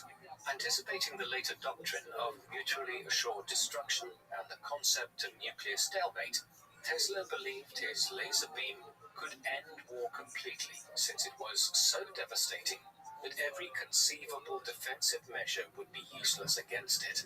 Although Tesla was susceptible to flights of fancy on occasion, the Death Beam was a real project and was the subject of a Tesla study rediscovered in 1984 entitled The New Art of Projecting Concentrated Non-Dispersive Energy Through Natural Media, which laid out the fundamentals of a weapon system that discharged tungsten and mercury particles at 48 times the speed of sound to produce devastating projectiles.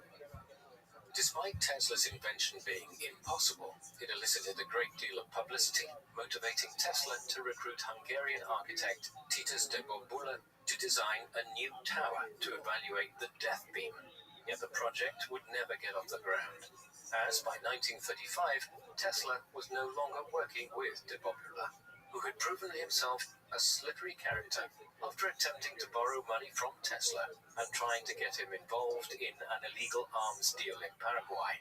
Nevertheless, Tesla, ever wily, was still able to use the furore that surrounded him to his advantage in some situations, offering up a working prototype of the laser beam valued at $10,000 to the managers of the Governor Clinton Hotel as compensation for the $400 that he owed them, while warning them that the box he gave them, supposedly containing the weapon, would explode if improperly handled, resulting in terrified staff depositing it at the back end of the hotel vault.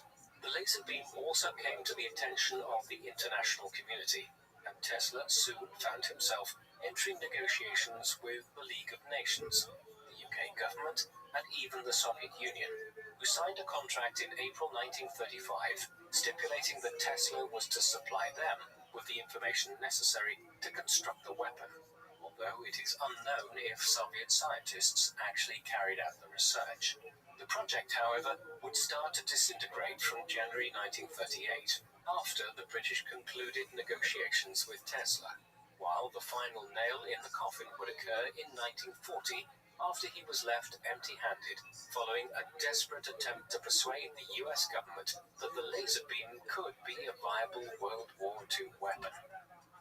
Hampering Tesla in his last-ditch attempts to liaise with international governments was his declining health, which had started to deteriorate in 1937 after he was run over by a taxi and refused to get medical treatment for injuries that he would never recover from, subsisting on a meager diet of boiled vegetables and warm milk, and making sure to keep 3 feet away from everyone to avoid catching germs.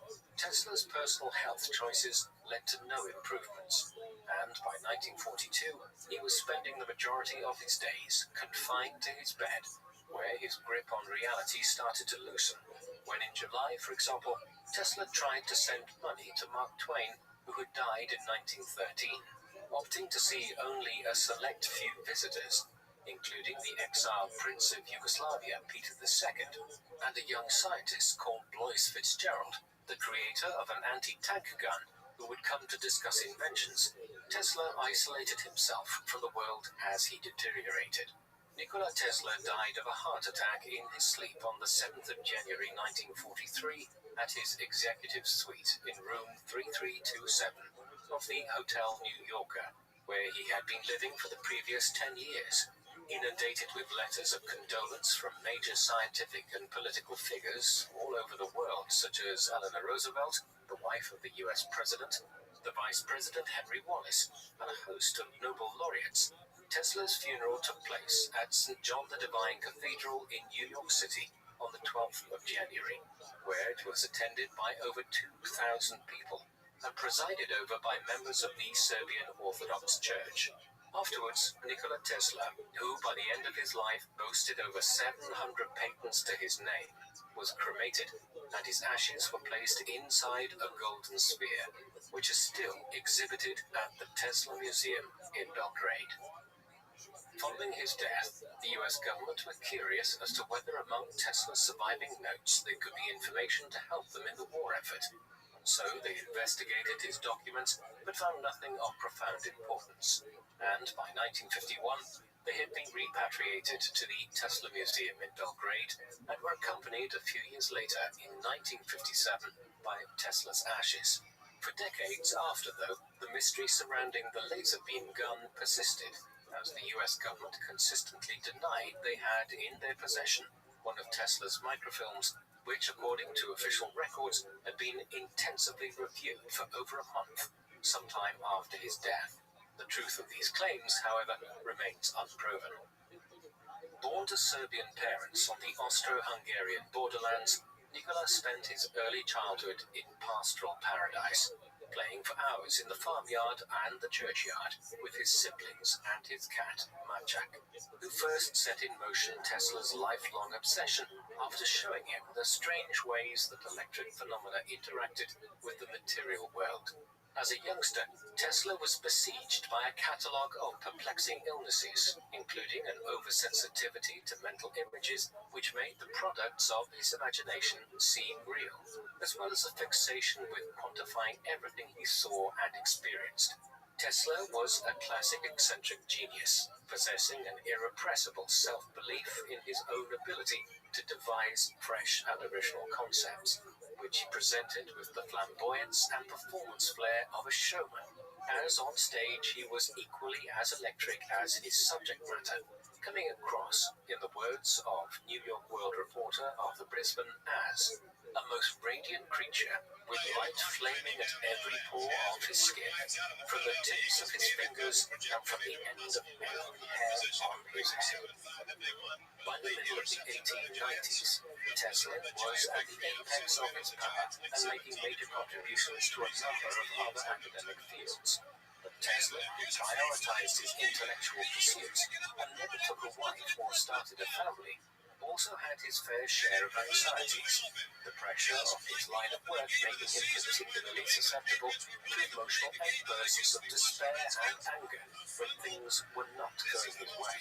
Tesla's misfortunes often arose because he was overly confident in his outlook, produced only a few tangible commercial results from his experiments, and had no qualms about irresponsibly spending all of his investors' money while still asking for more. A habit that would irreparably damage his reputation in his later years and transform him into an impoverished recluse who hid away in New York hotels. As he began to ail in the 1930s, Tesla enjoyed a renewed wave of international popularity when he revealed that he was planning to assemble a laser gun that he anticipated would be so powerful that it would end all conflict. Yet, like many of his schemes, it would never come to fruition, fizzling out by 1940, after his last effort to interest the US government failed. Although, many decades after, curiosity about the death ray would still persist. Following a period of mental and physical deterioration in 1942, Nikola Tesla died at his room at the Hotel New Yorker on the 7th of January 1943. But was immortalized for his foundational contributions to science. Today, one of the world's most prominent and valuable companies is called Tesla Inc. It is a company which seeks to revolutionize transport systems and how energy is delivered across the world. And while it has no direct connections to Nikola Tesla, the man, it is fitting that his life's work has been remembered in this way. Tesla, an ethnic Serb, hailed from Croatia in the mid-19th century, at a time when the Balkans was very far from the center of technological and industrial development, and formed part of the Austro-Hungarian Empire, a backwards power which did not contribute greatly to wider societal development at the time. And yet, despite these impediments, he made enormous breakthroughs during his lifetime, in a wide range of different fields. It was Tesla who first pioneered alternating current, made major advances in radio technology, and who first devised many of the systems which are used today in renewable energy systems. Perhaps most impressively, he devised the entire concept of wireless technology and communication. In this respect, he stands in a small line of individuals in modern history, which includes Galileo Galilei, Isaac Newton, Thomas Edison, and Albert Einstein, whose life's work have transformed our understanding of modern science and how society functions. Given all of this, we might ask why Tesla was not credited as much as he should have been in his own lifetime for his successes. The answer to this conundrum is relatively clear. Tesla's ideas and the systems he came up with were simply ahead of their time, and he was overshadowed by the innovations introduced into Western society by Thomas Edison, a similar genius whose designs around electricity were more suitable for the level of technological development which prevailed in Europe and North America in the second half of the 19th century. But while many of Edison's inventions and pioneering work around electricity generation are now viewed as being somewhat archaic and inefficient, Tesla's designs and ideas are still widely praised. Perhaps in this respect, it should be left to Edison to have the last word on Tesla. While he dismissed the Serb's idea of alternating current as being impractical at the time, in the end, Edison concluded that Tesla was one of the truly great figures in the development of our electric world. Edison was entirely correct in his assessment. While Edison won the contest to become the leading figure in electrification in North America at the end of the 19th century, when you boil a kettle or use many other electrical appliances today, you are most likely using an alternating current device rather than the direct current which Edison championed. As such, while Tesla lost the current war in the 19th century, he was a prophet of 20th and even 21st century technology and energy efficiency. Although Nikola Tesla did not invent, or rather discover, AC power, his genius lay in his ability to find far-reaching real-world applications to new discoveries and natural phenomena. He possessed a vision which few of his contemporaries could match, even Thomas Edison, and there is no doubt that he changed the world just as much as his former employer, as the light bulb would be next to useless without a reliable and safe means of power delivery over long distances. Indeed, there are few people whose work has impacted more on modern-day society than Nikola Tesla, with electric power now being available to the majority of the human race, largely thanks to his work. He even tried to work out a way in which power could be delivered freely to consumers, which perhaps both explains why he is today so highly regarded, but also why he never managed to monetize his work in the same manner as people like Edison.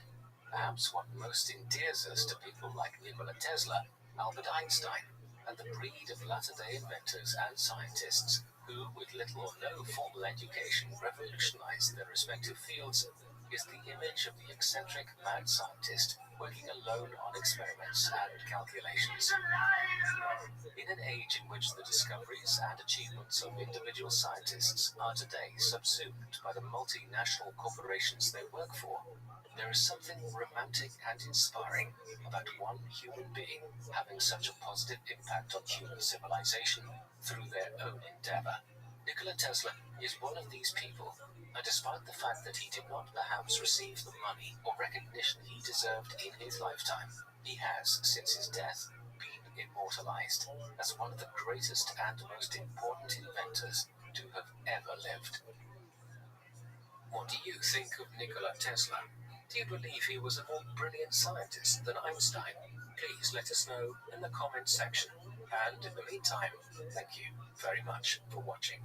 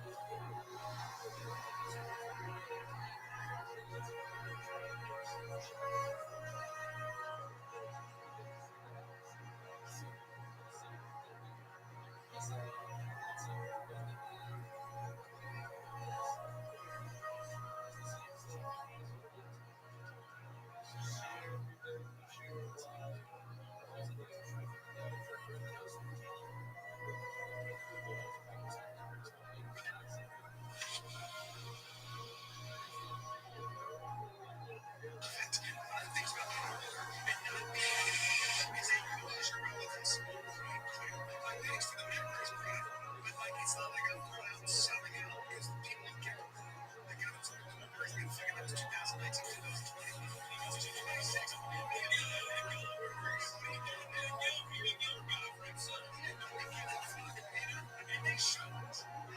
You do a special, so what? You know, it's like it's just that there's this tidal wave of information. Which is going in. Give me this. This is for real. Yeah, because it started happening to me like the other night. I was in the store and I saw Chris Rock, David Spade, Captain Neil, like these guys that I like, you guys, you know, like 4 hours ago when it was next to the phone. Came out one time, he kind of fanboy or got starstruck in on a situation where you're like, holy shit, this is different. But then reading with Tom Cruise, and I had all my scenes with him right next to him. Come on!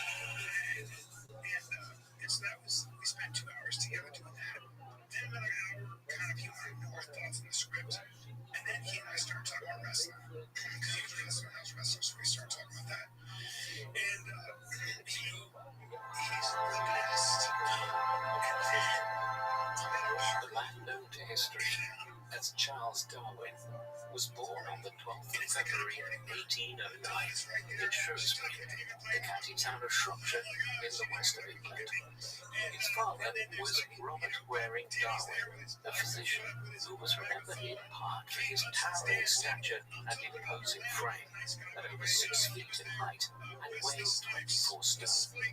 Darwin later recalled that his father was the largest man he had ever seen, and noted the conversations that he would have with his father, who assumed that his son would follow him into the medical profession. Charles Darwin's mother was Susanna Darwin, née Wedgwood, who died suddenly when Charles was aged 8 of either a severe ulcer or stomach cancer. He later recalled that he could remember hardly anything about her except her deathbed, her black velvet gown, and her curiously constructed work table. Charles's grandfather on his father's side was Erasmus Darwin, a noted scientist who had mooted a theory of evolution in his poem The Loves of the Plants, written in 1789, in which he referenced vestigial organs in plants, flies, and humans, noting, what? And he goes, you were great in that reading. In mid-combo, he goes, you were great in that reading. And I go, thank you. And he goes, no, you were great in that reading. I go, thank you. He goes, you were great. And his wife, what's his wife's name? Who's no longer his wife? Katie Holmes. Yeah. She was there, and he goes like this. He goes, his timing was impeccable. He's went, you're great. You're very talented. And I said, how many times? I said, thank you. My buddy goes, 13. But the cool thing is we had daughters at the same age. So we started talking about our daughters. We started talking about everything. And I was like, bro, I talked to him for an hour and a half. I'm not joking. Just him. It was literally, that's fucking cool. And I did this with Springsteen backstage where it was just he and I talking about comedy versus music and acoustics and how important acoustics are. And then we started talking about how I write jokes. And he started telling me about how he writes songs. Get the fuck out of here. Okay? You guys are too young, but Springsteen to me was the boss. He was the boss. Holy sure. Send me at least one Bruce Springsteen YouTube video once a month. Hammered at middle of the night. Doesn't matter. Hey, check out the boss. Yeah. So those were guys who were part of my history. And especially with Tom Cruise, where like I saw him in Risky Business when I was 14, and now I'm sitting here at this Hollywood party. I'm probably 43 at the time, and we're just shooting the shit. And it was so great that I was like, maybe we'll be friends. We're not gonna be friends, but he's such a good guy. And that movie, I was gonna be in that movie. But Todd Phillips was gonna direct the movie. It was called The Men. Written by Alan Loeb, I think, really good writer. And it was called The Men. And that movie was going to get made, and I was going to be the smart-ass guy in the office that has all these scenes with Tom Cruise. And it was going to be huge. How big do you think your career goes after that? How else did it change? Well, because it's like it's Jonah Hill to his brand. Yeah, but that's how that shit works. It's how that shit works. That's how it works. Thank you. Yeah, when I did The Hangover, nobody knew Bradley, nobody knew Bazak, nobody knew. And you know what? Tell me about that. Yeah, I totally forgot. That's the first time I ever saw you. And Todd Phillips was like, Like, well, she's making out some movies, Todd Phillips is the director, writer, right? Yeah, did Joker and everything else, and he's a genius. And I go, she's making a movie. And he goes, you're making more than I am. I'm getting back in. And I remember going, that's tough. All right, but it exploded. Oh, yeah. Maybe you should have took back in. Maybe sometimes you should believe in your work. Yeah, because he gave me notes on a script I wrote. I spent a year writing a script. He gave me notes on that shit. And I went, well, I don't know how to write. And this dude that's why you're Todd Phillips. And I'm this guy. Like, he understands story and movies on a level, bro. It's mastery. This is the best podcast I've ever. It's fucking mastery. You realize there are levels to this game, bro, and there are people out there that understand things that I'm trying to do so much better. But you can't let it discourage you. You gotta keep moving. No. Are all of Ryan Callen's podcast appearances just going on about his career being dead and famous people used to know? Did he try claiming David Blaine as his wife? They were all your boy Ryan until the Tigerman came forward. But Ryan Callen doing that guy's podcast and had him remember his name. Although I think he just didn't know we keep calling it. But maybe once again going off about how his special tanked and not being able to sell tickets, and he just misses the Hollywood parties so much. He was hobnobbing. Yeah, Calvin was up there. Hobnobbing with,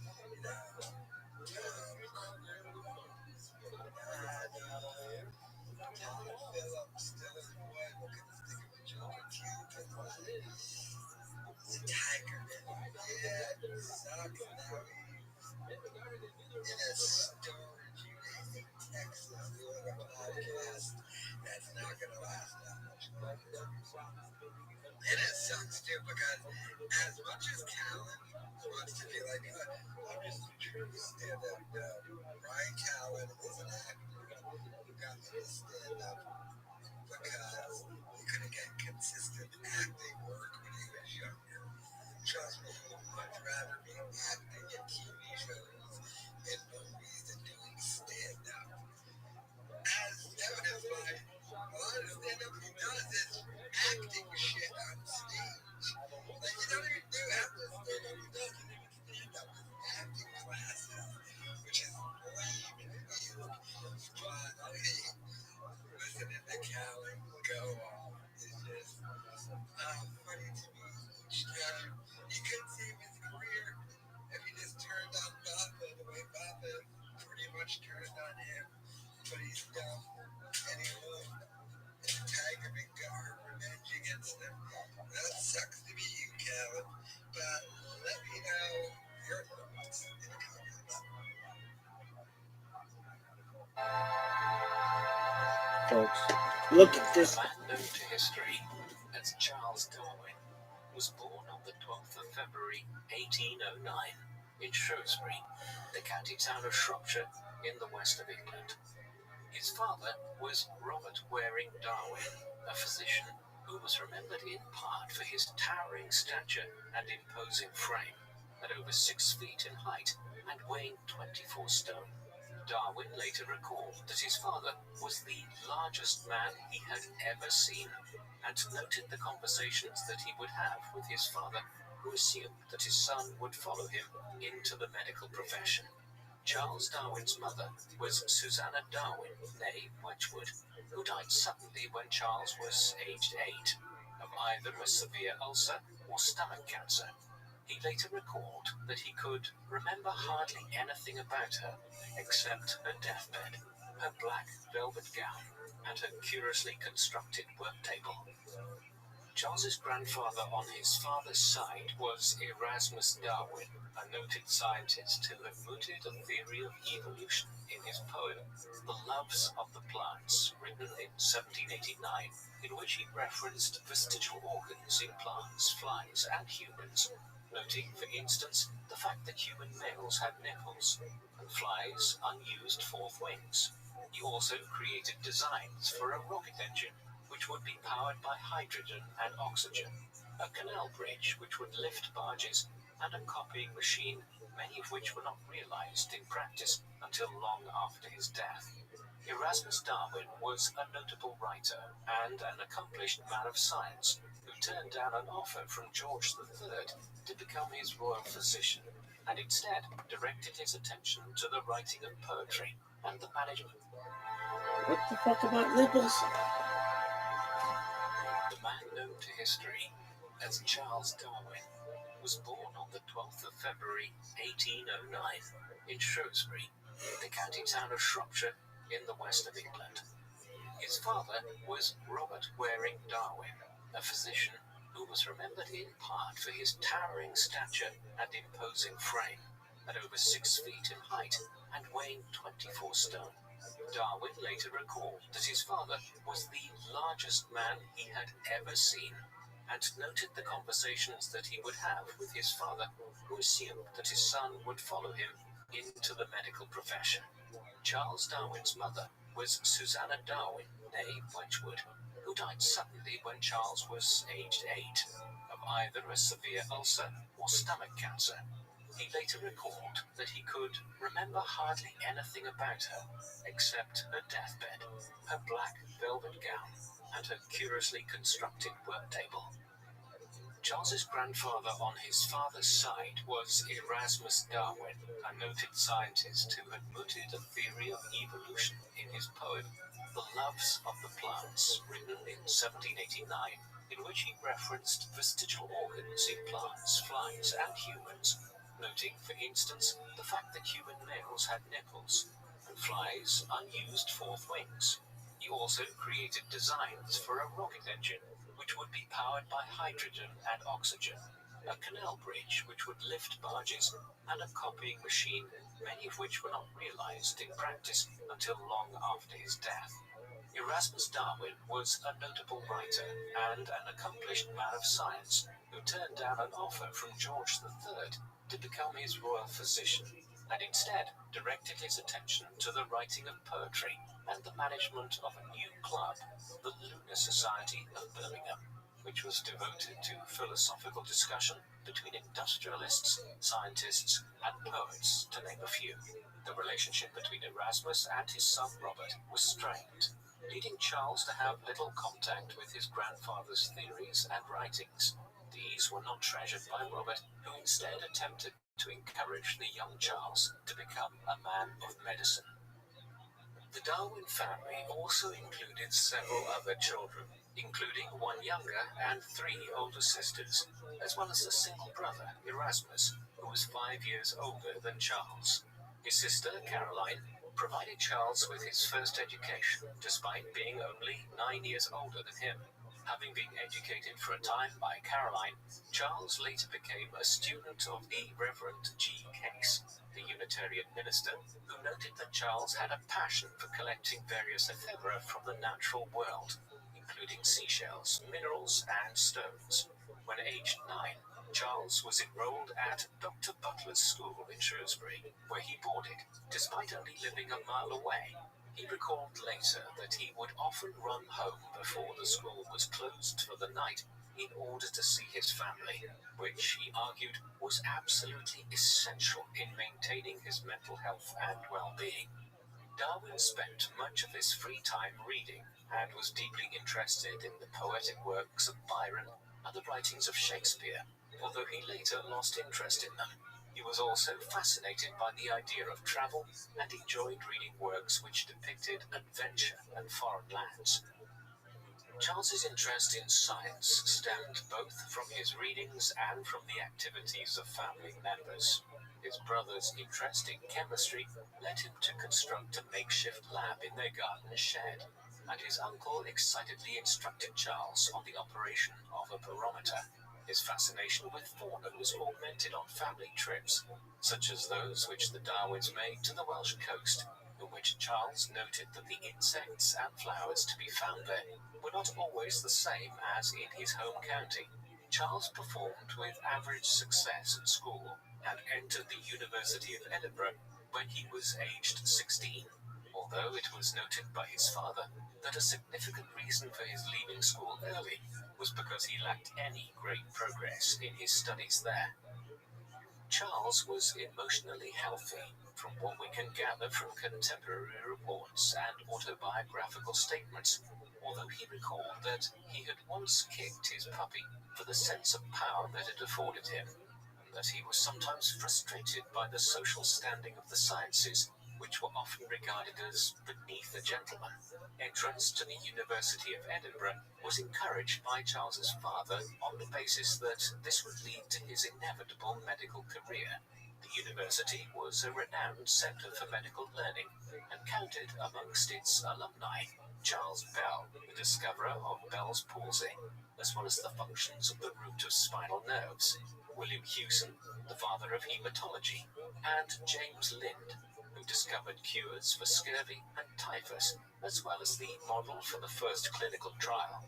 Charles entered the university with some misgivings about his own enthusiasm for the course, and was not helped by the poor teaching standards he found there, later recalling the boredom he had felt in lectures, and bemoaning the lack of hands-on experience which his teachers afforded him and his classmates. University had nonetheless given Charles some experience which he would later come to rely upon. He presented his first academic paper to the Plinian Society while studying there, and had met an academic who would later come to support his theory of evolution, one Dr. Grant. After 2 years at Edinburgh, Charles had decided that he no longer wished to study medicine, following in the footsteps of his brother, who had already quit his medical course at Edinburgh, and his father decided instead that he should enter the clergy as an alternative. Charles was entered at Christ's College at the University of Cambridge when aged 19. He once again, by his own admission, wasted his student days by becoming involved with a group of fellow students who preferred the shooting field to the library, and he gained a pass mark in his final exams. The university had been invaluable to Charles as a means of introducing him to academics who would be formative in his own pursuit of science. J.S. Henslow and Adam Sedgwick both influenced Charles as a student and later in his life. Henslow was the man who would arrange Charles's journey on the Beagle and often met with him for walks and discussions about science and art. Darwin also befriended H. Thomson, later an MP, and Dr. William Whewell, who was to become the Master of Trinity College and later the Dean of Hereford. Darwin left Christ's College in 1831 and joined Sedgwick on an excursion the same year to North Wales, where he was taught the theory and method of geology and was given an opportunity to apply his newfound skills as part of an academic investigation. In August 1831, Henslow wrote to Darwin and informed him of an expedition planned aboard the Beagle, a Cherokee-class 10-gun brig sloop of the Royal Navy. Her captain, Robert Fitzroy, had written to Henslow and had stated that he would welcome a naturalist on his voyage, given that they would undertake the journey without pay. Darwin was delighted at the chance to undertake a voyage as a naturalist aboard a Royal Navy vessel, although his father was angered that he was yet again stepping further from a career as a doctor or a clergyman. Charles implored his uncle to speak to his father, and after a discussion between Josiah Wedgwood and his brother-in-law, Robert agreed to let Charles embark on the Beagle. On the 27th of December 1831, the HMS Beagle departed from Devonport. Charles, with a degree in theology and classics, was her resident naturalist. Scientifically, he was alone and had no one of comparable experience or expertise, even though he lacked an academic background in the discipline which underpinned his vocation. Charles spent his first day aboard the Beagle constructing a timetable for himself, which would allow him to become acquainted more intimately with the subjects of meteorology, mathematics, and biology, as well as other subjects such as French and the Greek New Testament, which he decided would form the basis of his reading on Sundays. He also had copies of Paradise Lost and Humboldt's personal narrative, in which the scientist and explorer Alexander von Humboldt detailed his adventures to the Americas, Darwin noted in letters home that he had a difficult relationship with the captain, Fitzroy, as did many other members of the crew. Fitzroy was a member of the aristocracy and an illegitimate descendant of Charles II, with a wicked temper which would flare erratically. Darwin also recounted an event in which he argued with Fitzroy on the subject of slavery, which the latter supported. Darwin wrote that the argument had been so fierce that he had pondered leaving the Beagle altogether. Darwin shared his lodgings aboard the Beagle with Augustus Earle, a draftsman, and became friendly with several other members of the crew, including John Stokes and Charles Musters, a first-class volunteer. Another, Sims Covington, was a cabin boy who was later to become a personal assistant to Darwin.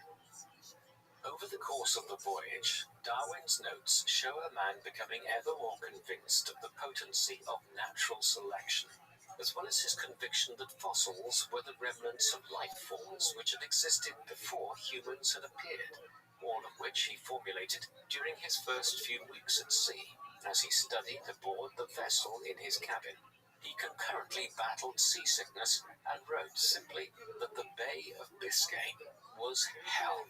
During the first weeks of 1832, Darwin commenced practical studies and developed a net for collecting plankton, which he studied and wrote about emphatically in his diaries, noting the vast array of colours and forms which these creatures took.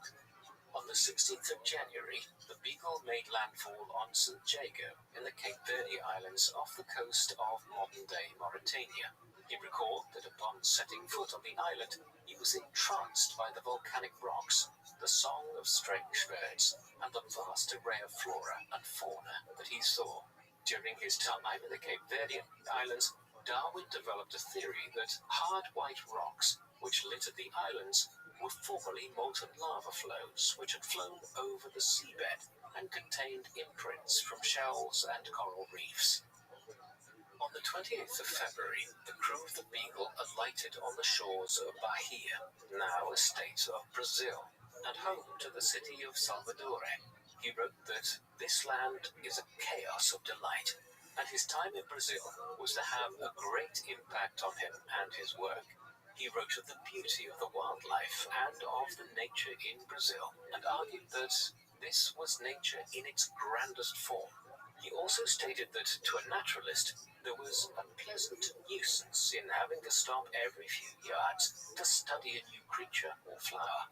Darwin also encountered much slavery in Brazil, which was the last country in the Western world to abolish the practice, which it eventually did in 1888.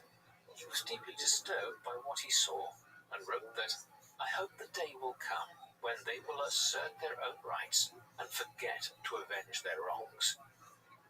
Darwin and his companions settled at the small village of Botafogo, which was located a short distance outside of Rio de Janeiro, situated on a lagoon. He soon embarked on a 3-week ride into the countryside from his base, during which he travelled a distance of several hundred miles, in what would have been a dramatic and exhaustive introduction to his new landscape. When working from his base in Botafogo, Darwin also maintained a strict routine and collected specimens one day, to be followed by a day of preserving and analysing his finds on the following day, a 2-day timetable which he maintained for the duration of his stay. Darwin was able to observe dramatic and exciting natural events in person when in Brazil, and noted with great interest an incident in which he had witnessed a vampire bat bite a horse, and made notes on glowworms, butterflies, and fungi. On the 5th of July 1832, the Beagle left Rio and travelled south for Montevideo, now the capital of Uruguay.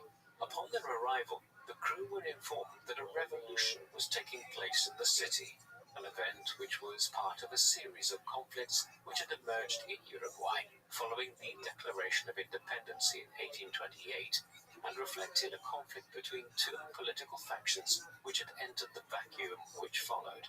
The conflict into which the Beagle had strayed was a rebellion by the Montevideo garrison in support of Juan Lavalleja, the leader of the 33 Orientals, a revolutionary faction which opposed the presidency of Fructuoso Rivera, a veteran military commander who was the incumbent leader. Fitzroy made the decision not to land in Montevideo and instead proceeded to Buenos Aires, whereupon they were fired at by an Argentine naval vessel, a problem which was later rectified by the governor. After this, the Beagle returned again to Montevideo, and Fitzroy requested to land at a private mooring. After this stop, the Beagle continued south, hugging the coastline in order to observe it. It was during this stretch of the journey that Darwin was marooned for a single night. This was due to bad weather, which meant that the Beagle was unable to come and pick him up from the island, at which he had stopped in order to take samples. He would later write that he never knew such cold, although the experience allowed him to come across samples of fascinating fossils, such as that of the extinct giant armadillo and the giant sloth. The ship continued to pace back and forth between Buenos Aires and Montevideo, allowing the crew to send and receive mail, and Darwin to ship off his specimens home. Fitzroy, the captain of the Beagle, was also able to undertake a disturbing practice when he released 3 Fuegan prisoners that he had attempted to westernize from a previous voyage, sending them back to their communities with a bizarre assortment of items, such as cabbages, tea trays, cutlery, and wine glasses. This was an incident, however, which Darwin expressed his opposition to.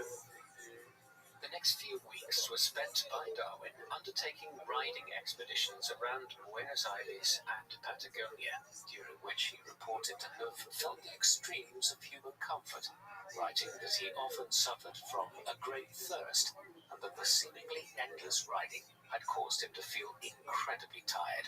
He was also plagued by mosquitoes and reported that the jaguars which inhabited the surrounding forests had caused great fear amongst his guides.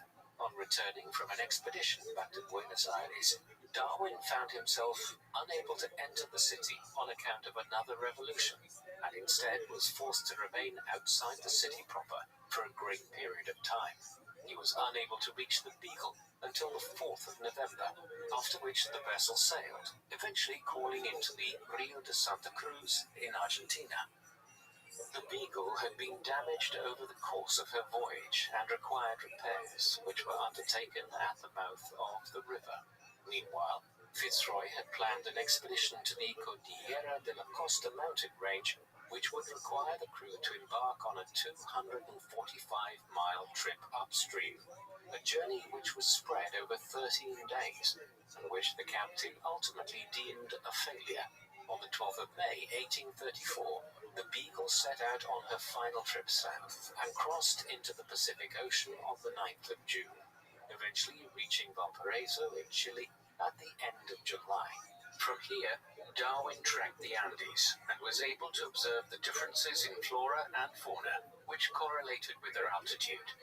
Darwin then contracted an illness, likely to be Chagas disease, which caused him to experience fever, swollen lymph nodes, and headaches, and to which some historians attributed his later poor health, such as his lethargy and heart problems. He reported at the time in his letters home that he had experienced great periods of tiredness and that he had suffered from blackouts and confusion. From Valparaiso, Darwin made one of his most important geological expeditions and ascended 10,000 feet into the Andes in order to observe the segmentation of the Earth from the sides of the mountains which surrounded him. He commented that it was the first view I ever saw which really resembled those pretty sections which geologists make of the inside of the Earth. Darwin also advanced on one of his longest expeditions, traveling some 450 miles to the north, during which he collected well over 100 geological specimens, which he labeled and recorded. By this time, he had been away from home for over 3.5 years, and his letters, despite showing his excitement at his work, reflected an ardent desire to return to England. On the 7th of September 1835, the Beagle sailed for the Galapagos Islands, which were to become synonymous with Darwin's work. As soon as the ship anchored off the islands, the focus of Darwin's work switched from geology to biology, and he noted eagerly that the flora and fauna of the islands closely reflected those of South America. Darwin's observation of tortoises and birds on the islands stemmed from his interest in the fact that locals were able to identify which island an animal came from on the basis of their appearance. Such was the localization of their variants. He realized that finches on the various islands had differences in their appearance, which correlated with the island from which they had originated.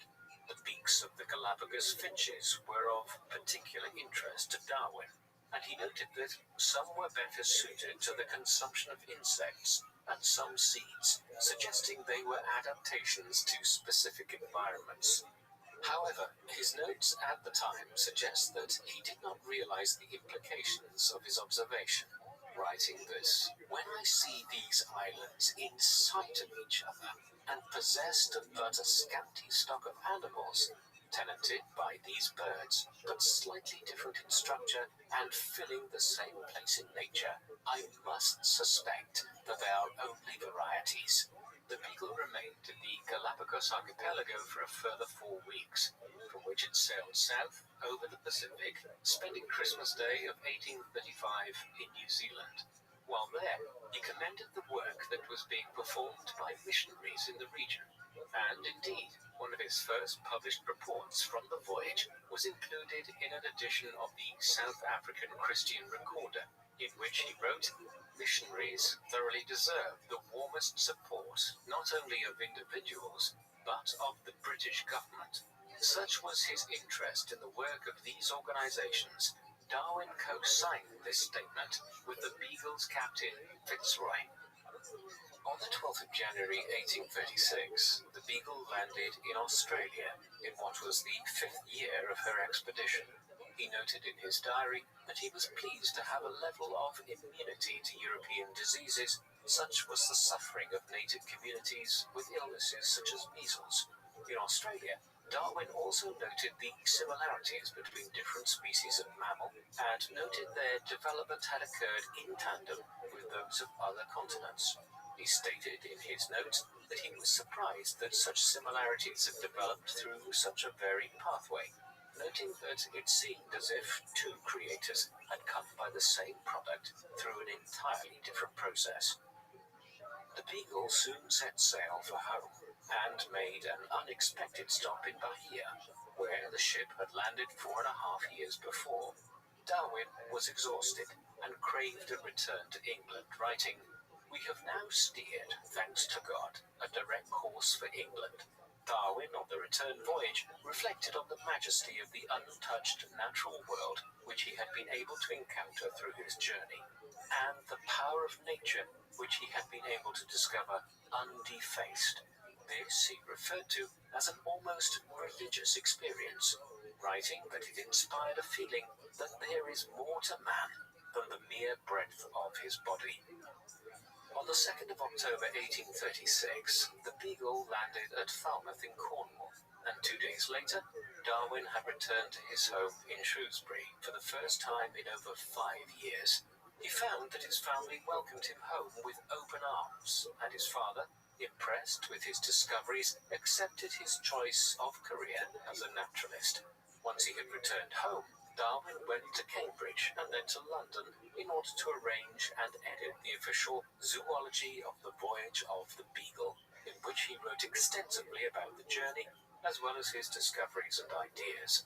Humboldt, his hero, was impressed with Darwin's work and praised his writing on travels in the tropics.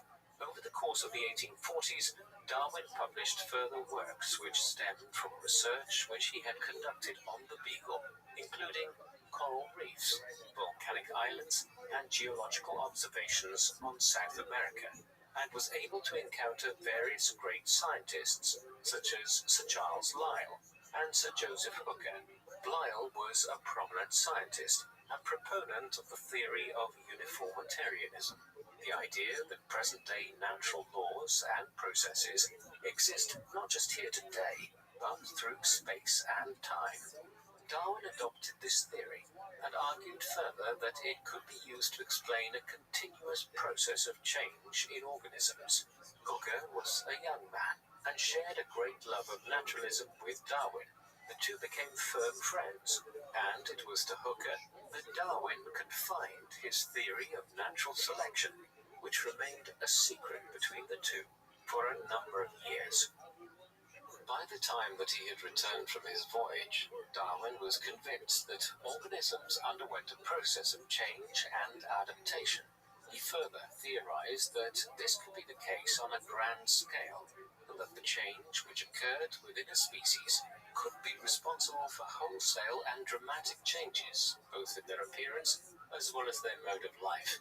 In July 1837, Darwin commenced work on a new text, which he called The Transformation of Species, and only just over a year later, he had recorded what he now called the theory of natural selection. Darwin documented the thought process that led to his theory in his notebooks. He began from an observation that sexual reproduction leads to greater variation in a species than does asexual or parthenogenic reproduction. Darwin noted that through reproduction, offspring within a species had differences from one another and from their parents, which can be referred to as random variation. These differences themselves did not appear to be directed toward any environmental advantage or design, and were random, sometimes inhibiting the capacity of the organism to live, and other times enhancing it. A variation could, over a period of time, become ubiquitous amongst a population of offspring if it provided an advantage in life. Those within a species who were better suited to a certain environment would live and pass these characteristics on to their own offspring, leading an entire population within a certain area to bear these particular variations. Much of Darwin's theory was also based on establishing a common ancestor of species which had diverged from one another in present characteristics, which he did through an examination of fossils, demonstrating that species who shared relatively few characteristics with one another had in fact stemmed from the same ancestor, and that they had diverged from one another through adapting to particular environments. Darwin noted this point in his writing, stating that in South America, parent of all armadillos might be brother to Megatherium, now dead.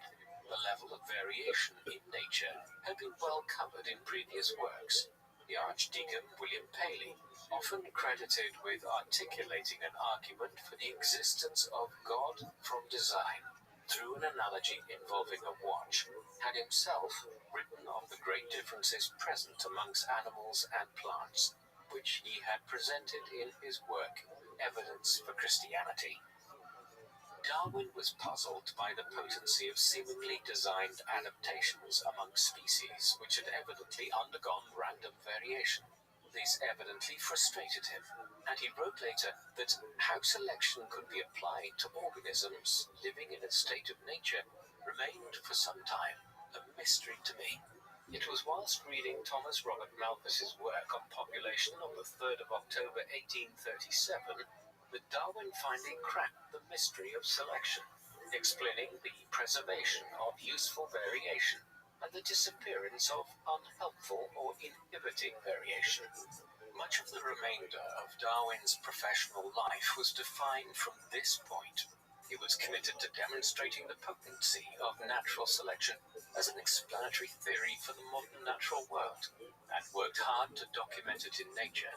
Darwin also had other matters on his mind in 1837. The latter part of the year saw him construct a document in which he debated the various pros and cons of getting married, in which he weighed a fear that he would be unable to travel and would have greater financial commitments to a constant companion, charms of music, and female chit-chat. He eventually erred on the side of marriage and entertained the joys which would come with it, before concluding, marry marry, marry, QED. Darwin evidently also had a constant companion in mind when he wrote his list, and proposed to Emma Wedgwood soon afterwards, and on the 11th of November 1838, the two were engaged to be married. Darwin and Emma departed on a week's holiday from London, after which they moved into a townhouse at 12 Upper Gower Street on New Year's Day 1839. Indeed, 1839 started well for Darwin, and he was appointed a member of the Royal Society on the 24th of January, 5 days before his wedding. The couple remained in London for a time, although increasingly poor health had motivated them to make a change. Darwin and Emma moved to a country home named Down House in the Kentish village of Down. Hooker and T.H. Huxley, a fellow biologist, were regular guests at Down House, and Darwin wrote lovingly of the rural isolation of the place and the solace which it afforded him to conduct experiments, read, and spend time with his family and close friends. On the 27th of December 1839, William, the first of 10 Darwin children, was born. William was of great interest to his father in many ways, including scientific, and he kept a detailed record of his son and his activities, including the ways in which he developed and adapted. Darwin was, by all accounts, a loving and devoted father who dedicated time in playing with and helping his children. He was very concerned with their health, but afforded them great freedom. Down House was a perfect environment in which Darwin could continue his research, and he stored vast amounts of information from his studies there, specimens and notes, as well as letters and documents that he had received from around the world, with information from experts and naturalists across the globe. Despite the joys of family, Down House, and his advancing scientific work, Darwin was plagued by illness from 1837 until the time that he died in 1882. When his father died, he was too ill to attend the funeral procession, and a dinner held after a scientific presentation could rob him of strength for a number of days. Darwin also suffered from a great deal of self-doubt, which he had surrounding the potency of his own theory of evolution, refusing to publish his findings until he had collected a wealth of evidence which he could use to overwhelm any potential critics. Originally intended to be a short essay, Darwin produced a draft for a 230-page-long work in which he outlined his theory and provided an incredible barrage of evidence for it. He had intended to keep the work to himself, although he was encouraged by Hooker and Lyell, who were impressed and urged him to make his findings public. One of the major motives for Darwin's eventual decision to go public with his findings was the receipt of a letter from Alfred Russel Wallace, in which Wallace posited precisely the theory that Darwin had developed and asked him for comment. Darwin did not wish to rob Wallace of what was a perfectly legitimate independent discovery, and arranged to have his findings published alongside Wallace's in a joint paper. It was this product that was presented before the Linnean Society on the 1st of July 1858, and later published in the Society Journal. After this presentation, Darwin was motivated to more fully explain his own theory and findings, and did so in the form of the Origin of Species, which he managed to complete in the remarkably short period of 13 months. He would go on to write 10 further books, all of which laid out his position and provided evidence. And in doing so, he changed mankind's perception of the natural world in a profound manner. There are several reasons why Darwin waited such a long time to formally present his findings. He was greatly concerned with ensuring that he provided a mass of evidence to back up his claims, and was sidetracked somewhat by his work with barnacles, work which led him to investigate their reproductive processes, and which showed him the significant variance in the phenotypes which developed. One of the major forces that influenced Darwin to produce and publish his Origin of Species was undoubtedly the influence of Wallace, and it is important that his work be remembered alongside that of Darwin as research which revolutionized biology. Once it had been produced and published, The Origin of Species was a hit. The first edition sold out on day one, and the subsequent editions, which were drafted and produced, were in great demand. The book itself was thoughtful and well organized, presenting the basis of the theory of evolution, alongside a wealth of evidence which covered all the major areas of known biology. Darwin also tracked the evolutionary development of several organisms and investigated how organs had become specialized to their roles, how some species had become extinct, and forecasted the explosion of the human population. One of the reasons for the success of the work was the review it received from the noted zoologist Thomas Henry Huxley, who praised the work and exclaimed, "How extremely stupid not to have thought of that." Several other highly influential scientists endorsed Darwin's work, including Hooker, Lyell, and Canon Tristram, the zoologist of the Bible. However, Darwin encountered much criticism as well as praise for his work, and was roundly attacked by writers such as Philip Goss, who asserted in his book Omphalos that the world had been created by God in the way that it now appeared. In other words, that nothing had changed since the world had been created. His book fell flat. Other critics attacked Darwin on a scientific basis. Adam Sedgwick argued that he had abandoned the accepted scientific method as it had been formed under Francis Bacon. And another dangerous opponent was presented in the form of Richard Owen, an anatomist and paleontologist who attacked The Origin of Species in a lengthy review, which Darwin himself stated was malignant and clever. Religious opposition to Darwin was furious, and he was accused by Henry Triman, the botanist, that the threat he had posed to the doctrine of the creation was so powerful that The Origin of Species had made Darwin the most dangerous man in England. Tensions on this matter came to a head during a notable debate at the British Association in Oxford, during which Bishop Wilberforce attacked the theory of evolution, which was successfully and effectively defended by Huxley, who was at the height of his power. Indeed, Huxley remained a staunch defender of Darwin, and at a later public encounter with Bishop Wilberforce was reported to have informed the bishop that he would rather have an ape for an ancestor than a man who used his reason and intellect to attack those seeking the truth. The incident apparently caused an audience member to faint, and Huxley's following scientific arguments, combined with this comment, led Wilberforce to silence. Darwin later jested to Huxley, "How durst you attack a live bishop in that fashion?"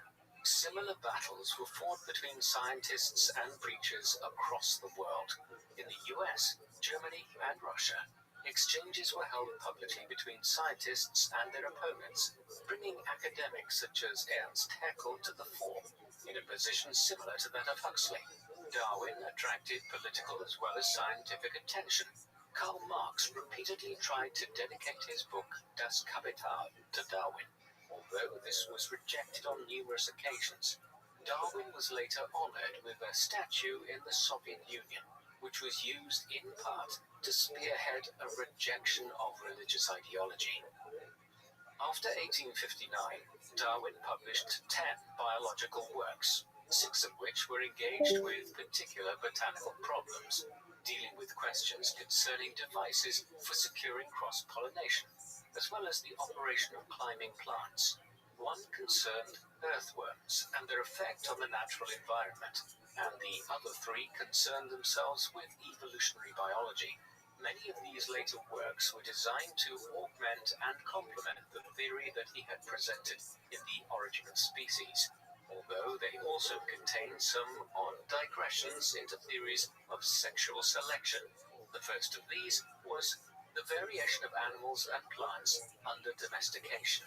In this work, Darwin turned his attention to the significant variation which existed amongst domestic animals and included dogs, cats, and foals, examining and analyzing the variation which they exhibited. He maintained from this his original conclusion that evolution was a slow process which relied not upon sharp variance between members of a population, but on small, incremental differences which became increasingly potent in a species over a long period of time. Later in his life, Darwin presented the theory of pangenesis, which was his attempt to examine and explain the ways through which characteristics were transferred between members of a species. He posited that something called gametes were transferred between beings through sexual reproduction, a theory which was, of course, erroneous, but which was nonetheless a valiant attempt to account for inheritance in the absence of any knowledge of DNA. Following his variations, Darwin worked on a new book, The Descent of Man, in which he sought to powerfully reject the idea that man had descended from Adam and Eve, and posited rather that they had developed over a great period of time through the process of natural selection. Darwin asserted that humans had descended from a form of ape-like primate, which may have originated in Africa, a theory which remains highly supported by more recent research conducted by academics such as Broom and Dart and Leakey.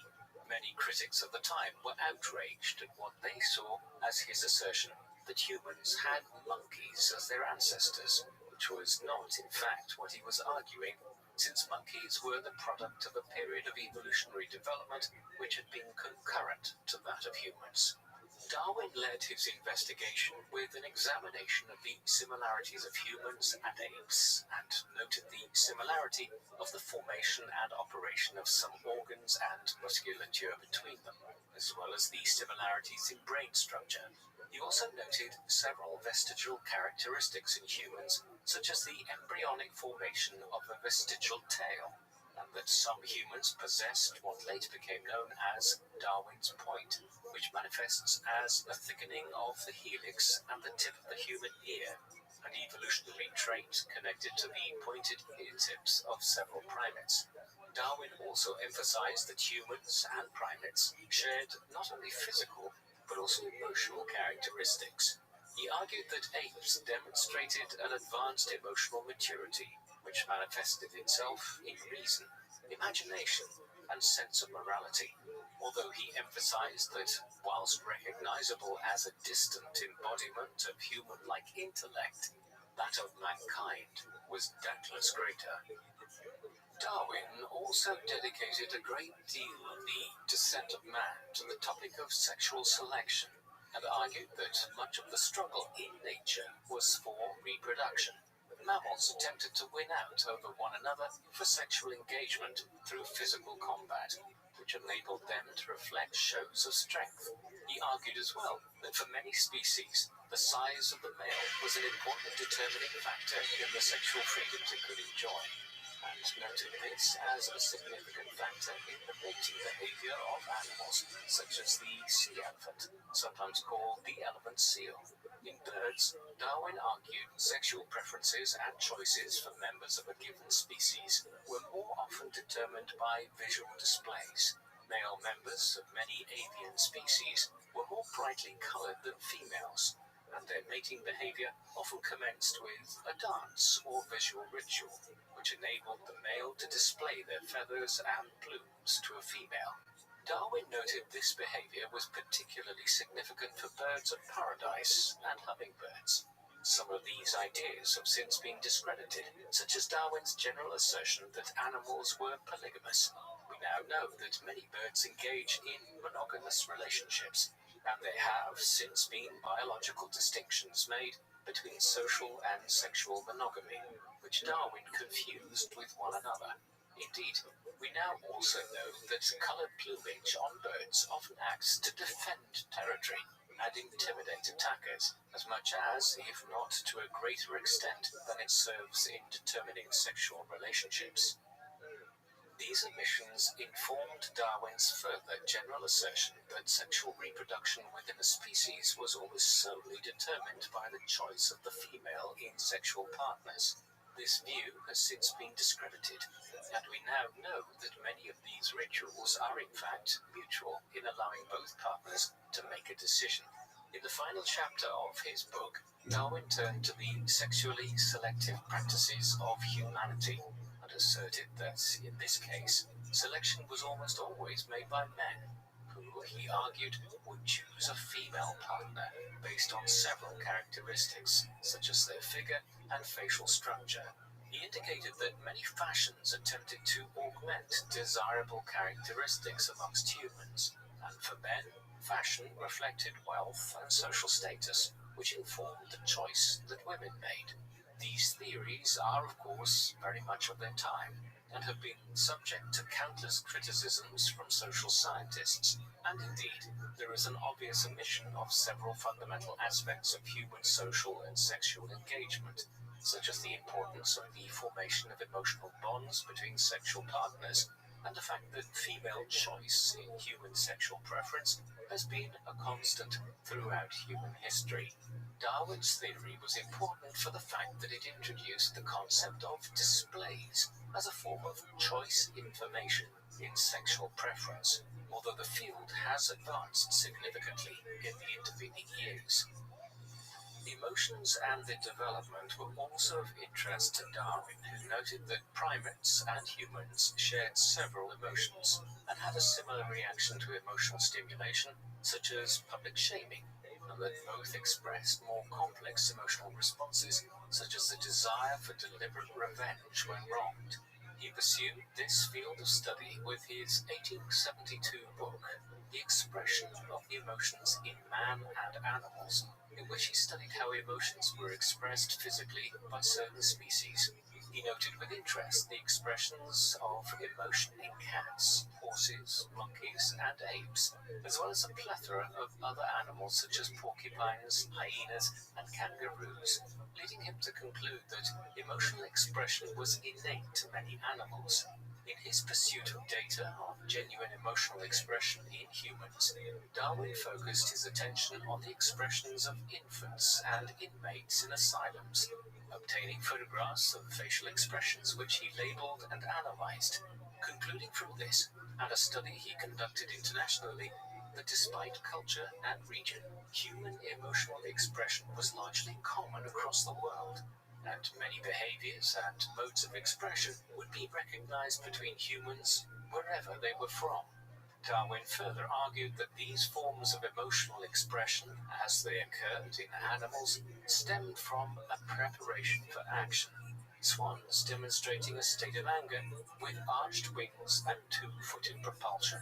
Dogs baring their teeth in distress, which stemmed from an evolutionary practice of preparing for action, and thus giving animals with these displays of emotion an advantage in their prospects of survival.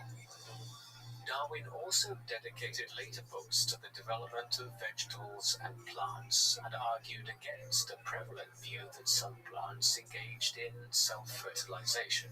The variation which existed in these species would have to stem from some degree of cross-pollination, which he wanted to further investigate. Some work had already been done on the subject, notably by Christian Conrad Sprengel, who had advanced the theory that flowers attracted bees and thus played a role in the process of reproduction and cross-pollination. In his 1793 book, Das entdeckte Geheimnis der Natur im Bau und in der Befruchtung der Blumen, which was groundbreaking work in the development of biological understanding, but received little acclaim during the author's lifetime. Darwin wished to build on this understanding through research which analyzed the reproductive processes of plants and the process of cross-pollination. He studied orchids in particular and the ways in which the proboscis of moths had developed to obtain the nectar contained within them. One genus he studied was the Coryanthes orchid, which was structured in such a way that bees would tumble into the center of the flower and become covered with pollen, which once they had crawled out, they would spread to other plants. The various and ingenious ways in which plants were adapted to the process of cross-pollination was a source of immense interest to Darwin and led him to describe them as beautiful adaptations which could transcend in an incomparable manner the contrivances and adaptations of which the most fertile imagination of man could invent. Darwin examined these processes further in his later book, Effects of Cross and Self-Pollinization in the Vegetable Kingdom. which argued that there must be some innate value in the cross-pollination of vegetables, and that over time, plants and pollinators such as bees become suited to one another through features such as the development of an elongated proboscis or a flower which allowed access to a certain species of bee. Darwin also advanced theories on the growth of plants and indicated that stems had the capacity to bend as they grew through the process of asymmetrical growth on one side of the stem, overtaking the rate of growth on the other side and thus pulling the plant around a curve. This process was often seen in plants which adapted themselves to make best use of light conditions, although it was a process which also took place at night, indicating that mechanisms beyond the reflexive response to light must play a role. Darwin's last book was produced in 1881 and concerned earthworms. He conducted much of this research in his home in Down House and erected a wormstone so that he might record the rate at which the stone descended into the earth, and thus how potent the influence of earthworms on the structural integrity of the soil in the lawn was. He conducted further experiments which allowed him to write about the anatomy, habits, and physiology of earthworms, and even analyzed the effect that music would have on their behavior, noting that a bass note played on a piano would send them into their burrows. Darwin, now late into his life, demonstrated that earthworms had caused the monoliths at Stonehenge to sink, and thus appear far shorter than they were. He also showed that their actions were responsible for a Roman villa sinking so deep into the earth that it was too submerged to be affected even by invasive agricultural practices such as ploughing. This thesis, a little-known work by a man who is best remembered for his other research, nonetheless encapsulates the doctrine which was central to much of his work, that small, incremental actions and processes would, over time, come to have significant effects on the natural world. In the winter months of 1881 to 1882, Darwin experienced serious heart problems and was incapacitated more completely than he had been already. In February 1882, he wrote in a letter to a friend that he believed his course was nearly run, and on the 19th of April, he died, a short time after his 73rd birthday. Darwin was buried in Westminster Abbey and was carried to his grave by the President of the Royal Society, Huxley, Hooker, and Wallace, as well as several other notable persons, to be buried alongside Isaac Newton. Darwin was notable in his life for many things. The fact that a man with no formal scientific training would complete a voyage as testing as that undertaken on the Beagle, to then introduce one of the most powerful and influential models of biological development in human history, as well as a wealth of other botanical, paleontological, and geological theories which were groundbreaking in their own right, was truly remarkable, and he is today celebrated as the father of numerous scientific branches. The influence of Darwin's central theory of evolution cannot be overstated. The disruptive effect that this had on biological, scientific, religious, and social understanding remains truly significant across the world today, and he is often celebrated as a paladin of reason and scientific pathfinding. Darwin was characterized in great part by his humility, his dedication to his self-appointed task of scientific advancement, and his insatiable thirst for knowledge. We undoubtedly owe our modern understanding of our own origins and existence to him, and he remains one of the most celebrated scientists ever to have lived. What do you think of Charles Darwin? Does he deserve his reputation as one of the greatest and most influential scientists who has ever lived? Or should some of the credit for the theories of evolution and natural selection be at least in part shared with largely forgotten figures such as Alfred Wallace?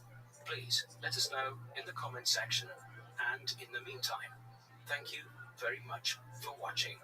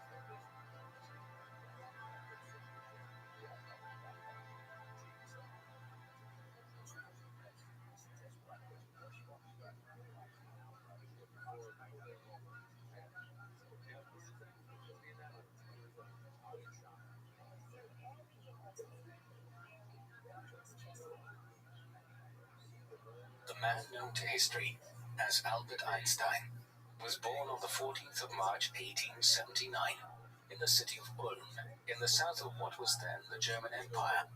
Ulm was a major urban center of the Kingdom of Württemberg, a major constituent part of the German state in the late 19th century. His father was Hermann Einstein, an Ashkenazi Jew from Buchau in Württemberg. Hermann had been academically gifted and showed a strong ability in the field of applied mathematics when studying in Stuttgart, the capital of Württemberg, in his youth. However, the Einstein family were not wealthy, and he was forced to abandon his studies and went to work in the feather bed shop run by his cousins, Moses and Hermann Levy, in Ulm in the 1870s. Albert's mother was Paulina Koch, a member of a family of German Jews who had developed extensive connections as purveyors and merchants in Württemberg. She married Hermann Einstein in 1876, and Albert was their first child. A daughter, Maya, or Maria Einstein, was born 2 years later, in 1881. Albert's youth was dictated to a considerable extent by his father's business dealings. When he was still an infant, Hermann Einstein, following the business advice of his brother Jakob, decided to move the family to Munich, the largest city in southern Germany, lying some 170 kilometers to the east of Ulm. This occurred in 1880, as Jakob and Hermann sought to establish Einstein & Co. as an electrical engineering company in Munich, just as the great age of electrification was about to begin sweeping the Western world. There, Albert was enrolled in a Catholic elementary school, before being transferred to the Luitpold Gymnasium in Munich in 1887. Albert remained there until 1894, but at that stage, the Einsteins were once again uprooted when Hermann and Jakob failed to secure a contract to begin the electrification of Munich. Instead, they headed for northern Italy, settling first in Milan and then in Pavia.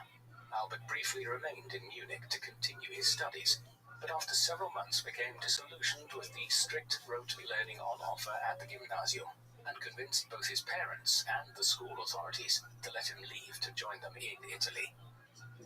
Albert continued his education in Italy from 1894 onwards.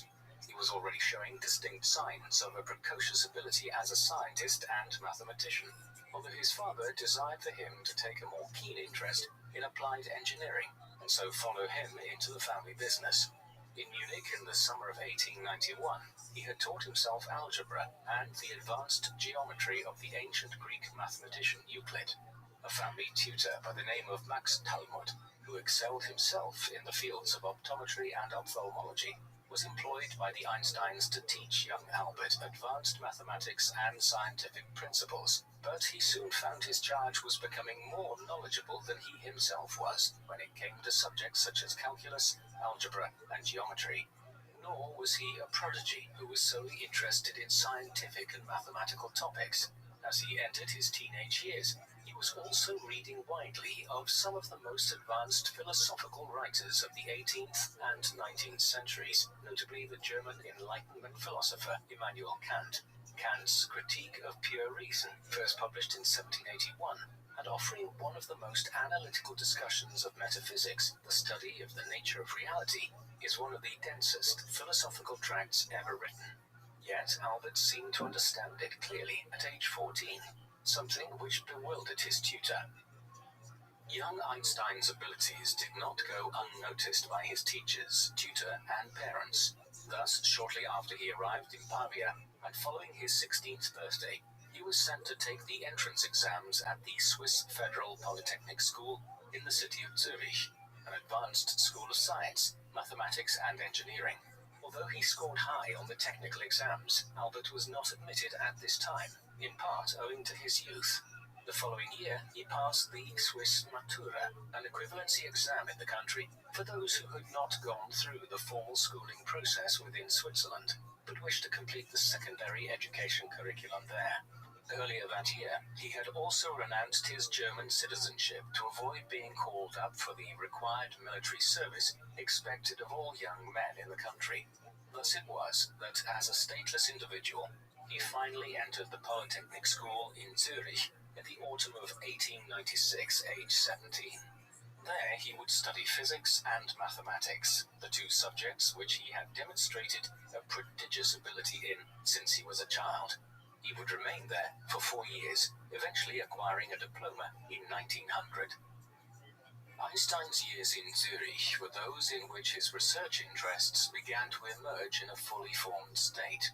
He was becoming an eclectic scientist, one who might broadly be categorized as a physicist, but whose area of expertise covered a wide range of topics, such as the discovery of an accurate way to measure the dimensions of tiny molecules, a field of endeavor belonging to quantum mechanics, the broad science of describing the physical properties of nature at the atomic and subatomic level.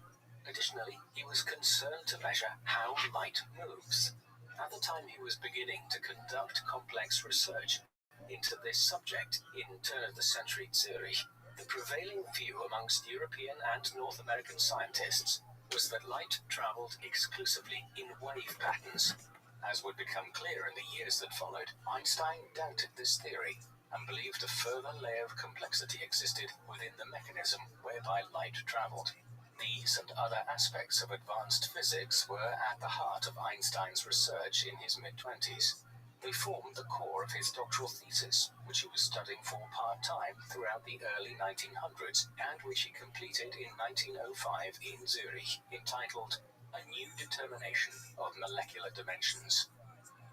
His research in the early 1900s was evidently aided by Mileva Maric, a young Serbian mathematician and physicist who had begun attending the Polytechnic School in Zurich around the same time that Einstein had first been granted teaching hours there after finishing top of the class in 1899. Maric was one of only 2 female students attending there at the time. She and Einstein were soon involved in a relationship with each other, and it is now assumed that she contributed to his research, though the exact degree to which she did so is unclear. In any event, her own research was interrupted in the summer of 1901 when she fell pregnant. marriage, and Einstein were not yet married by then, and this was a time when having a child out of wedlock was still considered a social scandal. It appears that Mileva returned to her native Serbia to have the child, who was called Lizo in their correspondence after her birth. What happened to her thereafter is unclear. Some sources believe she died from scarlet fever in 1903, but others suggest she was put up for adoption in Serbia. It seems more likely that she died as Maric and Einstein had married in January 1903. They would go on to have 2 further children, a boy, Hans Albert, born in the summer of 1904, and another son, Edward, in 1910. It may seem peculiar in retrospect, but Albert did not immediately find it easy to find a teaching position upon completing his diploma in Zurich in 1900. He spent the next year and a half trying in vain to acquire a junior-level lecturing and research position in a Central European university, but to no avail. In the meantime, he acquired Swiss citizenship in 1901, finally acquiring statehood after half a decade of theoretically being without a national affiliation. With Swiss citizenship in hand, a family friend and associate from the Polytechnic in Zurich, Max Grossmann, enlisted the aid of his father to get Einstein a post at the Swiss Patent Office in the capital Bern. Here, Einstein worked as a patent assistant examiner. What this effectively meant was that Albert was tasked with assessing the merits of various inventions and devices which were brought before the patent office by individuals who wanted to have their intellectual ownership of their invention recognized. To ensure credit for the device was given to them, and they could benefit financially. Einstein worked there for the next several years. Beyond serving to support his young family, his work focused on many different devices involving electrical conduction and mechanics, and it has been posited that this impacted on Einstein's own research during his formative years. The manner in which Einstein burst forth from almost complete obscurity within the developed world's scientific community to become one of Europe's paramount physicists in the mid-1900s is one of the strangest stories in the history of science. While he was completing his doctoral studies and working in the patent office in Bern in the first half of the 1900s, Einstein was working on a series of papers for publication in the pages of Annalen der Physik, one of the world's leading academic journals for the study of physics, which had been published in Germany from 1799 onwards. This eventually resulted in 4 separate research papers, which were all published in the journal in 1905. Individually, they made major contributions to various fields within the study of physics. Collectively, they have been deemed to represent a revolutionizing of humanity's conception of the molecular and atomic dimensions of the natural world and the development of modern physics. Consequently, 1905 is usually referred to by biographers of Einstein and historians of Western science as the Annus Mirabilis, or miracle year, of Einstein's career. The first of Einstein's 4 papers of 1905 was entitled On a Heuristic Viewpoint Concerning the Production and Transformation of Light, and was published on the 9th of June. This explained what is known as the photoelectric effect for the first time. The photoelectric effect is where electrons are emitted when electromagnetic radiation, such as light, hits off a material or substance. The electrons which are emitted during such a process are called photoelectrons. Up until 1905, when Einstein described this photoelectric effect, the prevailing view amongst physicists was that light traveled much like a wave in the ocean. But Einstein explained that the photoelectric effect meant that light also traveled in what he termed to be a finite number of energy quanta, which moved without dividing, and which could only be absorbed or generated as entities. This not only explained much that was previously unknown about the nature of light and electrons, but had fundamental implications for understanding how light of a certain frequency could bring sufficient energy into play to liberate an electron. This built on work conducted by physicists such as Max Planck in previous years. But Einstein's paper added extensive new details on how energy and light interacted through the photoelectric effect. This had major implications for practical applied physics, and many years later, this discovery would be directly cited when Einstein was awarded the Nobel Prize for Physics, although it was not until the mid-1920s that his findings were fully accepted amongst physicists. Just 6 weeks after this first paper appeared, Einstein's second paper of 1905, entitled On the Motion of Small Particles Suspended in a Stationary Liquid as Required by the Molecular Kinetic Theory of Heat, was published in Annalen der Physik on the 18th of July. Prior to Einstein's paper, there was no accurate way of measuring the dimensions of molecules, but several scientists in the 19th century, such as John Dalton, had noted that chemical substances tended to combine together or break down in weighted proportions, which suggested that they were all made from an as yet unidentified physical molecule that was common to all things. These unitary molecules are known as atoms today, after a word which had been coined by ancient Greek philosophers of the 6th century BC, who were themselves seeking to understand the nature of existence 2.5 millennia before Einstein's time. Einstein's second 1905 paper showed how these atoms could be measured more comprehensively by using what was termed Brownian motion, whereby particles, in this case pollen, were suspended in a water solution. Einstein's paper, along with a corroborating study produced by the French physicist Jean Perrin in 1908, demonstrated unequivocally that atoms and molecules were real entities, which were the building blocks of existence. Thus, this second paper of 1905 was a major contribution to humanity's acceptance of the existence of atoms and molecules, and the emergence of atomic theory as the basis of much of 20th century physics. Einstein's third paper was published just over 2 months later on the 26th of September 1905. This was entitled On the Electrodynamics of Moving Bodies, and focused on the issue of special relativity. This sought to reconcile an equation which the Scottish mathematician and scientist James Clerk Maxwell had devised in the early 1860s regarding electricity and magnetism. Maxwell's equations led to difficulties in how physicists should understand mechanics which occurred close to the speed of light. In response to this problem, Einstein outlined his special theory of relativity, or special relativity, in his 1905 paper. This stated that the speed of light is the same for all observers regardless of the motion of the light source or the observer of the light source.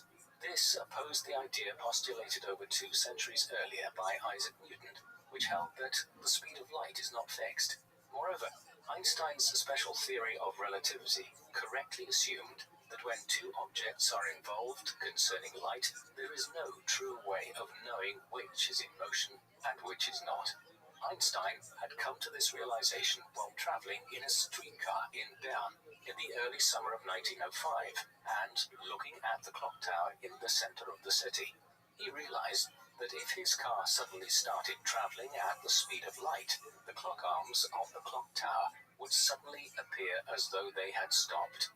But the clock inside the streetcar would continue to move around as though nothing had happened, because both Einstein and the clock in the streetcar were traveling at the same velocity. Therefore, the speed of movement was relative. If the streetcar had suddenly accelerated to the speed of light, it would not mean that the clock tower had stopped, only that it appeared to have done so relative to the speed which the streetcar was now traveling at. This was the special theory of relativity at work. Einstein's fourth and final paper of his Annus Mirabilis was published on the 21st of November and was entitled, Does the Inertia of a Body Depend upon its Energy Context? Few have heard of that title today, but a great many are familiar with the equation which Einstein pioneered in the paper, E equals mc squared. In brief, what this means is that the energy of a body at rest, defined as E, is equal to its mass, or m, multiplied by the speed of light, the c of the equation, squared.